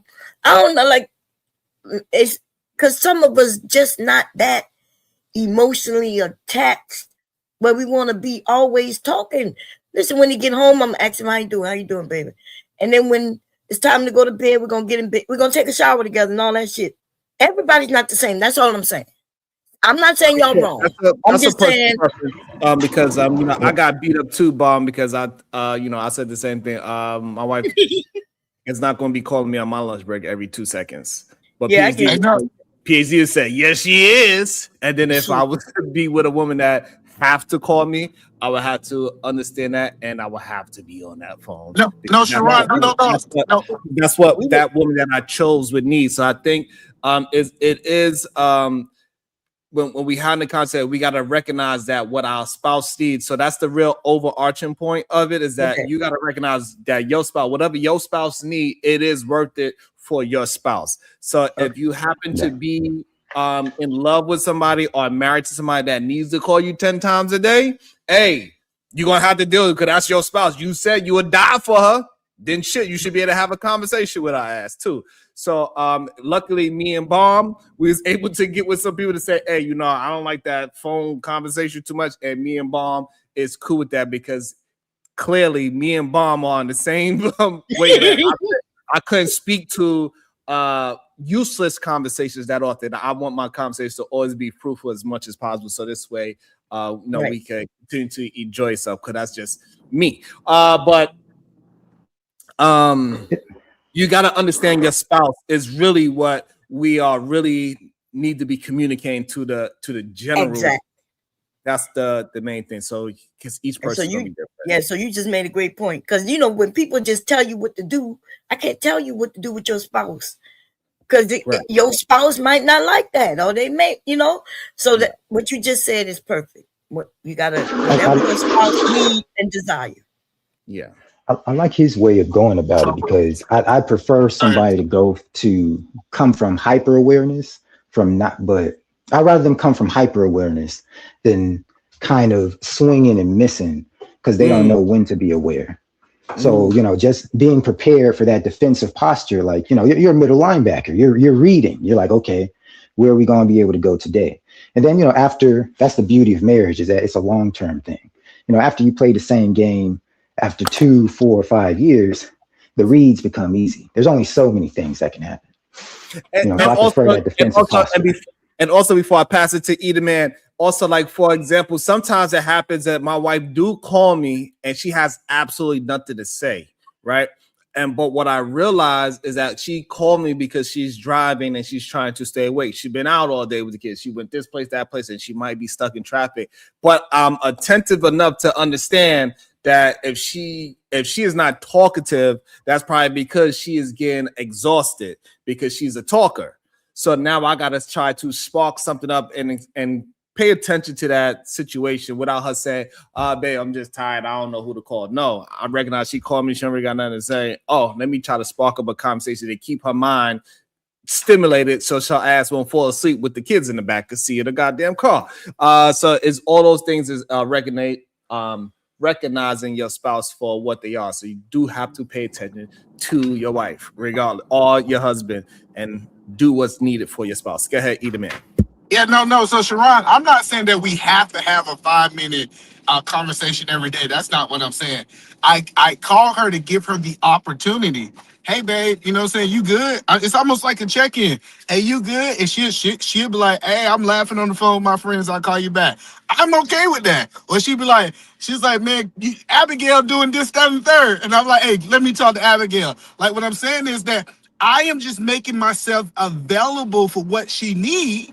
and she might not need me to talk to her 10 minutes. Like every day is not a bad day. But when she do have those bad days, I just want to make sure I gave her that avenue to communicate. So that's the point that I was saying, Sharon. Yeah, and I don't disagree with what you're saying, right?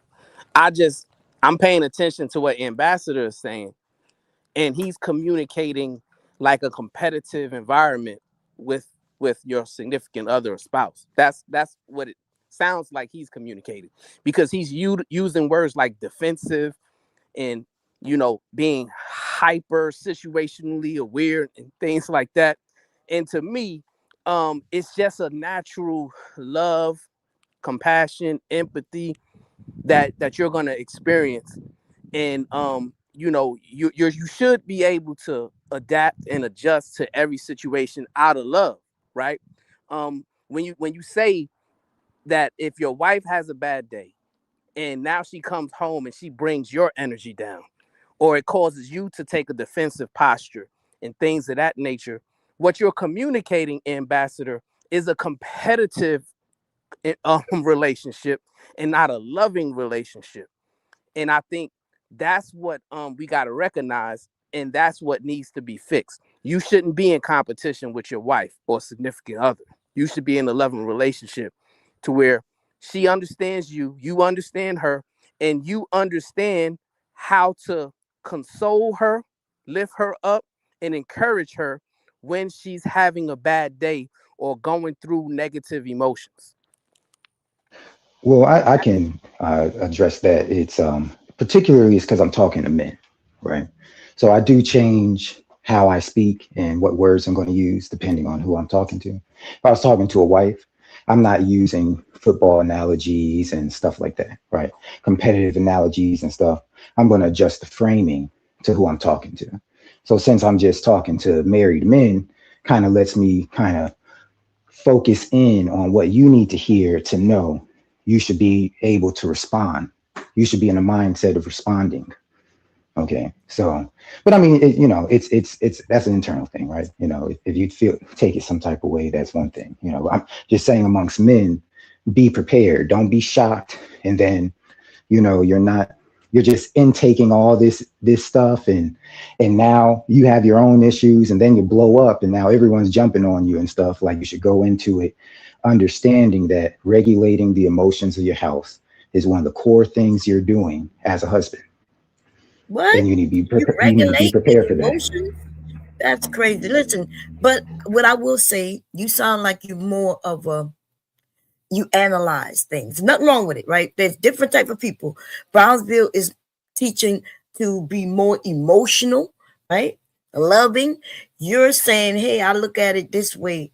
You analyzing, and nothing wrong with any of it if it works for you. What I'm finding out is that we're different people, because I'm just realizing during this conversation that I'm not as emotional as I thought I was, because the only reason I thought I was emotional is because I'm a woman and y'all believe that women are so emotional. But I realized when hubby want to grab my hand to hold it, I'm the one who pulls away. When he want to hug up close to me, I'm the one who kind of be like, nah, like, what you doing? Unless we're having sex. Now that's different. I'm on top. You understand? I'm on top. But but it's because of men, right? You tell women that we are the emotional ones, but it's not necessarily true. Men and women. That's good. I'm sorry. Go ahead. I'm sorry. Oh, go ahead. I'm sorry. No, so I'm saying that we're all different, and so I'm listening to everybody. Miss J, I see you, girl. We're all different, and what we should be talking about is giving our different examples of what works for us, instead of red pill talking points or blue. You know what I mean? It's nothing wrong with you saying, hey, this is what worked for me. This is the type of person I am and my mate is. Besides saying women are emotional and men are logical. That kind of, you know what I mean? Right now we're having a great conversation is what I'm saying. Okay, I agree. ask you a question, Bob? I just want to add, that's what it should do. I mean, men actually talking about the things that they do to help should bring that that looking into self. I look at that as what men should inspire, if it's possible, to get that internal self looked at, right? You know, are you aware of where you're at emotionally before you even vent? Or, that's what should be the goal, not Yeah. kind of this reaction thing that I'm I not the get trying to venting push type. husbands away from. Yeah, I'm not the venting type, you know. Like to be honest, I am the one who take care of all the business. I try not to bring anything to my husband. I don't want him being in those streets fighting because some man followed me home. He didn't like that. He didn't like the fact that I wouldn't tell him, you know what I mean, that I had an issue. And I'm like, I took care of it. But he didn't like that. And Sharon, why you think he didn't like that? Because he wanna prove that he could protect. Right. That's a part of the male ego. So I think he want no man following his wife home. That's a good reason right there. He couldn't stop the men from following me home because the ones who followed me home were crazy. I think also it kind of diminishes his ability to protect through his problem solving as well. Like when we're talking about one thing, my wife is on me more because I started teaching her the thing about being situational aware. What is it that she gets on me? Transitional spaces. You know, when you're particularly vulnerable spaces, putting your keys in the door, opening your car, you know, corners with what's it called? You know, after I like taught her that, because she was a little reaction, you know, she would react to things. I taught her that to be proactive. And now it's a thing of now, Ambassador, are you checking your situational awareness and blah, blah, blah. So, you know, without that feedback, it's like, even if I had something that could help, I can't. It's almost like you took away the opportunity. That's how I read that. But see, and that's the thing that I believe men should be leading with, right? So you just led with a way that you extended protection upon your wife by teaching her to be more situational aware in transitional spaces, right? That's right. I think that's important to communicate to these men that you're speaking to, but you're choosing to communicate with them as if they're dumb, right? You're saying, hey, in order for me to get them to understand things, I gotta talk to them like it's 4th down, 4th and 5 on Super Bowl Sunday, right? And what I'm saying is that is contributing to this problem, because if in your opinion, men's understanding does not or cannot surpass sports analogies and, you know, competitive situations when it comes to their particular relationship with their spouse, that's the reason why this red pill space exists, and we're going to continue to have issues, because we have to get to the point to where we can move off of this competitiveness when we're having these intricate conversations and move on to what is practical, what can work when it comes to dealing with a woman. I think we just disagree on what works when talking to men. Hold on, about before you respond. Go ahead, Bob Cherry. Read this super chat. Wait a minute. Where I'm at? Where's that? Okay. Mont. Okay, Mont says with $5, he says, Bomb want a husband to be in the streets fighting me, though. Don't listen to her. Actually, that is not what I told you. I told you I have peoples in your area, and they was gonna hit you up because you was talking about my husband, and then I said you wouldn't tell it to my 6'5". Huh? Yeah, my LOL. I thought it was a joke. Damn. No, this is something that really was said. And my husband is 6'5", and I said I bet you wouldn't tell him anything, and that's what happened. Okay. But I got other men that would have took care of it for me, baby, not my husband. My bad. I think the response is just you don't like, okay, because you be making these things that are just it's a mischaracterization, right? But I'm a math tutor, okay, so I deal with people who clearly don't know, all right, and we're doing a subject where you can't guess, all right. It's not a lot of gray area in that subject, and that's why I like tutoring it, quite honestly. It's It's straightforward. Whatever I can relate it to that makes it stick, them learning it is what's important. So I don't think there's a level of intelligence because I put it in different framings for them to stick. The results are the results. I don't think they have to learn a certain way, and that kind of makes it better that they learned it the other certain way. If I have to relate it to sticks and rocks and bees and trees and all this, that's what I'm going to do. That's fine, but your spouse, I think you would agree that your spouse is more intricate than a complicated math problem, correct?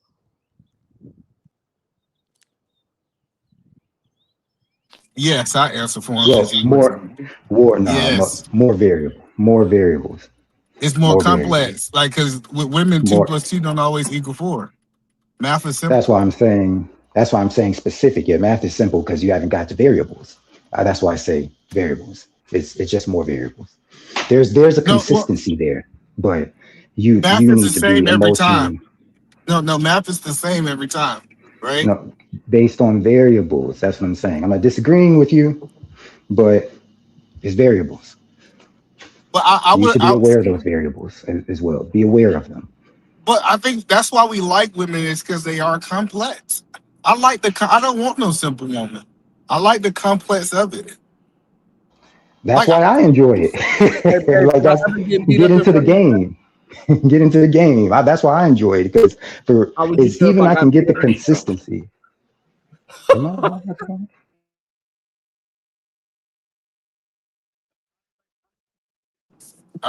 Said Sharon was getting beat up. Okay. Yeah. So the other point that I was making is that we just got to start talking about us liking women for who they are. Like when I hear some of these dudes in these platforms start explaining what they want, I was like, man, you don't want no woman, you want another man. Like if you really listen to what they're saying, he's like, yeah, I don't want her to have emotions. I don't want her to do this. And I was like, you're just striving men. You're not striving women. And I think that's the chaotic part of they're not doing what to women? They're not what? They're not striving women. They're describing. They describing men. SBG dictionary. And listen, that's how y'all can't ever say I speak the white man English. I speak my own English. Go ahead, Bob. You got it, Bob. You can see it, Bob, or no? Oh, I'm not reading nothing. That you got to go. Fighter Complex 7 with the $4.99. Jaheem, put that woman first. He got a bracy hairline. Whatever. I cannot comment on that first. Hey, Either Man, has your woman ever seen you lose a fight? Nah. Has she ever seen you fight? Yeah. Okay. I think that's the hardest thing is to beat a man in front of his woman and in front of his kids. Yep. That's one of the hard. Listen, like if you ever I have fought in person twice. We was fighting, his woman wasn't there, and then his woman was there. I'm telling you, it felt like I was fighting a totally different person, Sharon. I was like, where did you get this from? Hey, people do fight harder when somebody's watching them. No, when they woman is watching it, I'm telling you, listen. They're gonna try. I know what you're saying. I'm agreeing with you. I'm agreeing with you wholeheartedly. Hold on. Let me ask the other brother. Shadow the Time was. Has your woman ever seen you fight? Absolutely. Dan, have you ever lost a fight in front of her? In front of my wife when we were like 11. Okay. Yeah. Let me also. That was the last one I lost in front of her. Never again. Okay. Let me ask Ambassador. Ambassador, have you ever fought in front of your woman? Ambassador is not there. KT the GOAT, have you ever fought in front of your woman? Yeah. Have you ever lost in front of your woman? Hell no. To the no. Hey, Brownsville, New York. Have your wife ever seen you fight? And you gotta answer that one first. No. And the crazy thing is, okay. Right? I got one more person to ask, cousin. I'm gonna bring it right back to you. Well, yeah, I guess because it's not even fair for you, for real, because of your skill set. So it's not really fair to ask you that question, cuz. But yeah, go ahead, move on. No. I'm gonna bring it back. I'm gonna bring it right back to you. Mont, has your girl, your current woman, ever seen you fight? No. Has any of your women ever seen you fight? Has any of them ever seen you fight? Oh, okay. So you never lost in front of your woman either. Okay, go ahead, cousin. Get it, and go ahead. What you want to say? I just wanted to get that clarity out for all the fellas. Yeah, the crazy thing about that question is, I've been with my wife for going on 25 years, and she never seen me fight, but because of the profession I chose, I'm in fights frequently. So yeah, it's just one of those things. I think in general, most women probably have never seen their significant other scrap, and that's okay for men to admit it. It's okay to admit, yeah, my wife never seen me fight, right? I think that shows also that you've made wise choices, that you haven't put yourself or your wife in a situation to where she had to see you scrap, because that situation could have potentially led to you or her potentially being seriously harmed. So I think there's nothing wrong with admitting if your wife never saw you fight.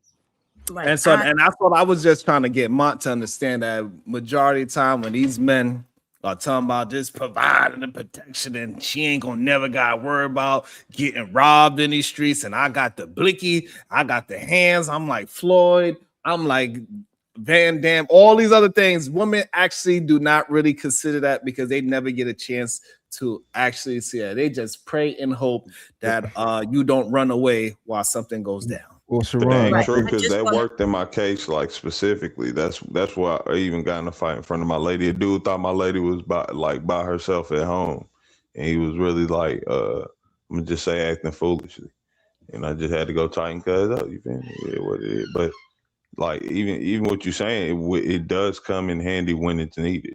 It may not be needed. I agree with that, but okay, cool. So did everybody? My wife beat me up when we were 6. Hello. Okay, I just wanted to make sure everybody answered. I want to answer now. Have I ever got beaten up in front of my husband? Nah, that's not the question.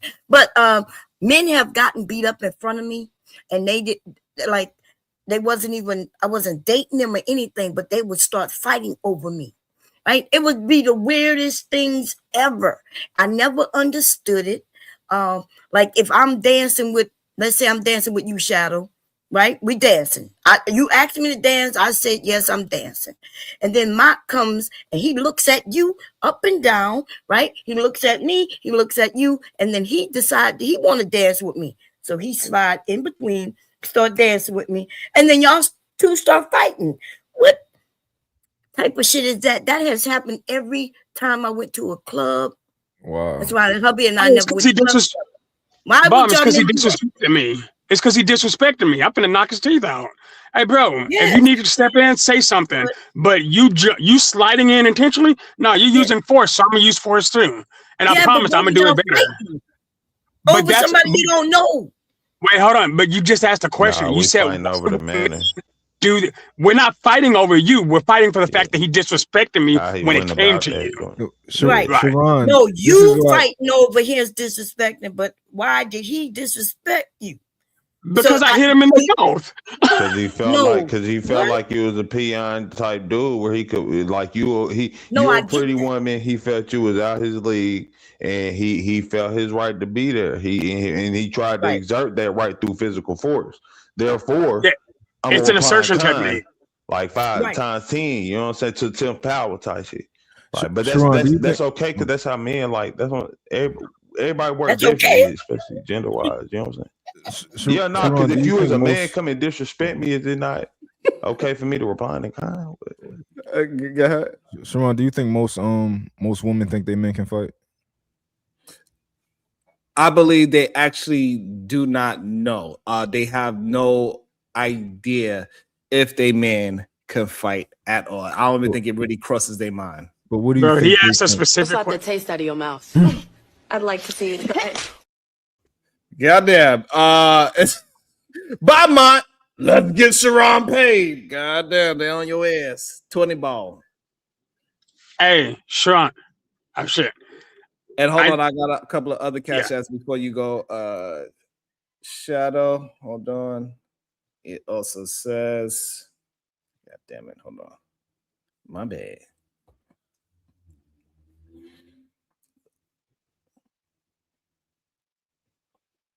Sometimes be acting up. Also, it says support. Thank you so much. I appreciate you. Thank you so much. That's much appreciated. Thank you.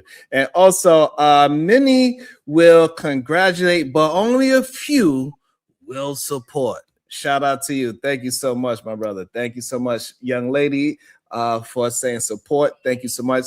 I don't say your name. If you don't put your name in the Cash App, I don't say it just in case you want to stay anonymous. It's $20 to bring Mont back. Go ahead, Shadow the Titan Wasp. You on mute, brother. My bad. I think his question was super specific. It was, do you think most women think their man can fight? And in that opinion, I actually believe most chicks, if they've had some kind of physical, sometimes men and women, they'll play around. Most women think a lot of men can fight, and they're surprised when they can't. When you see a dude get beat up in front of a chick and chicks are looking at him like, man, because they thought he had something, but they didn't realize just the other dude had more of it. Yeah, I don't agree. I think if no matter what you train to fight, if you lose a fight, your woman is not going to look at you any different because somebody had a better skill, got a lucky punch, any of those things, right? Because you are somebody that's been in fights before, so you train to fight, right? So you get your ass whooped every once in a while. It's going to happen if you get in the ring enough. So the fact that you know how to fight is because your woman know you go train. But most men do not eat, they're not even athletic. So majority of women do not even look at their man in a fighting stance. And this is why if they was to get into an argument, they would say, no, baby, let's leave. But your woman, she'd be like, oh shit, it's about to go down. No. Think about this. Even though my wife has seen me fight in their cage before. And when I lost, she was like, how'd you lose? I was like, I mean, bro was better. And she just looks at me crazy. Like, I thought you said she never seen you lose a fight. She also beat me up. Damn. You see what happened? How quickly that happened? Hold on. To go. Real tough. A street fight and a sanctioned fight are different. Those are not the same thing. A fight is fight. He didn't say a street fight. Is a fight. fight. I didn't say street fight. I said fight. That's what I said. Fights are not fights. There's fights and there's brawls. All I'm saying, fighter complex, his girl see him get his ass whooped plenty of times, and she still like him. Yo, that ain't happened for most people. I'm sorry. Most people get smart. Why you think either man said you get super strength in front of your lady when you fighting for him? You feel? Cause boy, ain't nothing worse than taking that L. No, but what I'm saying let is, you have some kids. No, but what I'm with saying, her. the question was, the question was, KT was, do we believe that majority of women think that men can fight? And I would say no, because majority of women never even seen they boyfriend or husband even do anything athletic at all. No, but I do believe they think most of their husbands, like dude, whatever, can street fight. Like if they think they adequate enough to where if they did get into a fist-to-fist combat with another man, they can handle the situation. Whether or not what that fighting looks like, you know what I'm saying? But I think they do think they can protect them. I think that is the part. Nah, I don't say. Fighters, I agree with KT. I agree with KT on that point, though. And also, Mont, you could use the super chat to fight your way back as well. Either way, I had PayPal as well. So I did not knock Mont. Okay, me and Mont have no problems. Okay, we don't have no problems, y'all. So Ma, anybody that want to bring them back or might want to bring them set back, it's $20 through Super Chat, Cash App, PayPal, whichever way. Go ahead. Whoever was talking, I'm sorry, I interrupted somebody. I think Brownsville was talking. Yeah, I agree with KT. I think most women believe or expect the person that they're with. If it's a man, they expect him to have a certain level of protection skills. Absolutely not. If that was the case, most women wouldn't get in the middle of men about to fight. No, wait, that's not true. Just because they think you can fight doesn't mean they think you can win. If they think either one, you're going to hurt them or they're going to hurt you, they will get involved to try to keep you safe. Irrespective of which way that will go. Hold up. What the question is, do they think men can fight? The answer is yes. That doesn't mean they think he can fight well. No. There's a difference. No. There's a difference between fighting good, and fighting well. They're really three different things. Women not thinking about that. So we're gonna ask the women that's we got Bomb here, we got PhD, and any woman that's in the chat, you can hit the link and we can have the conversation. Bomb Che, do you believe that men could inherently fight? No, I think especially these younger generations. No, they do not. So now, do you believe? Have you seen your husband fight? Yes, we was in the military, so I've seen him fight. While not fighting over a woman or nothing like that, but yes, I've seen him fight. Our generation, a lot of us do know how to fight, but these younger generations, where did you learn to fight? Where did they learn to fight? So let me ask PhD. PhD Diva, are you there? Let me see if Diva's there. She's able to talk. Yes. You're not asking the right question, though. So PhD Diva, have you seen any of your boyfriends fight? Yes. And did any of them get their ass whooped in front of you? No. Damn. So now, if they had, I would not have. We would have been going home separately. And that's my point. My next question, hold on, y'all. Hold on. The next question, PhD, the men that you did not see fight, do you inherently believe that they can fight? PhD. No. Okay. Bob, I want to ask Bob been married for like I don't know, 50, 11 years. Don't provoke me to anger, or else you be in danger. PhD, you got it, or are you still busy? Okay. Mont, $20. Is flying dollar bills, flying bands. All right. Yeah. Let's do it again. Round 2. I'm ready. Let's get him paid. So, Ma, you believe that most women that you ever dated believe that you can fight? I think they all think I can fight.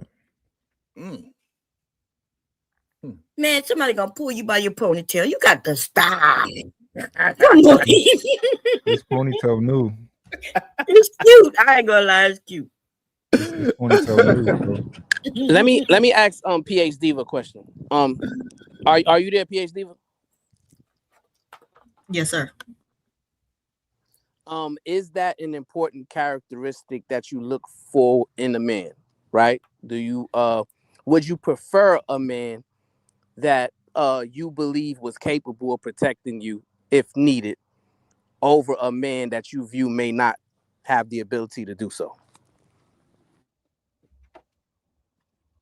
Wait, say that again. Do you prefer? Would you prefer a man? Here's the question. Which man would you prefer?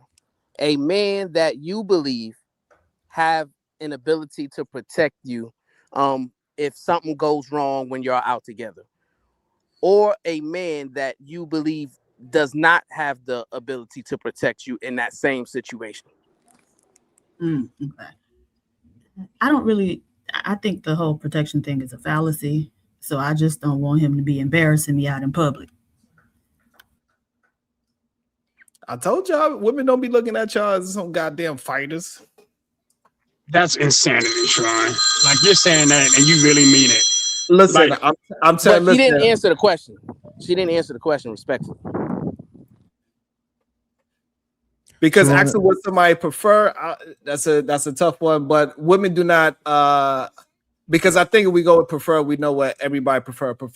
People always going to prefer the latter on any situation. But women do not look at men as fighters. It's just what it is, especially their boyfriend. That's how most women are not looking at their man at that. Because I can tell by the men that they choose, a lot of them be punks, and we see them. Yeah, but like Shadow look like he can fight. You know, if you got a man that look like he can fight, I think, you know, he looked like he can fight a little bit. I love fighting. Like, that's literally what I do. So yeah, but again, even if you put it in real perspective, like most people, and when you're in a, like Diva just said, had he lost in a fight in front of me, yeah, we're going separate ways. So that therefore, anyways, that's including you. So, but we know that's not true for majority of women because your wife seen you lose a fight. My wife seen me lose a fight in a cage, and she beat me up when we were 6. Regardless, is what I'm saying is that most women cannot engage if they man can fight that, and most women do not choose a man on if they look at him and say, "I think he can fight." That's just not how women do not look at their men about fighting. When they look at them, they look about totally different metric than what we're looking at.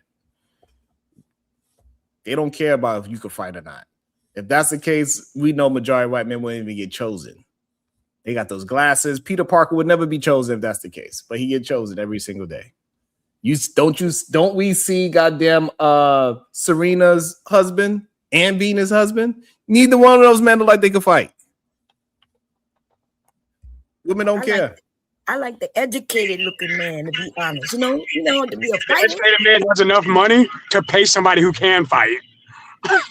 Boy, that's exactly Yeah, what but what I'm saying is that it's plenty of men that look like those men that don't have the money. Right. At all. They regular men and they look just like those men. And they Don't look like they no can fight, cheek like and most that. likely they ain't never been a fight in their life. You go into certain parts of downtown Brooklyn and we see a bunch of these men walk around with their wives that we know for a fact they ain't never been no damn fight. It's just what it is. And what you just explained was the birth of the manosphere red pill incel community. You feel me? Yeah, those people exist and they ain't getting no cheat. Them regular dudes who ain't got the money nor getting no fights, they can't protect So that's no what I'm cheat. saying. That's just not a true statement. Like y'all really believe that women are choosing men because they could physically fight is just not true. Why can't we speak for ourselves? Why can't we speak for ourselves? Why we gotta speak for the guys that can't fight? Go ahead. I look like I can fight. Like I'm a big guy. Like nobody like you just like that gotta count for something. Like Shadow look like he a bigger guy. If he's with his woman, automatically like men are not going to they're going to stop not do things that they may have done if he wasn't there. Like if you got a big security guard, like I seen the short men threaten the bigger men. I seen it. No, you got the Napoleon syndrome guys who going to try the bigger guy because they just want to. They want to prove something, right? But in general, people pay for huge security guards because it just means most likely people are going to stay away. It's just a human fact. I thought they choose them big security guards because they can fight. All right, since you brought it up, so how tall are you, Mont? 6'4". Slap the taste out of your mouth. I'd like to see it. I mean, 6'4" them. Come on, Mont. Like, all right, we get 6'4". We get that argument. Goddamn. Oh, damn. I didn't mean to. All right, let me try to hide your name. It says round 2, bar Mont, and that was a 50 ball. Sheesh. Goddamn. Also, you need 30. We need 30 more. Modern danger. Says swipe. So Swipe it again. Swipe it again. I guess I don't gotta hide your name then. He know who he fighting. You heard it. We knew who it was when she said round two. She said, "Goddamn." Oh, so he already knew who he was fighting. But yeah, so I think yes, if you just have an intimidation factor, that is very understood. I get the intimidation factor part, but and that is fine. We get the intimidation part. Don't provoke me to anger, or else you be in danger. All right. And so Absolutely he not. also What got the an other 10? extra. What the other 10? He also he put the other 10. Oh, okay. Yeah, I want he actually got $10 over now. I So want Shalon to get a new car. oh Okay. shit. We're gonna get him a new car Round today. 3. So so go ahead, Mont. Finish your thought. All right, so you 6'4". So we understand you have the size prowess to make people a little nervous. You look like a security guard when you're in the goddamn club in the first goddamn play. You wear all black, they're gonna think you security too. So that is a fair assessment. However, majority of men are not above 5'10". Majority of people is 5'10" and below, right? They between 5'7" and 5'10". That's like the normal height. So that's normal size. You are part of that, what, 5% of human beings in the world? Something like that, in that range. So typically women are not just choosing because that man looks like he know how to fight. Women just really don't actually care about those things as much as we do. I think men put so much things on men's society that women actually do not think about, and that's the issue that they really have. Interesting. No, I think it comes down to women are attracted to competitive men, right? Even if you take it off of just physical fighting, right? Those same men who look like pipsqueaks or what have you, they are competitive in a different way that attracted that woman to him, right? So I think it's a fallacy to suggest that women are attracted to men who lack competitiveness. So yeah, that's fine about competitiveness. I think that's a completely different argument, and in my opinion, competitive in schoolwork and competitive in the workforce, that's completely different. But what we talking about, because what you talking about is just ambition, period. And I agree with just ambition, period. But fighting, I don't think women really care if a man can fight or not, for real, for real. No, I'm not talking about ambition. I'm talking about competitiveness, right? The ability to, overthrow or overcome another man in a certain area. I think women are attractive to that man. Okay. Diva, you got the super chat? Wanda, $5. No disrespect, Mont. I don't see you as a fighter. I can see you talking yourself out of a fight or getting a bunch of hands to the face, but not whooping nobody. Oh, okay. My bad. Did that, yeah. Shout out to the extra. I didn't know you could read it between the lines like that, Diva. Go ahead, Mont. Oh no, that's the difference is that's from my, like, seeing me on panels. Of course, you see, the way I talk, you would assume that, but in person it's different when you fucked up in 2024. God damn.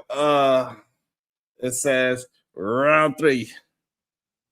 So that would be 90 for Mont. It says bye, Mont, with the black hand too. She got the black hand wave too.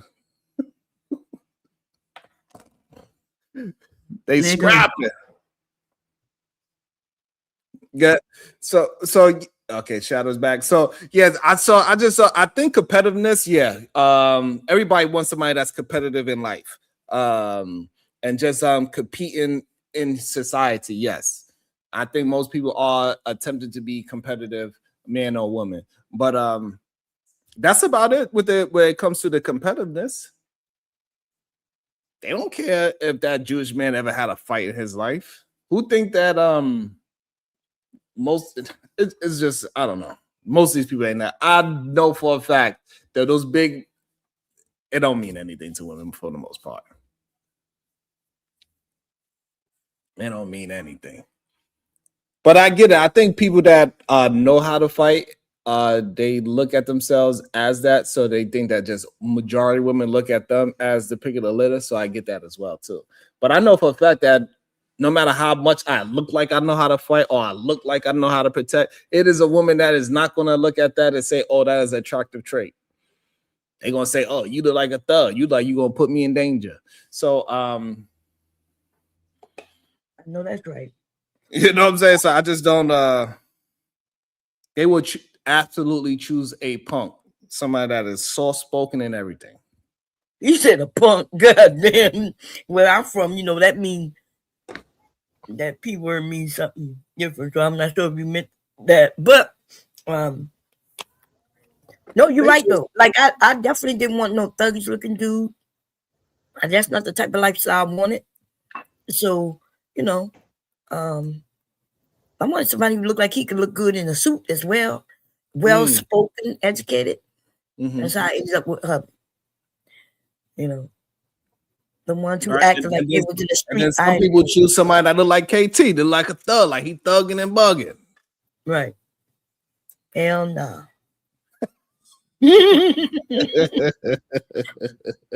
Hey, but I would have been running for the hills. I would have went near the hills got eyes running away. Goddamn. Oh, no, to each his own. To each his own. I mean, everybody got their. And I don't mean that personally. I'm talking about that type of dude. The type of dude that look like. Nah, that's what I'm saying. Listen, to each his own. We're gonna be in some trouble. We're gonna be broke. We're gonna be living in a house leaning to the right. Nah, but that's when the wind blows, it leans to the left. Like, that's where you gotta lean off looks, and then you can't lean off actuality. Because that's what I'm saying. I guess that's where we could say somebody who sometimes takes a chance may get lucky. Not saying. And so everybody else, so just to answer the question, even I could get dropped from the panel. Diva's the only one that can't get dropped. Everybody else is fair game. So everybody else you could kick out. So sometimes people used to try to they try to kick my ass because Diva be talking shit. So therefore I get my ass whooped. That's how it usually goes. Diva just like Shicey Bum, always getting her man into some stuff. Hey,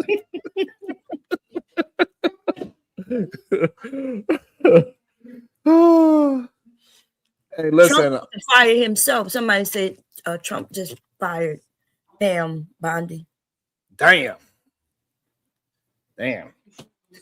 That's kind of crazy too. But I do find men tend to not know what women actually look for in men, and I think that's another issue that men have. Men tend to use the barometer that we use for each other as a barometer that women like. I think that's another problem that they have. Being intimidating and learning how to fight and all those things that have nothing to do with it at all. Sheesh.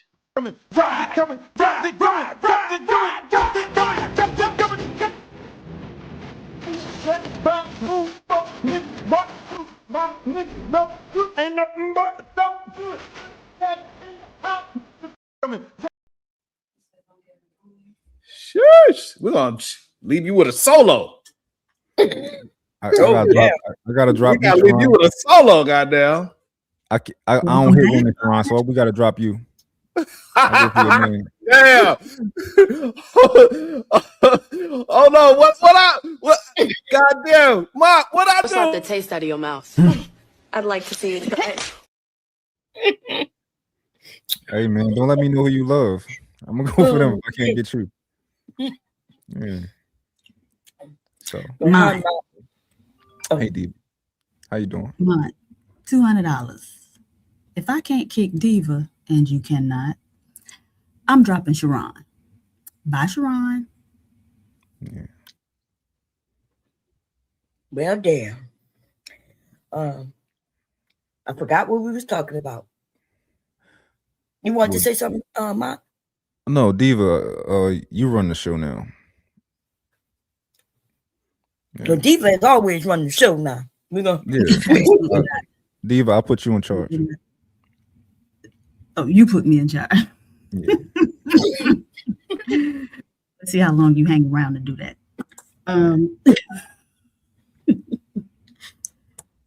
What we talking about? What you want to talk about? What's going on with your head? Not much, you know. Just letting it grow. Well, what you got going on? Because I see a ponytail, but naked sides. Yeah, you know, I'm like a, you know, that Cassie type of situation. Oh, okay. So it's, Like a you got little one side fade. shaved and then the other one is Little fade on the swoop side. it over to the side. Do you ever swoop it? No, I don't swoop it. You know. Why you don't swoop it? I don't know. I don't really do much with it. So you just keep the ponytail? Yeah. Always with a baseball cap? Yeah, you know, I'm a little lazy with it. And a little gold scrunchie? Yeah, you know, I like the silk satin, you know, it's all about hair Little health. bullet. Mm-hmm. All right, all right. You know, we like to put that good stuff on our hair. What do supreme vaginal vessel mean? That's interesting. Tell me about Just that. what it sounds like. Tell me all about it. What does it sound like? I don't know, but I'd like to learn all about it. I bet everybody you would. Yeah, most of them would. Yeah. I gotta maintain my my mystery. Okay. Use our imagination. Mm-hmm. Ain't nobody dang flirting. All right, bring everybody else up if they think we flirting. This man is married with a family. Yeah. I thought y'all were about to get together and have dinner and shit. No, this is intellectual conversation. There we go. Yeah.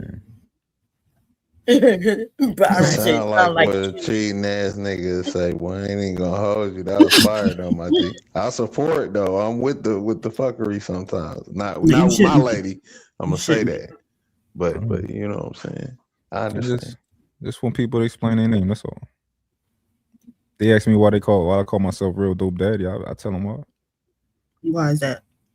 I think I'm a dope daddy. Would your kids say the same? Yeah, I'm proud of how much my kids love me. Okay. Yeah. Now, why when I saw Dope Daddy, I thought you were saying you sell dope, Daddy? Oh no, I don't sell no dope. Okay, good. I'm a square. Okay. I'm a square bomb shirt. You know that. That's what the name. You know, names could be really confusing. You know, nothing wrong with them. No, I dig it. What bomb cherry mean? Bomb cherry juice. What that mean?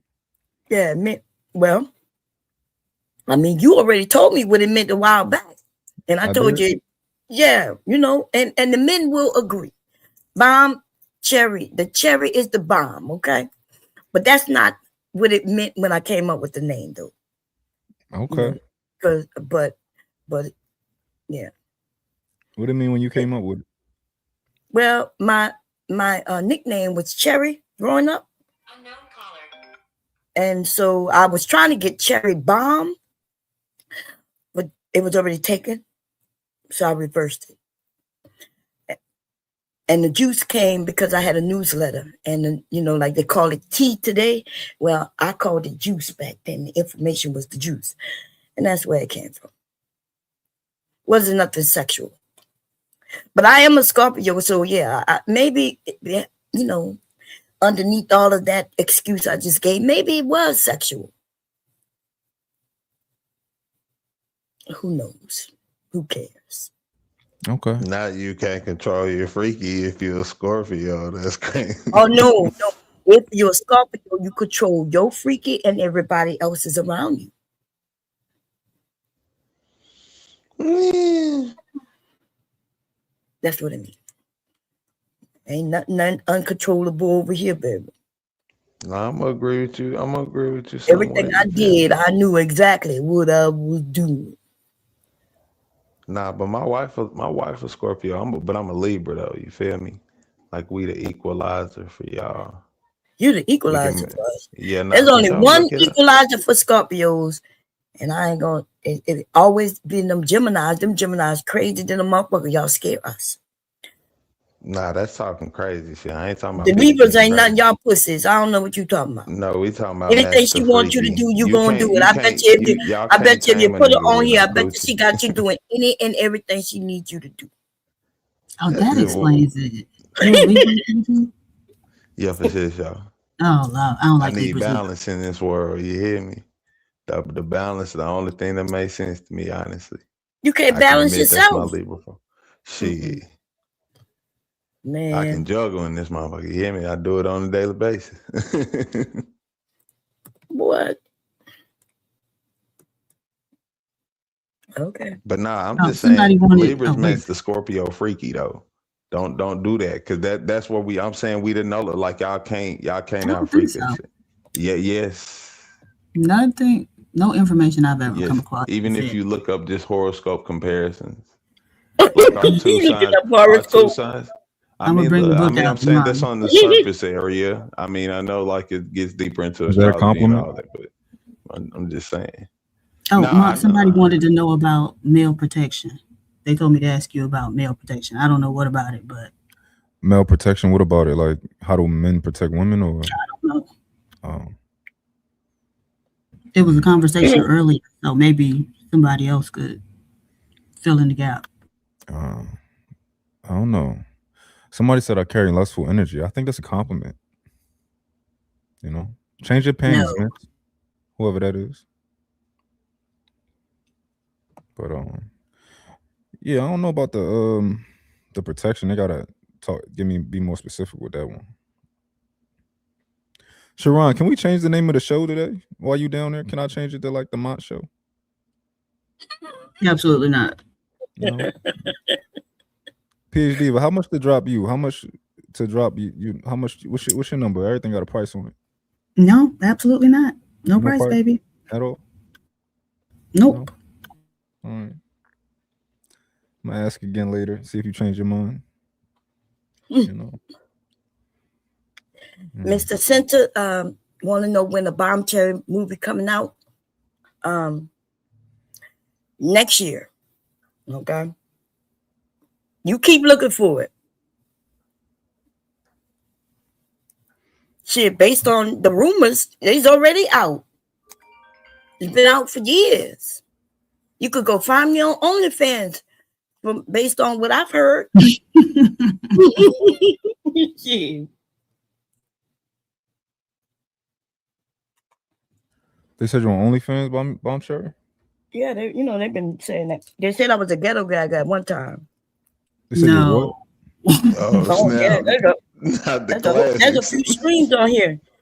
They put the picture up and everything and claim that woman is me. And then they put my picture on side of her picture and still claim that is me. They said, "Oh, that's younger." Who would do that to a nice woman like you? Well, I'm not as nice as you may think. Okay. Wink, wink on the thinking part.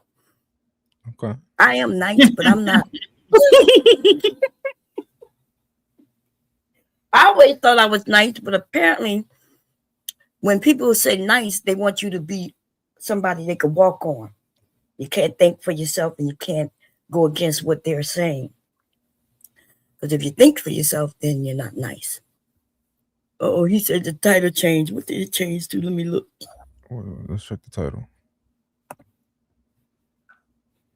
I can't see it. The Mont Show. It does say it. Yeah, nice. Hey, he said you paid for it. Makes sense.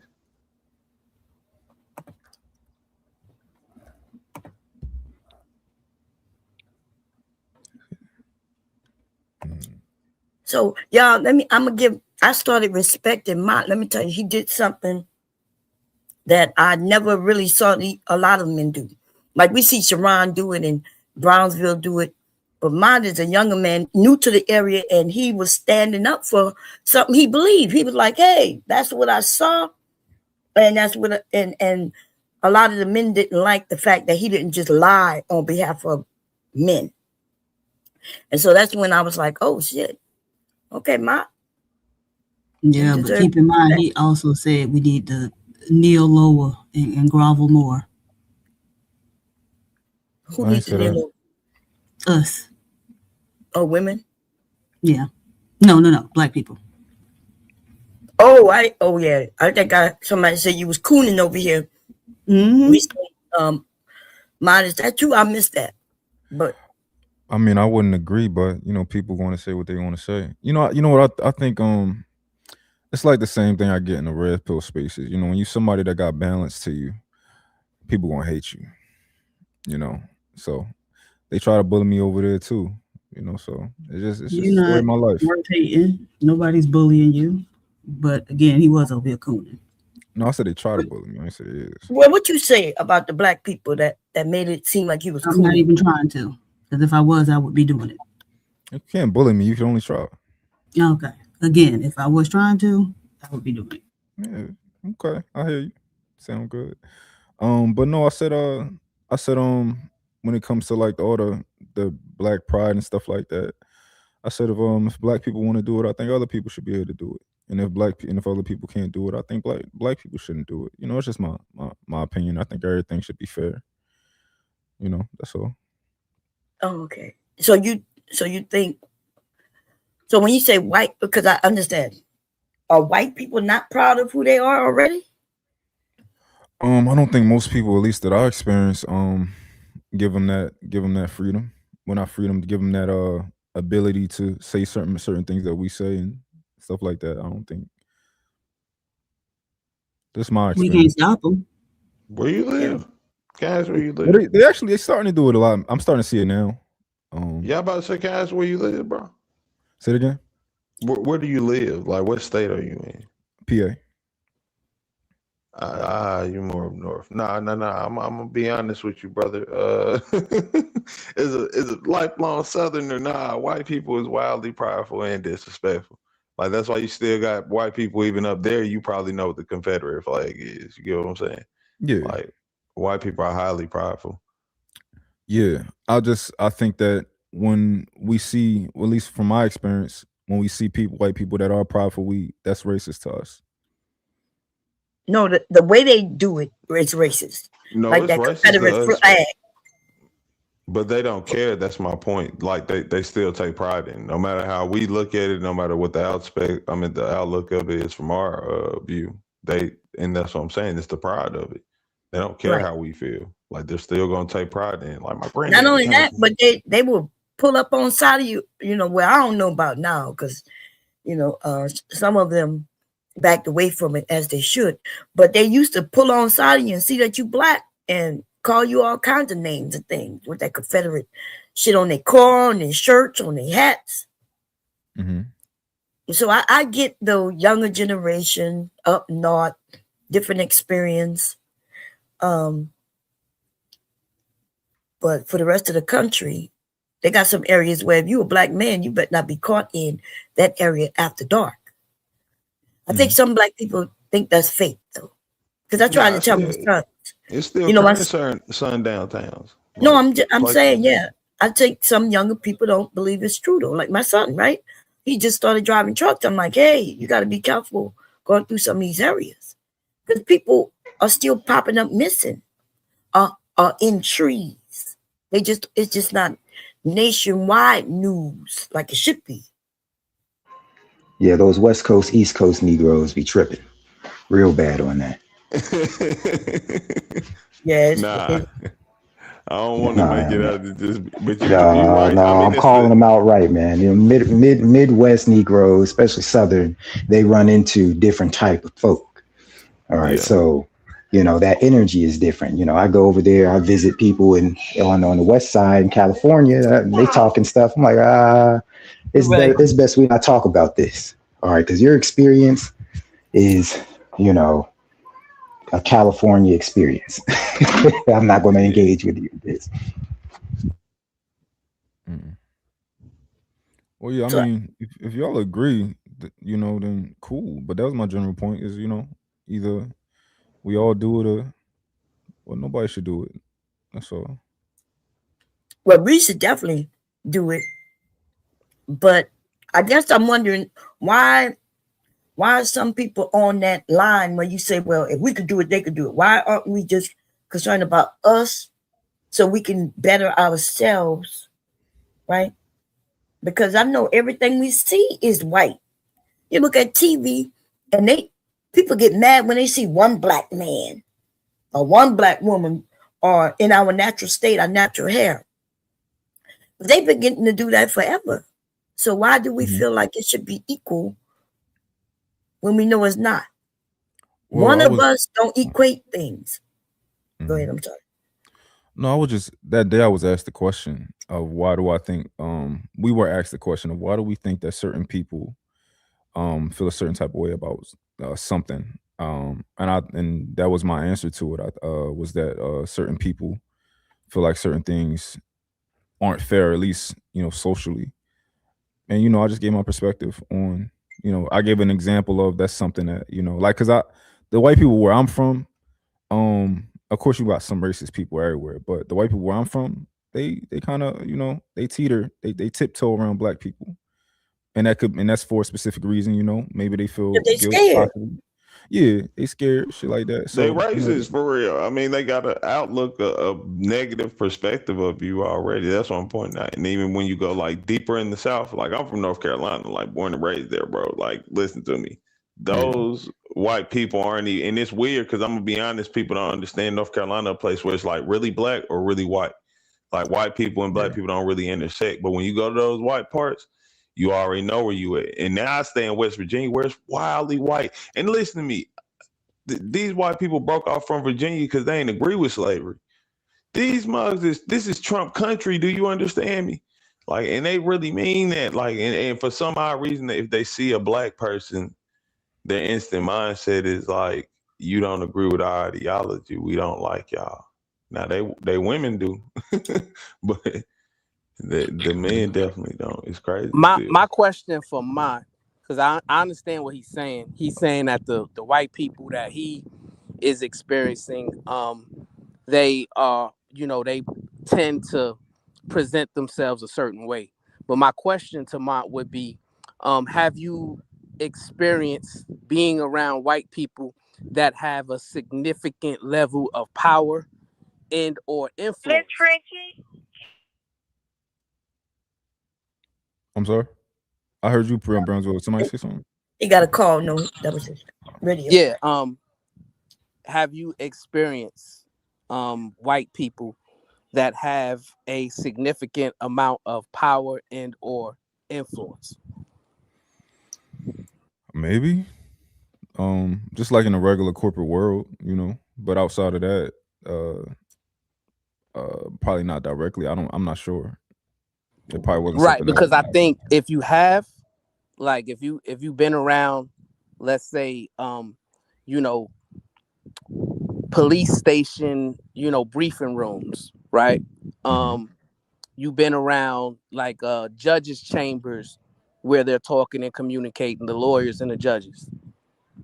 You've been around politicians. You've been around a certain level of white people that have a significant level of power and or influence. I think you would change your opinion on it, right? Because you'll find that those are the people who have a significant level of pride and they believe in doing anything and everything possible to push their particular race forward.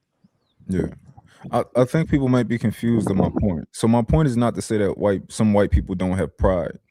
My point is that I don't think that if we heard them have pride in certain ways, most of us, not all of us, because I was on a panel yesterday where somebody said, yo, I think black people should be having kids with black people and they shouldn't be mixing. And I think white people shouldn't be mixing with black people or whatever. People should be keeping their races together. That was fair to me, right? But I have most people, I think, probably wouldn't like to hear a white person say that. Nah, I'm good with that. I hope white people say that, but that's a whole different. But that's not the same. We've been hearing that forever anyway. Yeah, I'm quite okay with that. Support that 1,000%. No, I ain't with that. All my babies is full Negroidians, okay? Like that's all I'm saying. Okay, just because your feelings got hurt don't mean ours did. Yeah, that's an old conversation you're talking about. So again, slavery. like earlier when we was having a general conversation and then we bring it in the personal, I'm saying my point is general, right? I think if we put a poll up in America and said, if somebody told you white people shouldn't be having kids with nobody else, they should just be producing more white babies, is that racist? My perspective is I think most people would consider that to be racist. Right? No, I don't think they think that's racist. Most people don't. We just disagree. That's just the way it is anyway. That's what they've been saying and preaching. This administration is all about that. That's all they keep saying. So what do you mean people are saying they're racist? We saying they're racist not because of some of the things they're saying, but not because who they want to have families with. Yeah, it's the fact that they blame other races of people for their downfalls. Everything that going bad in their life, they blame us. Everyone but themselves, to be honest. That's 100% on right there. Well, like they just don't take no accountability. The accountability is just y'all doing the crime, and even though black people do have a problem killing each other, most crime committed by white folks. That's just outright plain, and I don't want to hear that. It's more numbers, man. Look, it's a lot of people in Japan. They ain't always doing hella crime, bro. You feel me? Like they don't take no responsibility. One of the most telling things that happened is that you got some California communities. It gets too many Asians, high performing Asians in there, and those test scores and those standards start going up. Oh, white flight starts happening. They start abandoning that area. It's like, you're not going to just raise my test scores so my kid can't get in. Standards over right, you're not raising the standard. You ain't doing that. They'll move. They'll take their resources, go to a different community. Like, nope. The standards are going to be for little Billy, and that's it. But they do with affirmative action. They use agency to get rid of it, but it mostly benefit white people. Now white people with lower scores can get in when they couldn't have gotten in because they had to, they had to save slots for Asians, blacks, and different other people. Now they don't have to do that anymore. Yeah, the Asians took an L on that one. Yeah. Hey, Mont, do you believe it's a coincidence that the brothers who talk against black issues are generally accepted more by white people than the brothers who don't? No, I don't think it's a coincidence. I think culture tends to bring people together, and like the things that you believe is.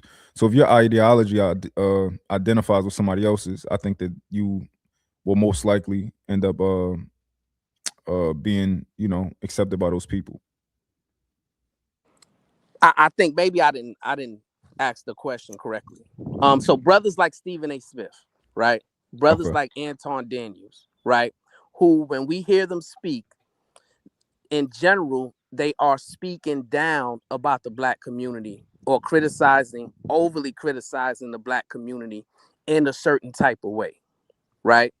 Mm-hmm. And those brothers are the ones who are accepted more by white people than the brothers who are uplifting the black community, speaking life to the black community, and not trying to push a false narrative that black people are the problem. Mm-hmm.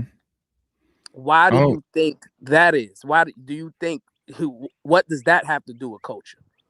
Why do you think those brothers? Why do you think those brothers who are pushing down the black community with their verbiage are more readily accepted by white people than those who uplift the black community?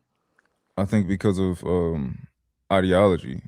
I think that. So now I'll give you an example.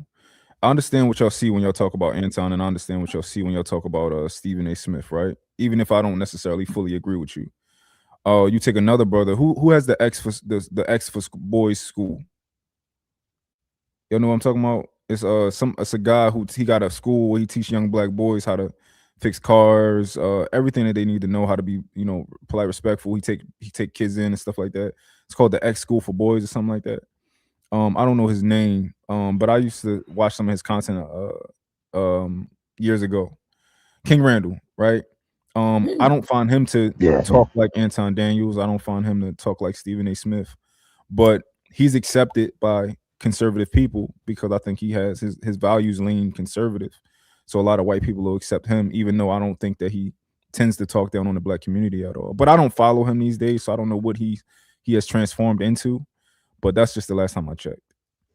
He's a whole new animal. That was a good segue, man. I like that because you can have rhetoric that they just specifically agree with. You know, like me, where I'm at, I like universal vouchers, especially for homeschoolers, right? That is for a lot of left-leaning people, Democrat people. They feel like you're stealing from the public school system, but conservatives widely agree with me. Now, I want it because I think the families can teach the boys better, and they're failing the kids. But you know that it's a totally different thing. The conservative lens, they like that approach more than the other side. So it is like an ideology thing. But it goes beyond just conservative ideology, right? Let me ask you a question. Do you believe that when somebody says F Malcolm X, does that have anything to do with conservatism? No. Yes. Huh? Well, I ain't talking to you, KT, but in general, that doesn't have anything to do with conservatism, right? That is, speaking negatively about one of our leaders. You know what I'm saying? Who was a leader in the civil rights era, right? We find that the brothers who are anti-Black history, anti-Black empowerment, anti-Black productivity, those are the brothers that are usually universally accepted by the white community. And the reason why is because that's the ideology that they share, right? Which is why I'm trying to get Mont to kind of look at it in a different way in terms of his comments about pride, right? Because I think the level of pride that Black people have, no matter how radical it is, it pales in comparison to the level of pride that the white community has and the levels in which they are willing to go to make sure that they maintain power. Okay. Do you think that if you were to talk to somebody, like let's say for example Anton Daniels, right? Would you be open-minded in that conversation? Open to maybe the possibility that at the end of that conversation, your point of view could be changed on certain things? Yeah, certain things. He could enlighten me, or he could provide clarity, right? But I don't think there's no context that would ever explain why he said F Malcolm X. You know what I'm saying? Like, there's no context for that. There's no context for the certain belittling comments that he's made about Black women over the years, right? There's no context. Yeah, he don't even like Black men. Mont, do you have a political position? Conservative, Republican, liberal? Do you have a position? Not really. I try to stay out of all of that, honestly. I just try to at this point, it's just something I'm not really interested in. But maybe in the future I might get into stuff like that and start. And why is it that you try to? Is it so you do have a position, but you just try to stay out of it in the public side? You mean? No, I don't. I try to like ignore, like, so for example, y'all probably can tell me a bunch of things about what Trump got going on right now. I have no idea. I have no idea what's going on right now. I prefer not to, I prefer to kind of stay out of it because I tend to be a very balanced person and I tend to listen to perspective. Like, for example, like I understand how people can call you a simp, Sharon, right? I don't think you are. I think that you're genuine. And I listen to your perspectives and you've changed my mind on certain things. I'll be like, you know what? Like I don't think Sharon's a simp. I don't think you pander. I don't think you do any of that because I'm open-minded and I'm even if you say something that I was against before, I'm just open to your explanation, and I think a lot of people aren't like that, and I tend to be like that. So I don't know. This is something I'd rather not do right now. Okay. Do you vote? Sometimes I voted for Obama. Okay.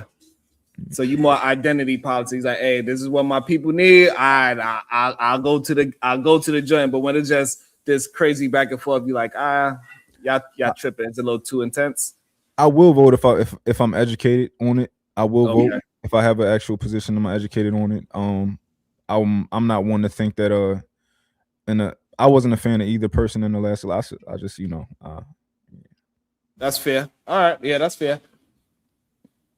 That's fair. And it is interesting. If you don't mind, how old are you? 32, 33.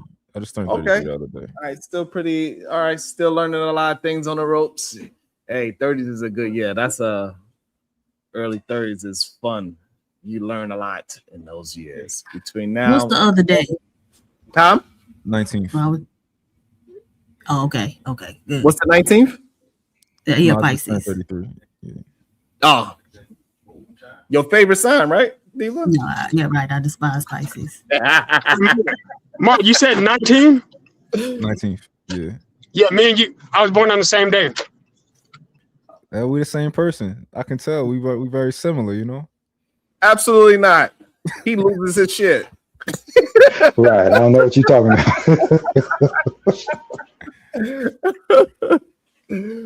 I guess the only thing that's comparable is that y'all tall and clearly, I guess y'all both like the fights. I guess I don't know. That's hilarious, though. That's funny to see people born on the same day have two different dispositions in the public, at least, because who knows what's going on behind closed doors. Maybe y'all flip on the closed doors part, right? Maybe your ass turned crazy and he turned to a little, understanding person all of a sudden. They're all crazy because they live. They all crazy. Yeah, they live in their own world, so they frequently not having the same experience as everybody else, right? Look, listen to what Mark was just saying. All his white people is good white folks. Maybe all his white folks was good, Diva. I mean, to be fair, my white folks were good white folks. That's very hard to believe. Oh, damn. Ain't none of them good. Ain't none. And Pisces, maybe Pisces could experience white folks in a good way. Both these 19th born day brothers of Pisces have good experience with white people. Right. That's because they live in their own head. So even if they was calling them the N-word, they'll still be smiling and saying, "Oh, that was great. I really think I got through to them." Goddamn. Oh, Diva, a story on that note. Get this. So one of my adopted parents actually slipped up and did that, and I immediately reported them to services. I didn't blink about it. That's a word I don't play with. Ever. Like, nah. You ain't finna call me ever. Very interesting. Yeah, I don't know what to actually say about that, Josh. I'm actually, my gasket is flabbered. I have no idea what to say to that. What's up? Welcome to the show. Out the mud, Cody. Good day, sir. How you doing? What's your thoughts while I gather minds? I was good with y'all, big dog. Can y'all hear me? Yeah. I was good with y'all. Hey, Cody. What's up, Don't tell me you born on the 19th as well. You're a Pisces. No, big dog. It's not if you don't got nothing to say. You might not have nothing on your mind. I wanted to say something about what y'all was speaking on earlier, though. Okay, go ahead.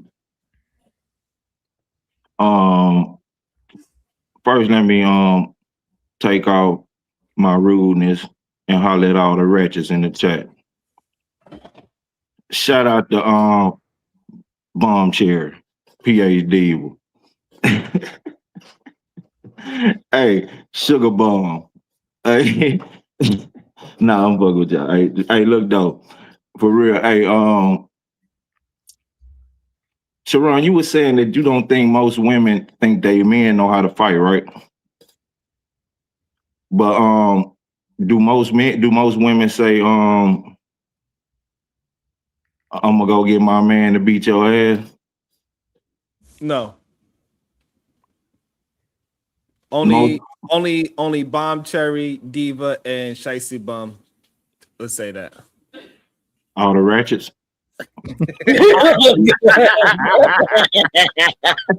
Excuse me? Okay, now you finna go. He said it. Hey, Dave, you know Sharon said this shit. No, but look though. But what I'm saying though is, and on most occasions, women that's in relationships, and regardless of their stature or caliber in life, y'all want to place them at. If they engage in a dude engaging with them like in a threatening manner, they say they gonna get their man or their brother or they predominantly think the man can fight, whether you think he can or know that he can or not, Sharon. Yeah, I don't think so. I think it's more to the latter. What you said, they would rather go get their brother, their cousins, the ones that went to jail and already been in outside and No, doing. that's when they engage. That's when they engage in the conflict with their man. But no, what I'm saying, even when they have a man, most of the time, a woman, she would still say, "I'm gonna get my brother." Cut this shit. I'm just saying, like, even man, you hey, listen, I've been in positions where a girl, she has a boyfriend and she's like, "Don't let me go get Sharon and them." Cut the shit. And her boyfriend like, "Yup, you don't want Sharon and them to come over here because man, you so full of shit, boy." Not the boyfriend too. Yeah, boy, man, homie is man. soft. Homie sweet cheeks out here. And most women though, Sharon, if you be honest though, most women they say like they going to get their man, or like you say, if they into it with their man, they gonna say their brother or their father. You understand what I'm saying? You're right. I don't think majority of women are really doing that. They usually call their brother. So I just don't see it. It don't happen like that often. Majority of the time, women and men are usually not in the projects. That's not majority of people. So majority of people are not involved. It ain't about the projects. That's about life. That ain't about the projects. Sharon, are you serious? I never lived in the projects in my life. Cody, listen, Shadow got his ass whooped by his woman, and she still loves him. We were 6 or 4. Hey, most 6-year-olds boys get beat up by girls. And that's what I'm saying. So I know you got beat up by a lot of girls, Sharon. Also, I did beat up her first boyfriend. Well, what I'm saying is that majority of women in today's time, right? They just don't really look at their boyfriend as a warrior, like how men try to do. They try to put that reference on women. I think you're putting extra on it. I think you're putting extra on it with that though. I'm not putting extra. That's how men look at it. That's how men look at other men. Hey, this is my homeboy, and I think that he'll scrap with me when we get into something. That's how men look at it. Women don't look at it the same. They don't really walk around thinking that they're going to get into problems like that. Women don't have that mentality of women are willing to go travel anywhere in the world. The reason why is because they don't think about violence happening to them. So they don't even look at their man with violence. They will go anywhere. If women actually believed in all this violence and protection, they would not be going outside with short skirts late at night, 3 a.m. You're making a different argument now. You're making a different argument. It is not on their mind that they got to worry about their man fighting. It is not something that majority of women are just thinking about. They feel free. They'll go wherever they want to go. It's not on their mind. It's just not. You're making a different argument. I'm making a real argument. Women do not think about safety like how it ain't about what you say. You making a different argument. The argument that was made was that women don't think they men can fight. They don't. And now you talking about protection and now you going. That's what I'm saying. You making a different argument. The argument is that on average, the average woman in a relationship with a man, does she or does she not think he can fight? That's the argument. She does not believe he can fight. No, she don't think about him fighting at all. No, that's bullshit. That's bullshit. Hey, Sharon, with the average woman, I think you said this before. You said the average woman has been harassed at some point in time, right? Yep. And generally speaking, when a woman gets harassed, if she's not handling it herself, she would want somebody to protect her, right? That's the public, yes, the public. Hold on. Okay, so right, because we talked about private, now we're talking about it public.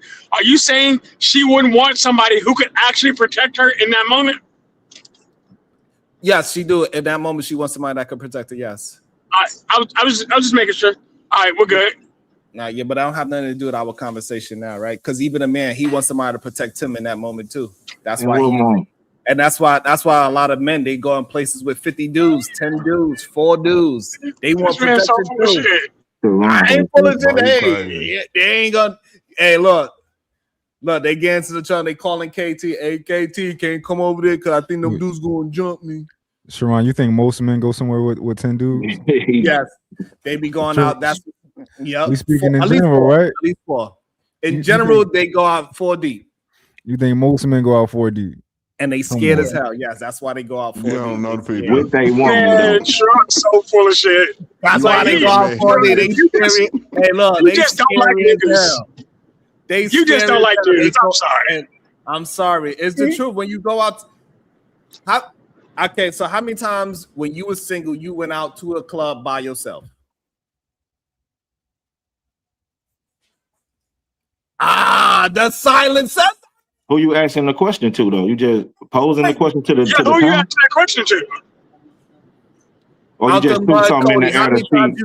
How many times you went to the club by yourself? Regularly. Okay, Shadow, how many times you go to the club by yourself? Every time I've gone except for one. And that's because it was a birthday. Next. For some reason, I kind of believe Shadow because he just I'm awkward and I like to fight. I'm the troublemaker in my group. No, what I'm saying is that you go to Cod's place, so you probably would go there by yourself. So KT the GOAT. No, hold up, nigga. You ain't finna do that. I'm finna send you that money too. No, you ain't finna shoot that shot at this group and move on to KT. Those events have 6,000 and 7,000 people in them, homie. Yeah, so if we're gonna have that conversation. The one I'm going to next week has 30,000. Miss me. And it never happens to fight there. KT the GOAT. How often do you go to the club by yourself? Hey, KT, he just lied through his teeth.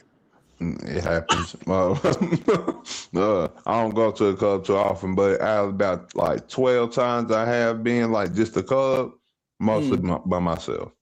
Right. But you like when you talking like events and stuff, Sharon, like if you speaking on like now, if you so now we're gonna act as look. And now we're gonna have an honest conversation, say that majority of men are going to clubs by themselves. All right, then y'all win. You see the clique of niggas that go out. You see the clique of dudes that go out. They be 2 and 3 deep. I ain't gonna argue with you. I'm from a different place. All I know is you go down to West 4th Street. It's going to be a group of dudes walking around, going bar hopping. At least, but man, y'all most scary up there. Down south. Got it. Y'all every individual got his own pill. Y'all would do and say anything to win an argument, and y'all got it. Notice he's gonna dismiss the argument. Hey, don't do that. If you don't believe it, stop thinking like you do. The fact is, everybody else up here is telling you what it is, and you're like, nah, men are pussies. No, men are really about that life. If no, we're men are not about that life. Okay.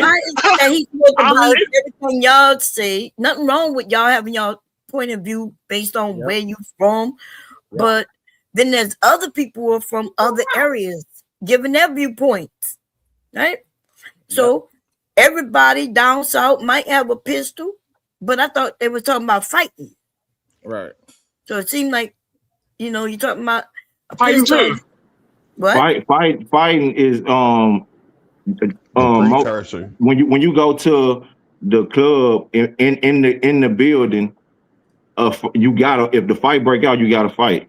It's a fight. You're gonna fight. That's just what it is. It ain't no unless you running and getting up out of there or something. But, hold on. Hey, Bob Cherry. All I know, when I was having a conversation, these brothers fought me tooth and nail and said, ain't nobody having no fair fight. Everybody getting jumped. Now all of a sudden they all going places by themselves. How the hell y'all jumping people? I never said that. Never. Fine. How the hell? I know men fighting. Okay, that's fine. If everybody's getting jumped at all these places, all of a sudden everybody by themselves, and they just decided, hey, you look like my people, so we're gonna jump this man just because. Y'all full of ish, bro. So, and this is the problem. And this is the problem. And this is the problem that we keep. And this is the problem that we keep having. It's either it's either people are not fighting fair and they jumping people, or they going out places by themselves. I don't know which one it is. No, people get jumped. Everybody not worried about getting jumped. Like that's it, period. Even Okay. like I'm saying, Nobody not worried about getting jumped. by himself. That's why it's getting jumped. This nigga said nobody worried about getting jumped. That's a lot of them jump. A lot of them jumpings. A lot of them jumpings happen because dudes with crews and hanging with crowds. Hold on, y'all. Hold on. It's okay. I get it. Y'all want to just win the argument. Now all of a sudden, men are just going out to bars en masse by themselves. Fine. A lot of jumpings occur in gang fights nowadays, big dog. I said fine. Y'all got it. I'm not gonna. Don't you understand that part of it? I'm not gonna argue. All I know, whenever we do see these bar fights, it ain't just a one-on-one. It is because there's gang fights. Sharon. I said bar in the. I'm talking about in the bar when people are going to bars. They usually around like 4 deep. Because it's a gang fight. If you 4 deep, what I'm trying to get you to understand, Cody. Right? Let me finish. Man, come on. Let me finish the statement. It is if we go to the white version of bar fighting, when they ain't really running in no games. The white version.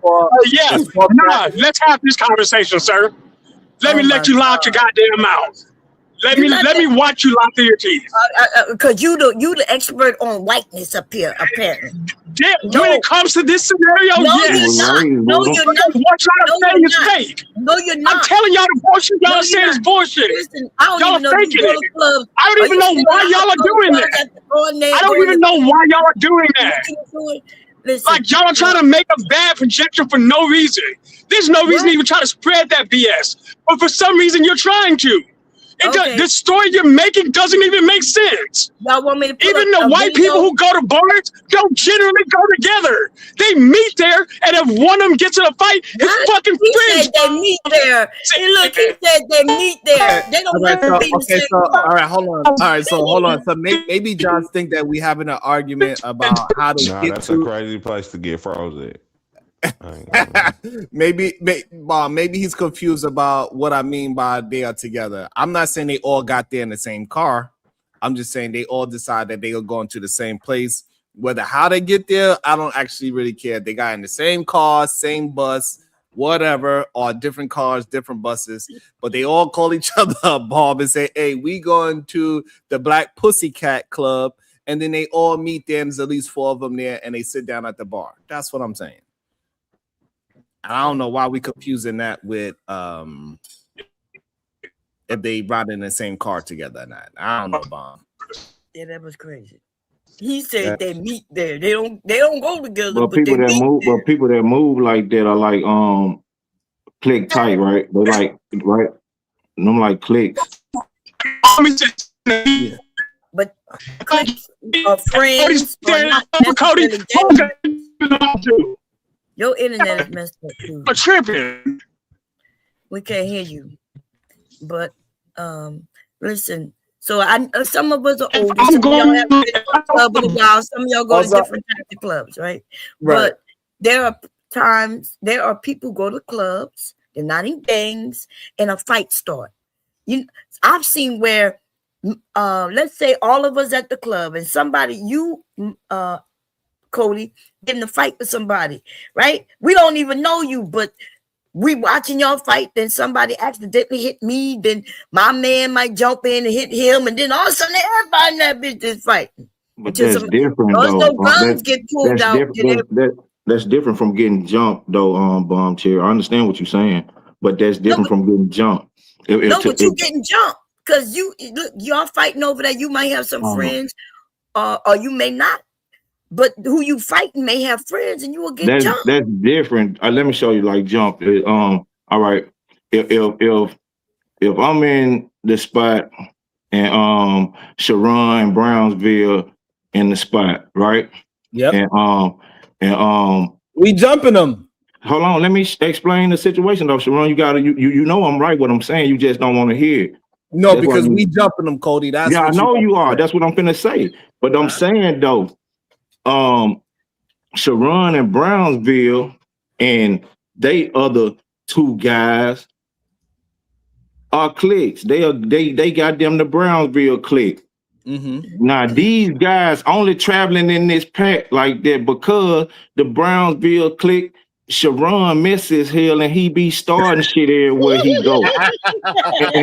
and so, but me, I'm in this piece by myself with my woman chilling.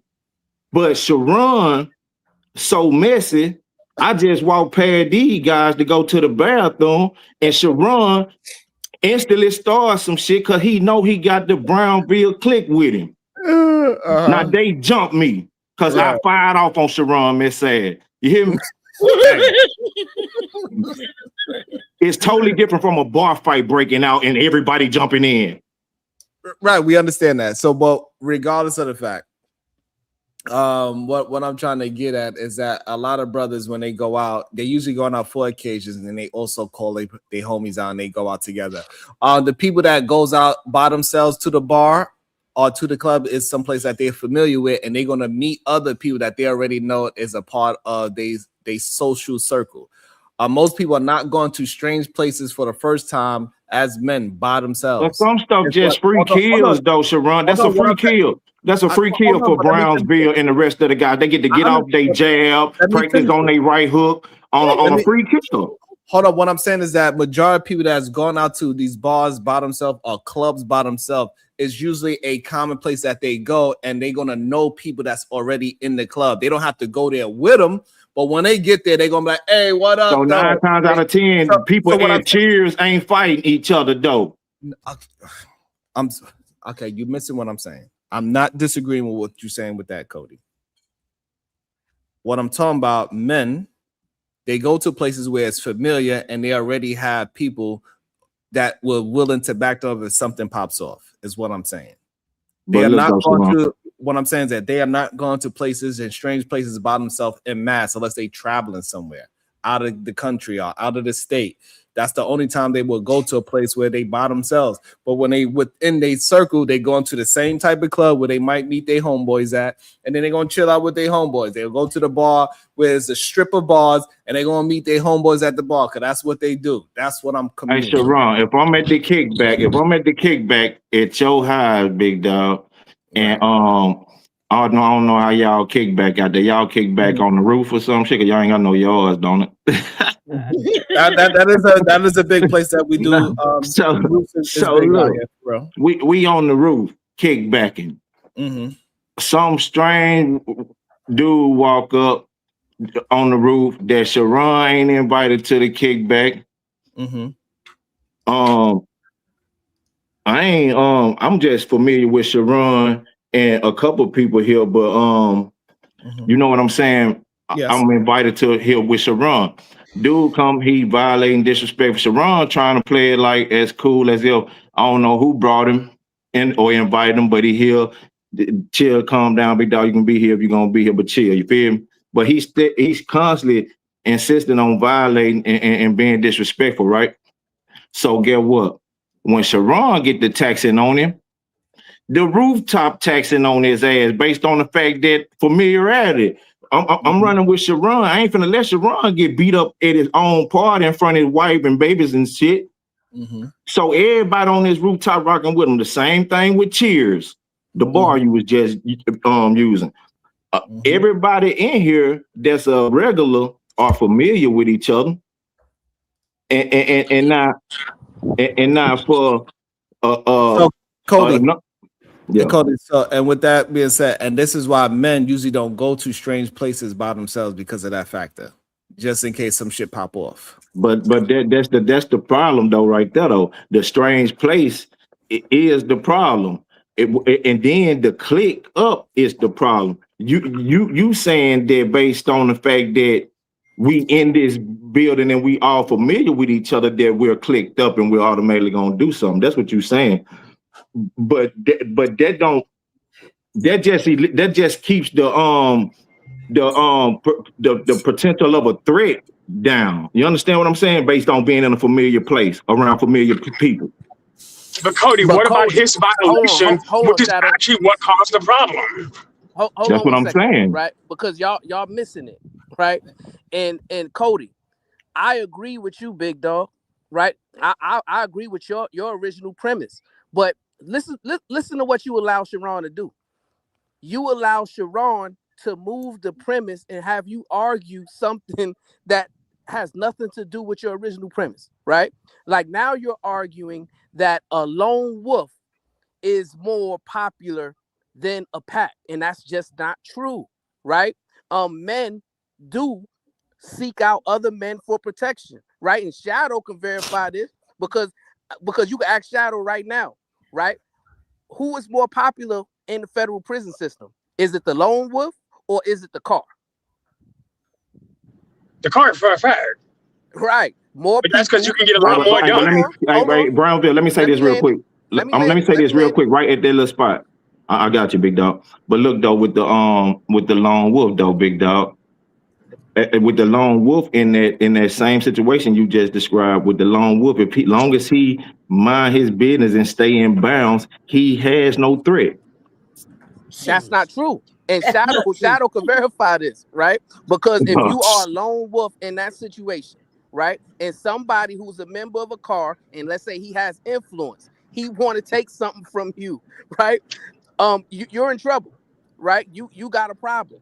And what I'm saying is Sharon's point is correct when it comes to men seeking protection from other men and men wanting to travel more packs than lone wolves. But that doesn't have nothing to do with your original premise, Cody, which is women will want to seek out the man that they're with to defend their honor.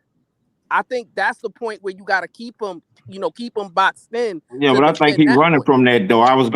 That's why I was telling him. I keep catching him running from that same point though, Brownsville. That's why he constantly cutting me off and constantly trying to interject other things. I'm just gonna destroy everything he interject and go back to where I'm at though, big dog. Sharon can't F with me on these. You hear me, big dog? But listen though, I'm telling you. Yeah, I hear you, but I cut for Sharon though, so I try to give him a little leeway because I know this his family and his audience. So but Sharon know what it is with me. Yeah, but you arguing a fallacy that you don't have to argue, right? We know. Well, I'm not arguing a fallacy. He asked me. How often do I go to? So you gotta take you out of it. No, right? he asked me the question. He asked me the question about me. But he asked you a genuine, a general question, which is, do men prefer to go out to the club in packs or as lone wolves, right? And the easy answer is in packs, right? Men prefer to be with other men, right? When they go out, that's a fact. I think people prefer to go out with other people in general. Look, but what I'm saying is this: when Sharon, I thought we were speaking as far as like men in relationships, and do he travel with a pack? And because he's talking about being able to the protection of your woman, and goddamn me, we're not talking about the protection of men. He talking about right. So that's why you got to keep him boxed in on your original premise. That's where he already lost that though, because he running. No, so this is the problem, Cody. I'm a wolf. He's a wolf. Yeah, he's been saying that for a while. You look like a wolf, but that don't make sense. This is why I always got jumped, because it was a whole bunch of punk. No, because I described why you always got jumped already, because you was the messy one in the Brownsville clip. I described it already. You feel me, KC? I was out there lone wolfing, and then they like, nah, we're gonna jump. I'll be whooping. Whoop that trick. Whoop that trick. But look though, on the level though, when it comes to men moving with their women, men don't move around with crowds of guys when they with their woman. Now that's a fact. I'm just saying that's where you gotta stay. That's what I've been telling him. He running from that though, Brownsville. You hear him running. But he gonna go to a place where he recognized the men who are there to make sure that him and his girl gonna be good. Because men go with their wives to different restaurants, different club settings, different cities, different states, and nobody in the whole town. So that's not true either though. No, but I'm talking. But you know, there's a lot of people who go out to the club with their woman, right? When you go out to the club with your woman, aren't you going somewhere where you know it's going to be safe? Sometimes you want to go where everybody know your name. Cheers. Right. I've been saying that. Okay, we agree. So we agree. Everybody move that way though. It's human.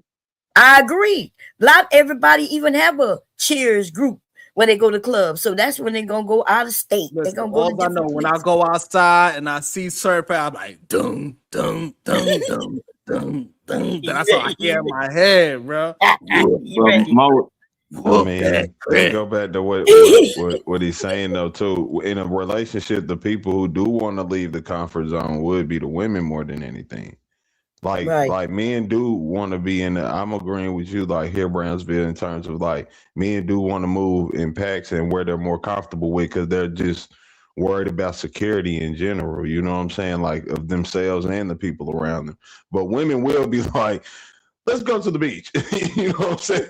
Like, and not just let's go to like Wilmington Beach in North Carolina, since we're from there. Let's go to Miami Beach. Yeah. You know what I'm saying? So it's like, even in that element, it is the woman who, and listen, just to please our women, we're not going to be like, we may make a little bit of like, you know, nah, but once we see y'all set on it, we like, all right, and we do protect. Like, that's, you know what I'm saying? I think a lot of y'all are KT. Finally, we got, I can't believe me and KT are in agreement. The other men just want to argue with me just to argue with me, KT, because that's what also I'm saying, KT. When I be says walking that down, when he can't win an argument. That boy ain't shit, man. Hey, Brownville, you throw this your cousin, big dog. He just explained this why you got junk, bro. You was being messy with the click. He just threw me in there for nothing. Look, I ain't got nothing to do with this. That's right, KT. Me and you now walking down the block. Dum dum dum dum. Oh nah, that's what you had. Ain't nobody jumping me, cause I'm gonna keep it real with you. We got sticks and stones over here. We don't play that.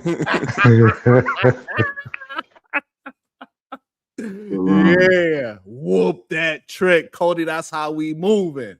All 2026. I'm going to all spots. Whoop that trick. So who was walking with you and your wife and kids in that mall the other day, Sharon? Not only in the real. How many times in these YouTube streets I be going by my damn self and y'all be like, God damn it, Sharon, you know what was going to happen. You know what's finna happen. And what I'm doing, I'm in there like, boom, boom, boom, boom, boom, boom, boom. I see. That's the message I was talking about. Yeah. Somebody in the chat said that women don't have a sense of danger, but we go in packs. When we as women go places, we don't go by ourselves. We do go in groups. And if there's a guy who want to go with us, we may let him go, but we're going to get with our girls. We're going to tell her, look, bitch, don't get too drunk. Or if I get drunk, which one of y'all not going to get drunk? You know what I mean? So women are not as stupid as some of these men think. It's crazy. Oh, women good, because most men ain't as stupid as women portray them to be. So most men ain't out here just outright violating and disrespecting the way women portray that shit to be either, though. But that's they why are. women, they are. It's just some of you men not gonna let it happen. That's what I'm saying. But I just heard Sharon earlier discrediting the prisons of a man. You muted, Sharon. Oh damn. KT had hopped off of mute, so I'm gonna get his point of view that I'm gonna address out to my Cody. Go ahead, KT. Slap the taste out of your mouth. I'd like to see you try it. Yeah, damn.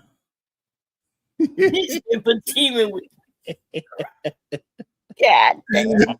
Hey, Diva, you there, Diva? Boom. Shout out to Titan Wasp, $20. KT for teaming with Sharon. Damn, Teenan. You can't even spell. Boom. I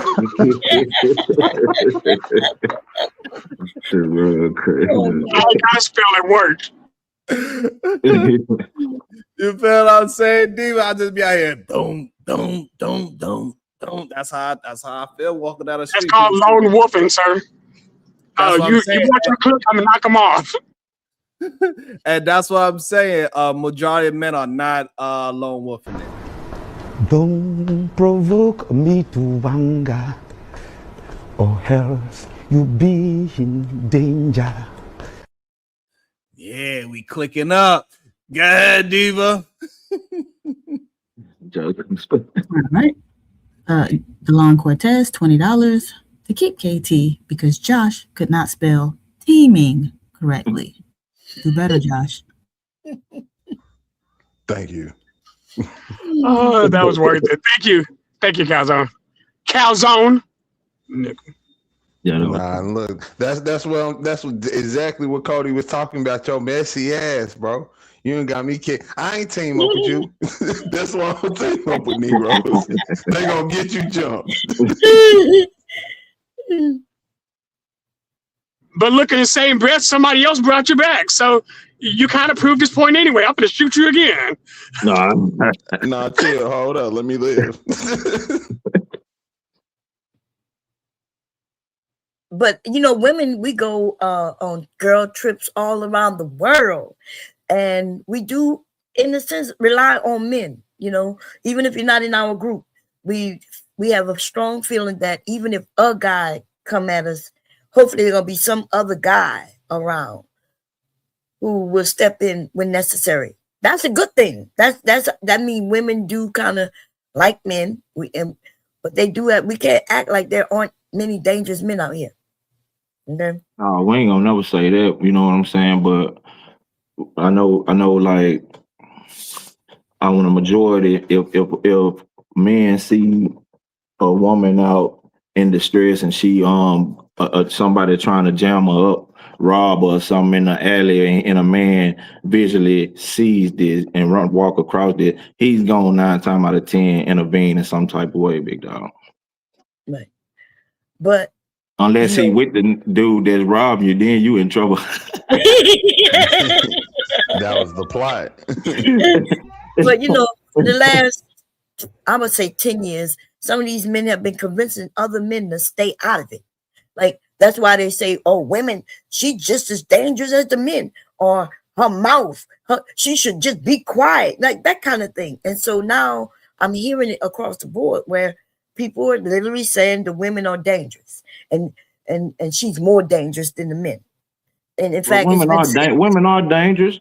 So women are, and especially in relationships with men, women can be dangerous. Women are disrespectful in relationships, and you know, are men disrespectful in relationships? Yes, I'm not. That So don't. When I say one, don't negate the other. No, but remember, I'm saying that the narrative is women. They're not saying people. Oh no, I ain't saying that. I'm not saying that. I'm saying though, it is a two-sided coin though. You know what I'm saying in relationships.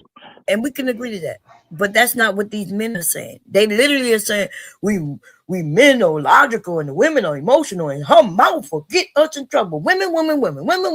And that's what's happening. That's what's been happening. So a lot of men been saying, well, I'm not going to protect her. And we saw it. Remember when that woman's son had to get out the car and protect his mother with other grown men right there? That little boy took a life he shouldn't have had to take, because all it took was some grown men to say, get in the way and say, bruh, why you hitting on this woman? But they didn't do that. Yeah, but you know, we can do that about everything. What are you talking about? Who the hell is JT? Slap the taste out of your mouth. I'd like to see you try it. Damn, you did not try.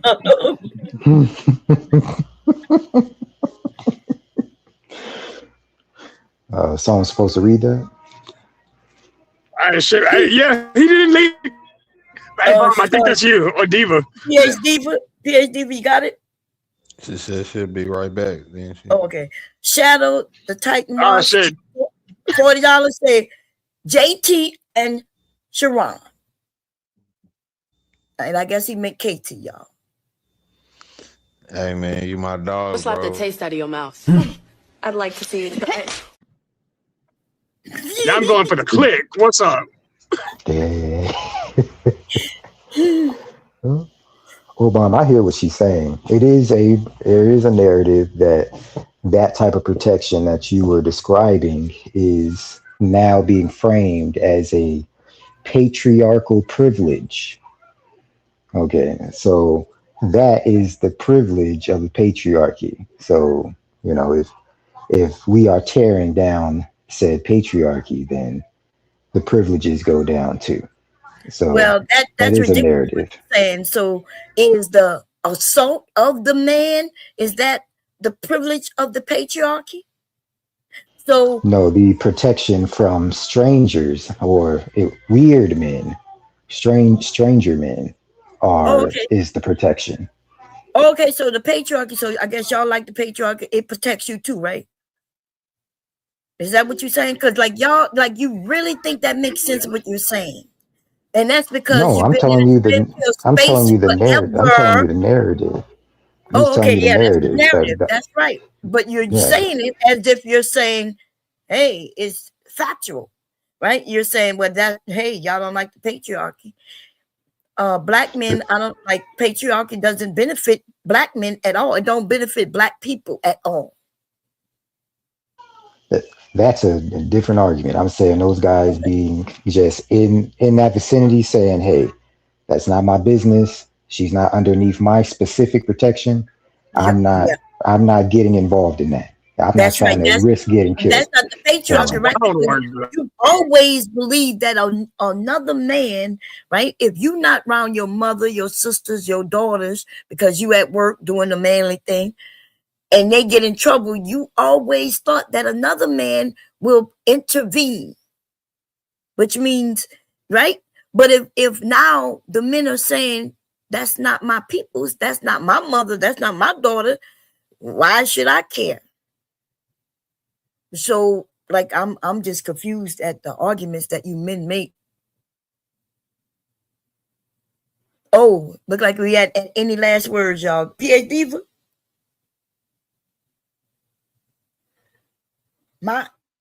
Who was that with the Superman thing?